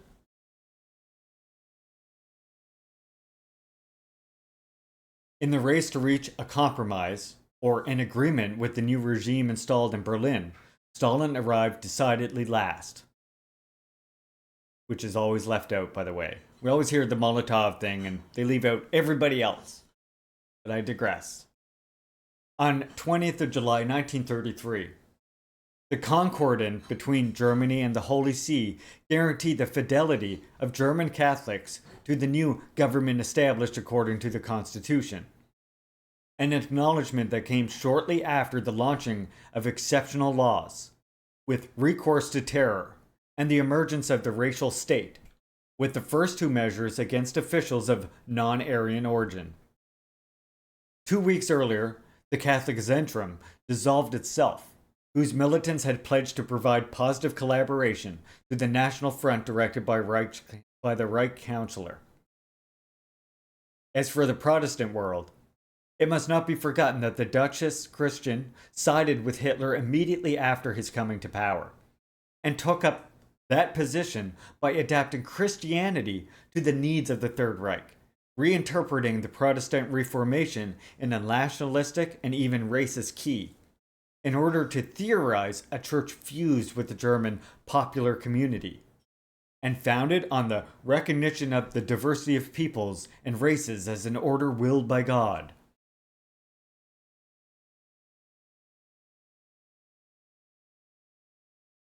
That does not surprise me, March. Chat here says Baltic Germans who had been the ruling class in the Baltic since the 13th century were some of the most ardent Nazis after losing their serfs. Absolutely no surprise. And again, as we mentioned earlier when we were talking about Piłsudski in this whole thing, we always hear about this restoration of democracy, right? And they didn't even have a bourgeois democracy at that time there. right? And they literally refer to Poland and Pilsudski when they talk about this.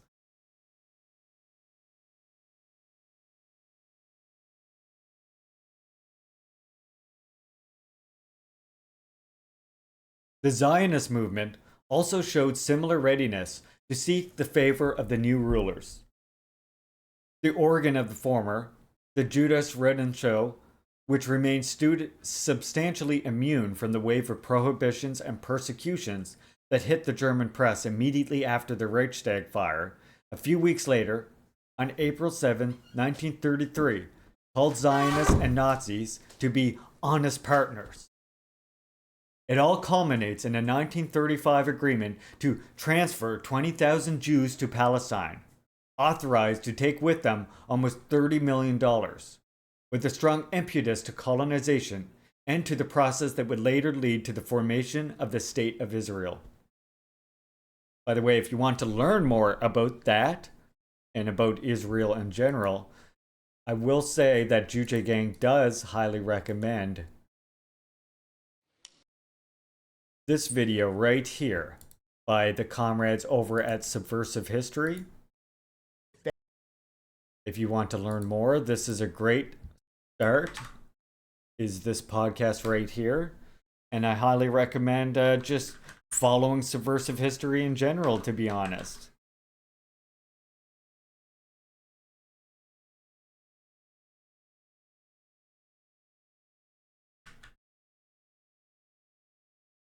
I don't know how they spell theirs, so if a mod ever wants to shout them out, that'd be cool.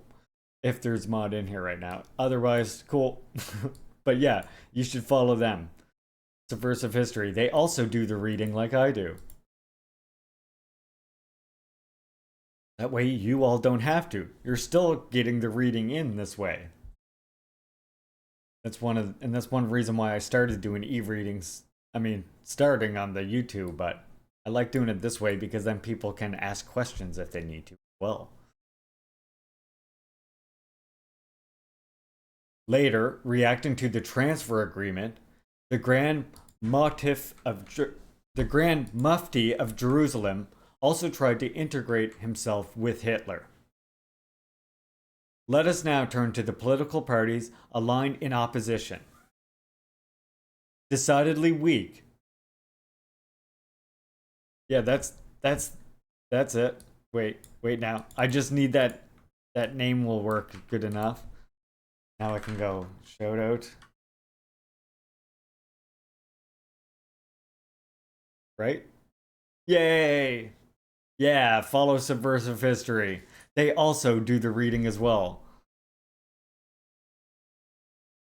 If that heart is empty at the top of your screen, you're missing out on some good reading, let me tell you.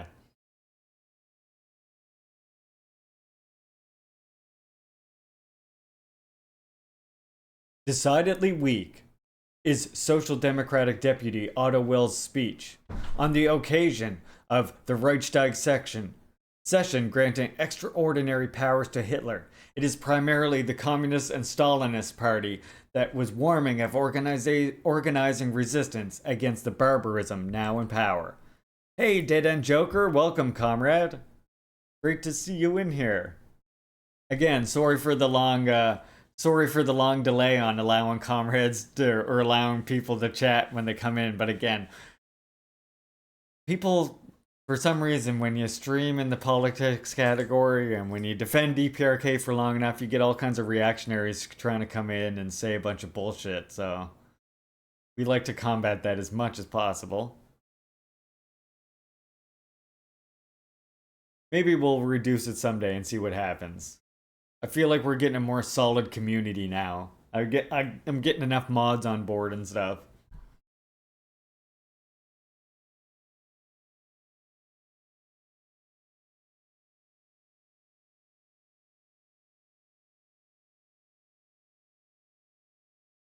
Thanks for the follow, comrade.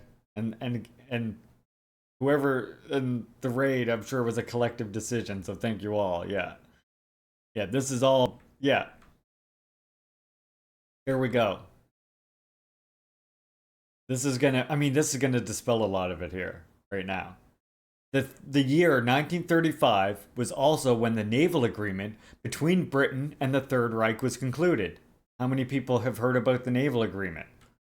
Intervening after the beginning of the feverish rearmament and the reintroduction in Germany of compulsory military service, it fed Hitler's hopes of being able to reach a static agreement with the recognition of naval preeminence of Great Britain and the reciprocal respect of the two great Germanic empires, the British Overseas Empire and the German Continental Empire, to be built up with the colonization of Eastern Europe and the subjugation of the Slavs.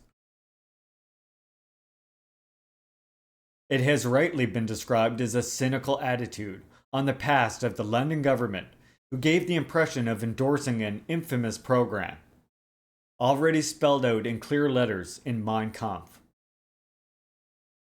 The growing concern in Moscow are unsurprising, along with the strong irritation of Paris and the irrepressible joy of Hitler, who could thus celebrate what he defined as his happiest day. This is why, really, as I always say, if it wasn't for if Hitler hadn't attacked France and really tied Britain's hands behind their back, Britain would have been openly allied with Nazi Germany, 100%. I wish there was that person we mentioned earlier, Chamberlain, right? He must be related to Neville Chamberlain, and this Chamberlain that they met, like, it's got to be, because it seemed like that's what the book was almost hinting at. And if that is the case, then Neville Chamberlain was the British Prime Minister who at the time essentially handed over territories like Czechoslovakia to Hitler on a fucking silver platter, right? And again, what Hitler's plan was, he was going to, just like this is saying, ally with all these colonial states to make an extreme form of colonialism, because what he saw was this racial mixing that was going on, and there would be no way that it wasn't impossible to stop, as Marxism says, but rather that, or sorry, as Marxism says to his mind, but rather that with a militant, extreme right-wing regime, he would be able to stop it. And that's like the basis of one of the bases of what Nazism was trying to do. It was materially trying to fulfill the objectives of colonialism, while ideologically justifying that colonialism, just as every other empire does, right? And it took much of that inspiration, as I always remind everybody, from the actions employed against First Nations people, right up to and including the concentration camps, right? And including what they did to black people as well, with Jim Crow and other exclusionary measures. Concentration camps were largely inspired by reservations as well. And yeah, all this stuff is totally left out of that analysis. Even more disturbing is Poland's role. As has been observed, Poland became entirely subordinate to German policy, beginning with the signing of the 10-year non-aggression pact with Germany on the 26th January 1934. The following year, Polish Foreign Minister Beck declared to his deputy, "There are two political formations undoubtedly doomed to disappear, Austria and Czechoslovakia," unquote. The consonance with Hitler's program was clear, and it was not only a matter of words. The Polish ultimatum to Czechoslovakia, demanding the return of Tesin, finally convinced Beneš, according to his own account, to abandon any idea of resisting the Munich settlement. Okay, Sip, see you later, comrade. Poland had been so far more useful jackal to Germany in the east than Italy had been in the Mediterranean. The Munich Conference did not mark the end of the Warsaw government's collaboration with the Third Reich. If Hitler was really aspiring to set foot in the Ukraine, he had to go through Poland. In the autumn of 1938, this seemed by no means a political fantasy.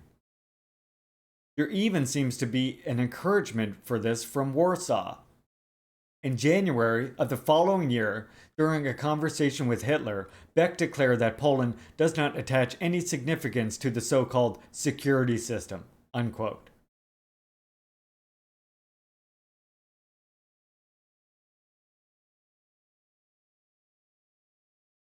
Stalin had every reason to be concerned or distressed. Before the Munich conference, the U.S. ambassador to France, William C. Bullitt, observed that the important thing was to isolate Asiatic despotism, saving European civilization from a fratricidal war. After the triumph achieved by Hitler, a British diplomat noted in his diary, quote, Czechoslovakia, from having been a dagger pointed at the heart of Germany, is now rapidly being organized as a dagger into Russian vitals, unquote. At the time of the crisis that resulted in the Munich conference, the USSR had been the only country to call out the Third Reich and confirm its support for the governments in Prague, putting more than 70 army divisions on a state of alert. Subsequently, after the complete dismemberment of Czechoslovakia by the Third Reich, in March 1939, Moscow forwarded a harsh note of protest to Berlin. The reaction of the other capitals was much more composed. And so, the Nazi fascist aggressors successfully devoured Ethiopia, Spain, Czechoslovakia, Albania, and China in Asia. Thanks to the direct complicity or passivity of the Western powers, who were inclined to direct the further ambitions and expansionist aims of the Third Reich toward the country that had emerged from the October Revolution. To the east, the Soviet Union felt the pressure exerted by Japan on those frontiers. The danger of invasion and war was thus arriving on two fronts. It was only at this point that Moscow began to move in the direction of the non-aggression pact with Germany, taking note of the failure of the Popular Front policy.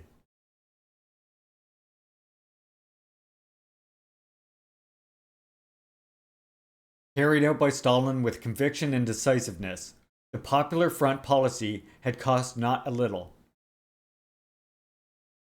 It had strengthened the Trotskyist opposition and agitation, especially in the colonies. What credibility could there be in an anti-colonialism that spared, so the accusation sounded, the major colonial powers of the time? To concentrate fire on a country, Germany, which at Versailles had lost even the few colonies it had previously possessed? Above all, for colonial peoples themselves, it was difficult to accept the turn of events. England had been largely discredited. In the spring of 1919, it not only had been responsible for the Armstar massacre, which had cost the lives of hundreds of defenseless Indians, but had resorted to public floggings and dehumanizing collective punishment and terrible national and racial humiliation, forcing on city dwellers the humiliation of crawling on all fours to and from one's home, quote unquote. Later, as the Second World War flared up, the imperial government repressed pro-independence demonstrations by machine gunning them from above with the Air Force.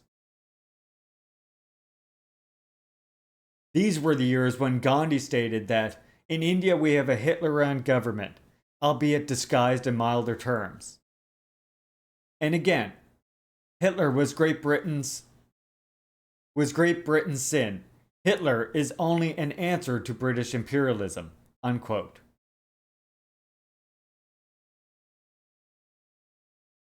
Yep, absolutely, Cinnamon. Indeed, when the war was over, Gandhi, who would go so far as to pay homage to Subhas Chandra Bose, who had fought alongside the Axis for the sake of independence. Subhas was a great patriot. He laid down his life for the country.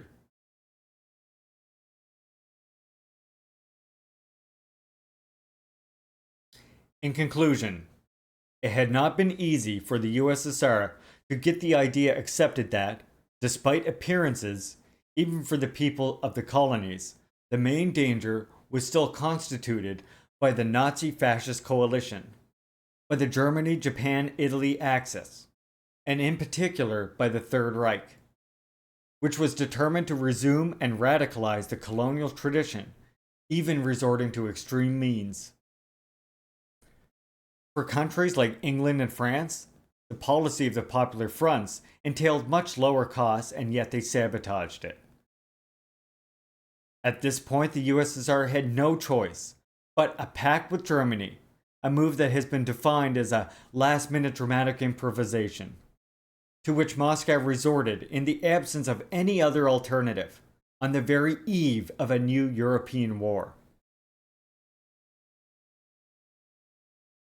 This became a turning point that is essentially assessed with an eye exclusively on Europe.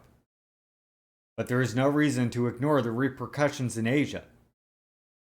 Mao Zedong expressed his satisfaction thus: "The pact represents a blow for Japan and a help for China, because it gives the Soviet Union a better chance of supporting China in her resistance to Japan."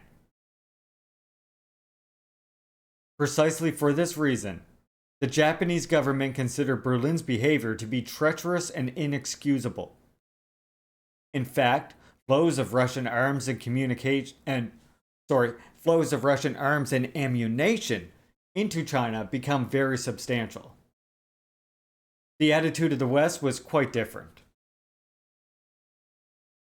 It is still a dark page in the history that neither Europe nor America, on their own initiative and through comprehension of what was at stake, put the slightest obstacle in the way of the fascist rulers in Tokyo. And what was worse, almost right up into the day of Pearl Harbor, the Americans were sending oil and motor fuel to Japan. Unquote. Let us now leave Asia aside to focus on Europe.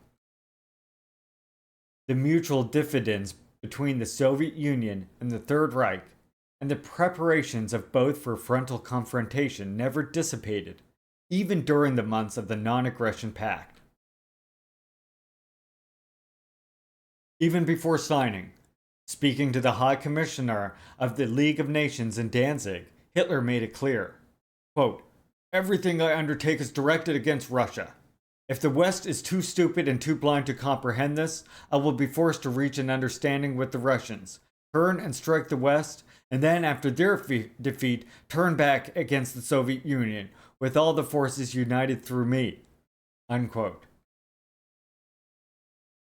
Judging from this excerpt, the Führer's constant goal was the construction of a German-led Western alliance for the destruction of the Soviet Union.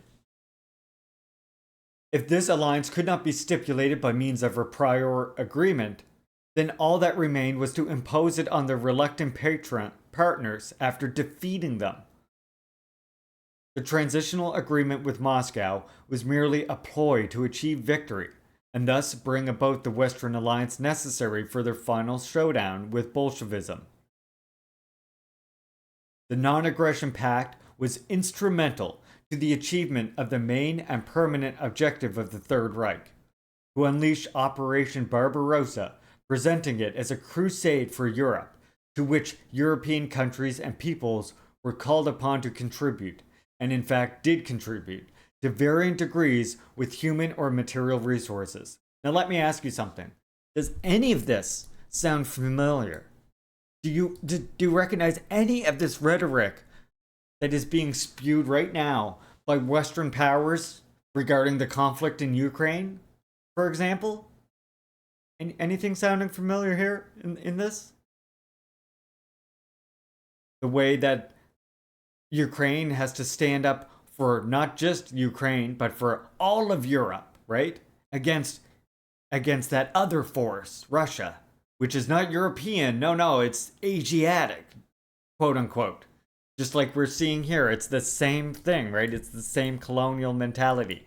Only now they've learned to basically, what the West has learned from the mistakes of Hitler, is now what they have to do is color revolution, antagonize these two proxy sides into a battle with each other.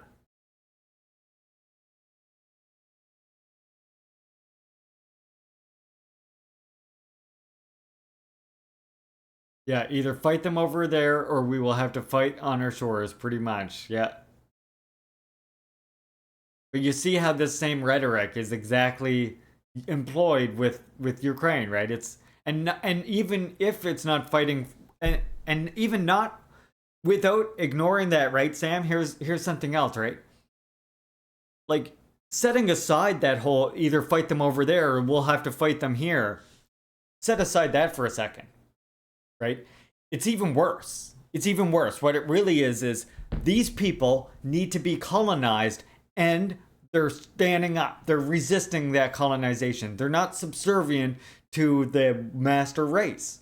Therefore, we have to return and subvert them, turn them back into a colony. And that's and of course, the reason for it, of course, is material and everything else. But this is the ideological justification for it that is still employed by the West today. Again, they just do it in a way that's like they antagonize Russia and have help implement governments that are right wing and implement racist, ethnocentric shit, like we see in Ukraine, where they made the Russian language illegal. They started shelling areas in Donbass and elsewhere. And then when Putin, although his military response is not necessarily justified, it's something that is understandable that it did happen the way it did. Of course, we communists want to see a diplomatic end where NATO backs off, but we understand the reason for the outlet for the reaction. But what they can do, what the West can do, is then say, well, look, Russia is the aggressor because they're the ones who did this, while ignoring all of the previous past. Which is why, in the case of Kiev, they literally just changed the spelling of Kiev. You could have looked 1 week before the whole thing started, and they were spelling it Kiev. And then as soon as it started, so that it wouldn't be as likely that you would look up articles that were talking about the neo-Nazi problem in Kiev, instead they changed the spelling to Kyiv, out of solidarity. But I would say it really emerged in order to try and bury all of that shit that they were reporting on before about Ukraine's Nazi problem.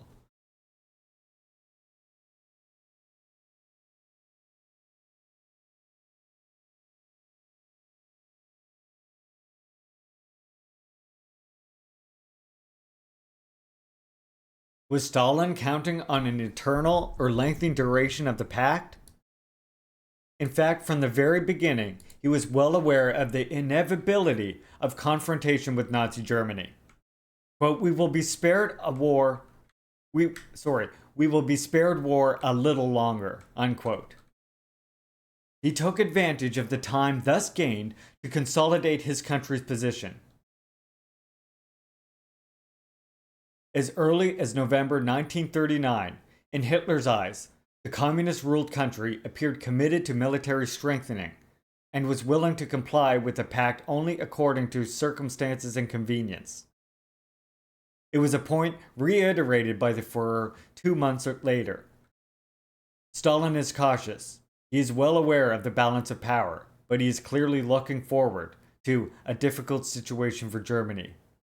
He does not even lose track of the weather either, and reveals himself to be more brazen than usual in the winter months, when he felt more sheltered from the formidable war machine of the Third Reich. The Führer's worries were anything but far-fetched. Let us take a look at Moscow's attitude at the end of summer 1940. At the moment when, with the occupation of France triumphantly completed, the Third Reich seemed on the point of being able to force England as well to capitulate. While to Hitler, Stalin was expressing confidence in a rapid conclusion to the war, his diplomatic envoys and agents abroad encouraged every sign of resistance to the new order. The Moscow newspapers, which hitherto had only disparaging remarks for the Allies, began to report sympathetically the Battle of Britain, and to call upon French patriots to resist the subjugation of the country. Even before this, the German Foreign Office had to protest against the anti-Nazi propaganda in which Madame Kollontai, the Soviet Minister of Sweden, had indulged. Unquote. Yeah. If you missed that, that was in a earlier part of the read where we did talk more about Kollontai making a very, very unfortunate and not at all good statement about it wasn't good. It wasn't good. It's further back though. If you want to go back and read about it, Kollontai made some essentially statements that was supportive of like Nazism essentially. I mean, at least in ideology in certain ways. But I believe she was like talked to about it in self-critique, etc. But yeah, it is something that is to be noted and is above. So if you missed that, check out one of my early recordings. You can find them on the Juche Gang channel, but I just have been dumping the whole stream for now. Eventually I'll cut the reads up into just sections of just reading. A conversation that took place in Moscow on 25th of November 1940 between two of Stalin's close collaborators is revealing. Dimitrov. We are following a course of action to break up German occupation troops in various countries, and without shouting about it, we mean to intensify those operations further. Will that not interfere with Soviet policy? Molotov. That is, of course, what we must do. We will not be communists if we were not following such a course. Only, it must be done quietly. Stalin, clearly committed to encouraging resistance against the Third Reich expansionism, also agreed to this line. Of course, there was a collision course, and Stalin was aware of this, as evident from the remarks he made and the orders he issued. On November 7, 1940, he stated that it was necessary to be the military equal of our enemy, and such are us all capitalist states, even those presenting themselves as friends. He knew what was up, despite these people who like to show pictures of Stalin shaking hands with the FDR and then go, "Oh look, Stalin," or sitting with Truman and going, "Oh, he loved them." No. Understand that we have to use strategy, and sometimes strategy requires espionage and covert tactics on our end as well. On November 25th of that same year, he stated, quote, "Our relations with Germany are polite on the surface, but there is serious friction between us."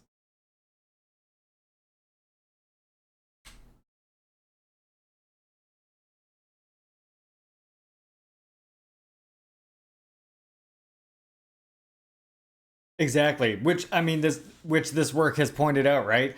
But yeah, chat, perfect point. I mean, the Soviets knew what was going on, especially because the Nazis were outright just saying what they were going to do. Mein Kampf, again, right? It's literal book outlining exactly the type of colonial empire that Hitler wanted to rebuild, and thought the only way to achieve a new colonial empire was through extreme and whatever means necessary, because otherwise the delusion of the master race would continue. That was the thing. That's what he wanted. His hatred of Jews in particular was partly because that was the scapegoat at the time. But it wasn't just against Jews, it was against communists, it was against everyone. But that was a convenient way to hide some of what he was doing as well to communists and socialists, especially early on.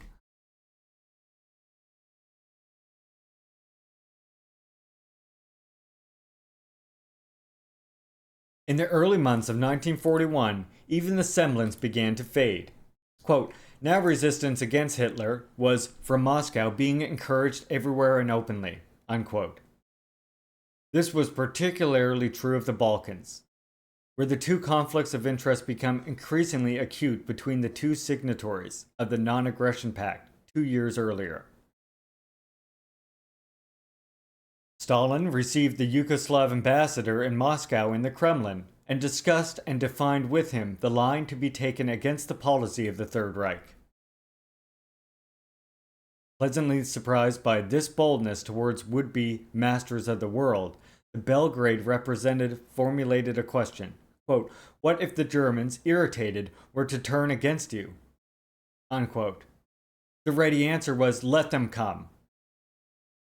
The stipulation of the Friendship Pact between the USSR and Yugoslavia on April 4, 1941, was immediately followed by the invasion of Yugoslavia by Hitler's army.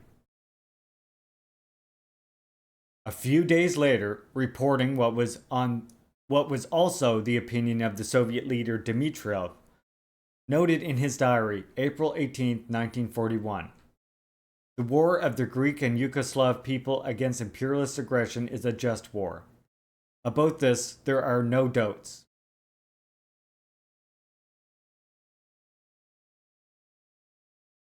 The clash with the Third Reich loomed ever more clearly on the horizon. On May 5, 1941, Stalin observed, "Is the German army invincible? No, it is not invincible. Now Germany is continuing the war under the banner of the conquest and subjugation of other peoples, under the banner of hegemony. That is a great disadvantage for the German army." Unquote. Stalin knew what was up. If the rapprochement between the Third Reich and the Soviet Union had caused considerable unease among the Nazi rank and file, and in particular Rosenberg, quote, "I have the feeling that this Moscow Pact will at some time or other exact vengeance upon National Socialism. Good. Operation Barbarossa aroused a feeling of relief. The stain of honor is erased," Goebbels noted in his diary. The Führer himself wrote to Mussolini, "I feel at peace with myself. The anguish and the feeling of disavowal of my origins, of my thinking, and my commitments I had undertaken, the feelings that had accommodated the non-aggression pact had vanished." Hitler commented that a contemporary historian finally arrived at the confrontation that for almost 2 decades had been a central element of his thinking, and even of his psyche. Always longed for the annihilation of Eastern and Asiatic Bolshevism, would have been made possible to achieve under the conditions imposed by Berlin. A recomposition of the unity of the West and the white race, and in particular permanent agreement with the British Empire, which for the Führer continued to be the model of domination and exploitation.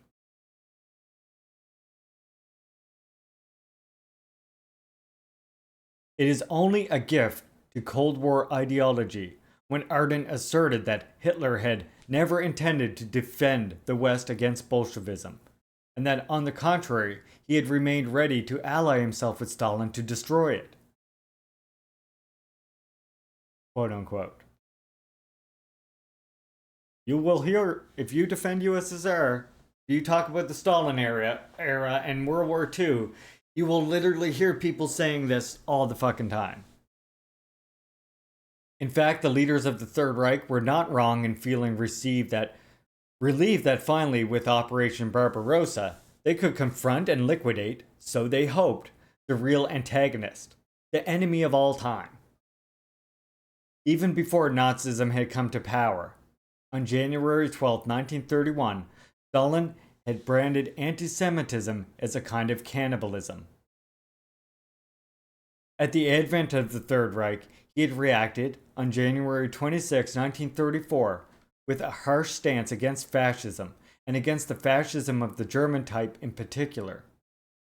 Again, as in 1914, the parties of warmongering imperialism, the parties of war, of revenge, the new war that was on the horizon promised to be particularly barbaric. It was the war organized by the superior race, say the German race, against the inferior race, primarily against the Slavs.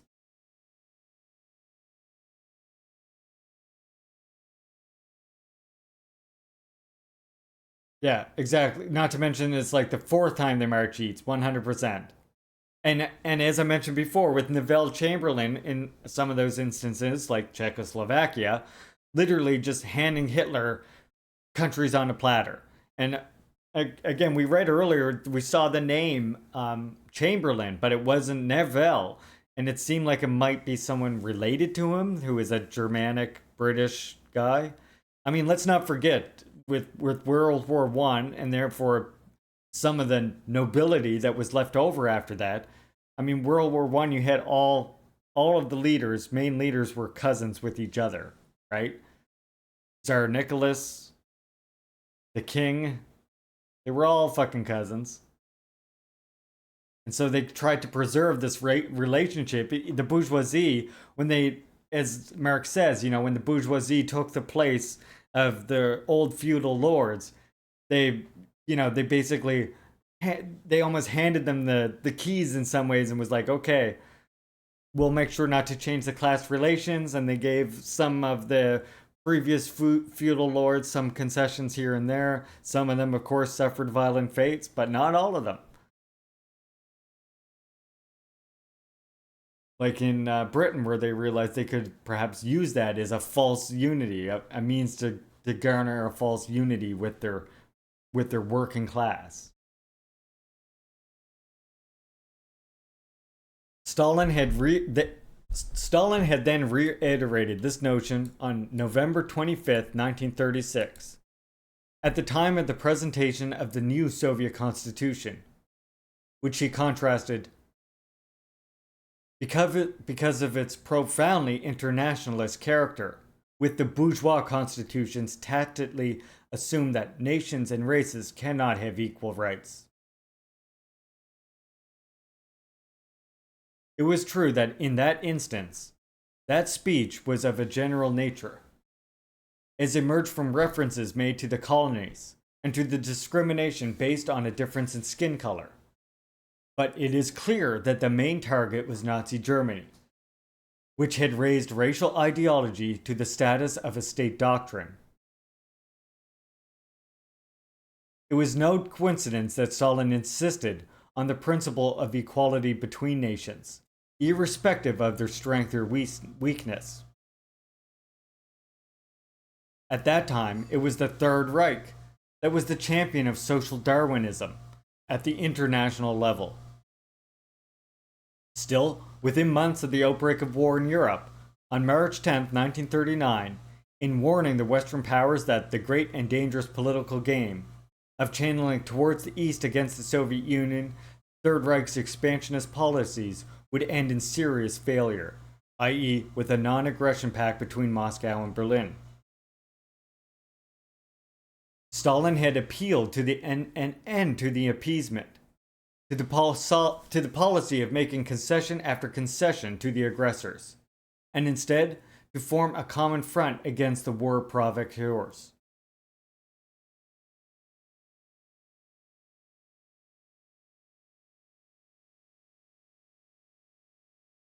Completely removing the historical framework sketched here, Arden enunciated a theorem of elective affinities between Stalin and Hitler.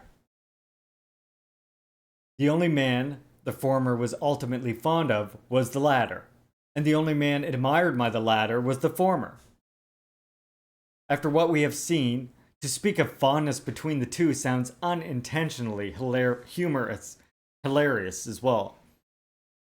While Arden's thesis of Stalin's deliberate pro-Hitler policy is a trivial nod to Cold War ideology,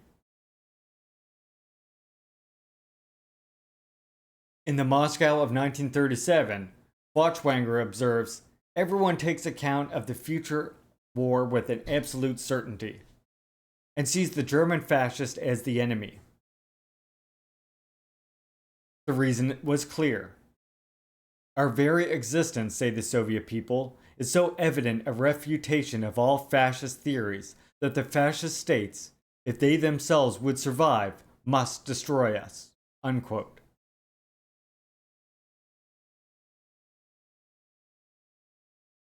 The war of annihilation that would later be unleashed by the Third Reich was foreseen then with precision.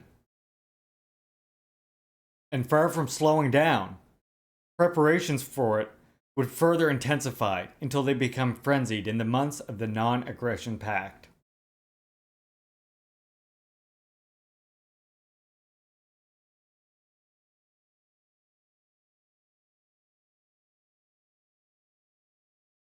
It is true, however, that starting with Operation Barbarossa, Hitler sometimes highlighted the political and military capabilities of his great antagonist.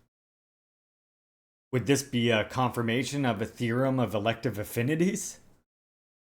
During the Tehran conference, polemicizing amicably with Franklin D. Roosevelt, inclined to read Hitler in a psychopathological key, Stalin stressed instead that the common enemy was very able, and that this was the only way to explain the extraordinary successes that he initially achieved.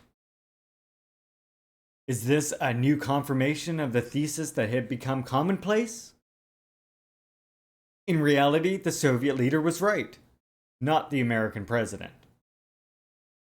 One must have a very primitive vision of antagonism to think that, to be authentic, it must entail the misrecognition of the enemy's capabilities. In fact, I would argue that would be a deep, grave mistake. While historians today agree in reproaching the Führer's underestimation of the USSR, Arden instead starts from his belated and partial regrets to construct a theorem of elective affinities.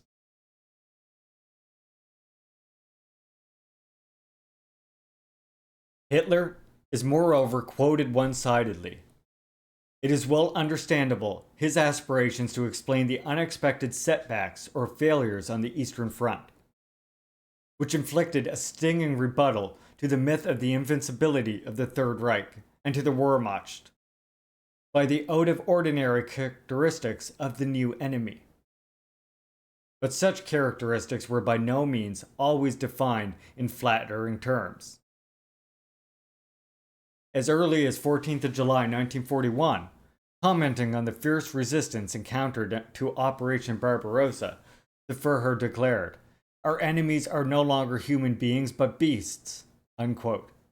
In echoing the views of his leader, one of his secretaries wrote to a friend, "It can be said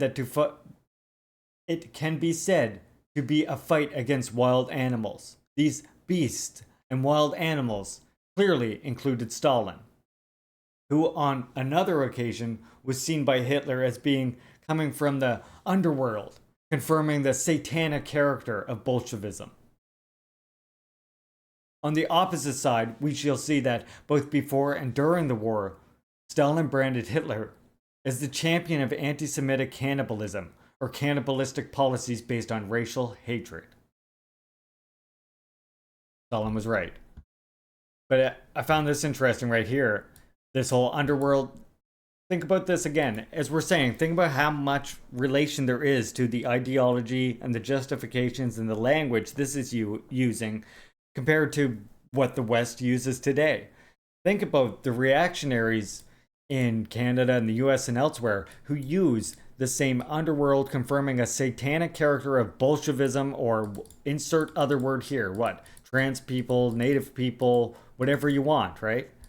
We see the same exact language literally employed today by people who are in fucking Congress. On the opposite side, we shall see that both before and during the war, Stalin branded Hitler as the champion of anti-Semitic cannibalism or cannibalistic politics based on racial hatred. It should be added that other leading political personalities of the West, including Churchill, expressed sympathy for the Soviet leader. Franklin D. Roosevelt, when he spoke of the wonderful progress made by the Russian people, paid indirect homage to their leader. Yeah, when in fact, America is the great Satan from the point of view of the vast majority on Earth. Finally, today, eminent historians emphasize the extraordinary military and political capabilities of Stalin, without underestimating those of Hitler. Do we include all these diverse personalities in the elective affinities theorem? In reality, in expressing this theorem, Arden and those who follow in her footsteps slip from the plane of historical and philosophical research into one of literary dilettantism.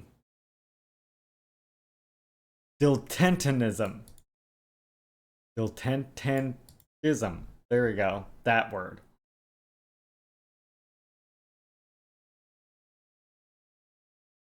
A person who cultivates an area of interest such as the arts without real commitment or knowledge. There you go. Exactly. Exactly. There you go. Are you glad I looked up that word? Dilettantism. Thank you. Separating it out like that definitely helps. Appreciate that, Cinnamon. Okay.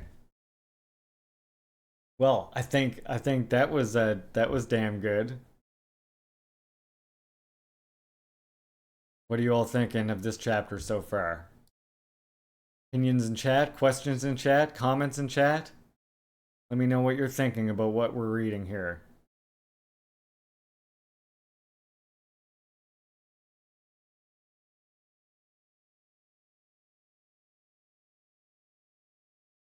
Listening twerking? I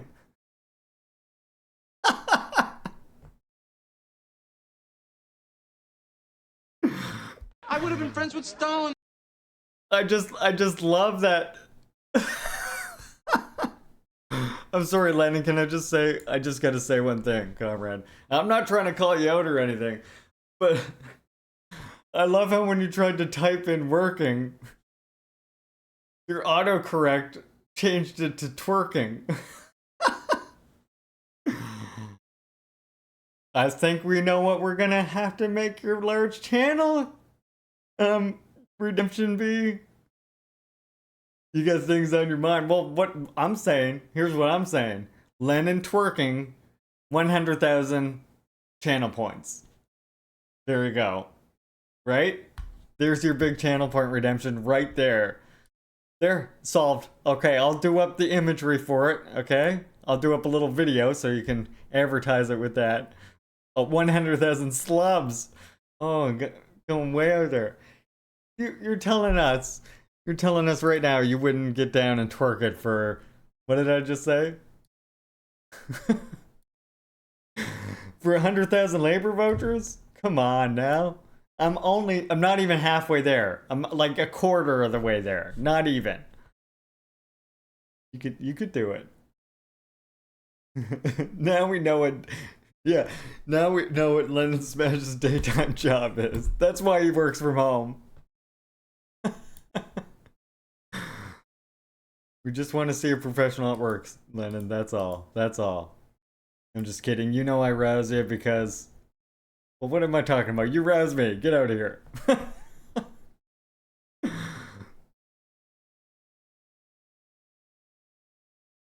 Throwing it back. Yep. Yeah. Oh, yeah. It totally is. Definitely still a CPU job. Yep. Okay. What we need to hear something here. I'm glad you're all enjoying the reading, by the way.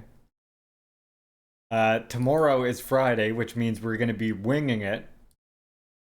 We're going to be watching the speech from the leader, Julius Malema, EFF leader.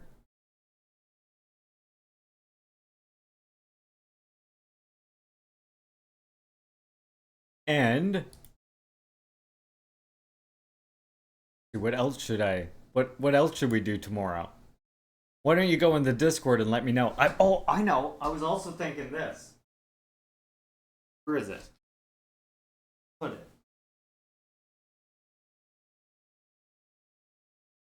Oh yeah. I think maybe we could do a little passage from this. Of course, if there's we'll read a passage from this book here, which I think you all would like to see some of this. And then I'm also thinking we could watch the Malma talk. And then when we're all done politics for the day tomorrow, we'll go back to gaming. And you comrades can decide whether you want me to go back to doing that one that takes place in Canada, where we're building the one in Canada where we're building the maple syrup stuff and like living in our little trailer off the grid right now. Or we can go back to Kerbal Space Program and do more space stuff. So you can think about that and let me know in the Discord or tomorrow. We're gonna raid out. I'm just looking for who I feel like raiding right now.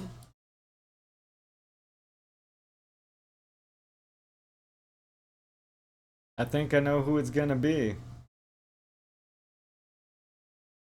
You keep voting rental replay? Okay, I'll tell you what then. I'll tell you what. We'll do rental replay. We'll start rental replay tomorrow. How about that? That's what I'm thinking. Okay, I think I know who we're gonna raid. A dear comrade who has raided us many times in the past. So I think we're gonna do that. That was my initial thought, but not. If you were thinking Benny just went offline and raided somebody else. That's who I had up the whole time. But then she went offline, so I think I'm gonna do a comrade that raids us all the time today because it's been a while. Yeah, Lennon knows what's up. It's been a minute, and I feel like it's good to raid Dan again. Dan has always been extremely supportive of the channel. Has been there the whole time since before I even like knew what the hell I was doing on here. He was shouting me out and recommending me, so I think that'll be a good one for us to raid. Yeah, I'm hoping someday we will get to do a short enough stream that we will get to raid. That we will get to raid Benny. We've raided TRS a few times and have gotten the honor of a TRS, not a cult, meme.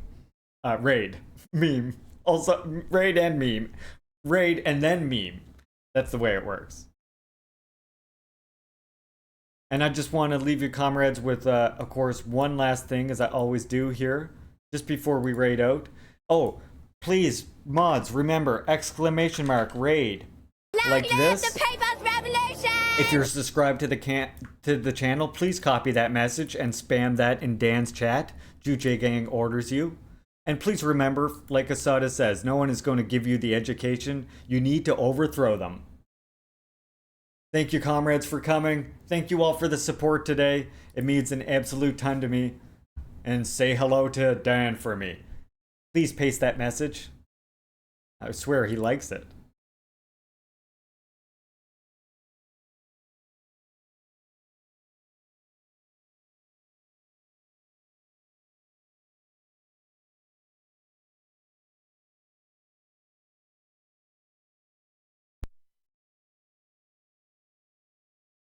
Know if we could actually afford it.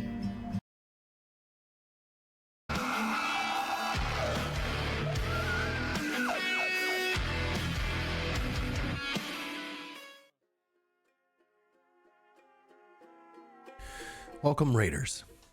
Thank you so much for raiding. Everyone follow Leaping Larry. Follow Comrade Larry. Colonialism is cringe. That's true. Welcome, Raiders.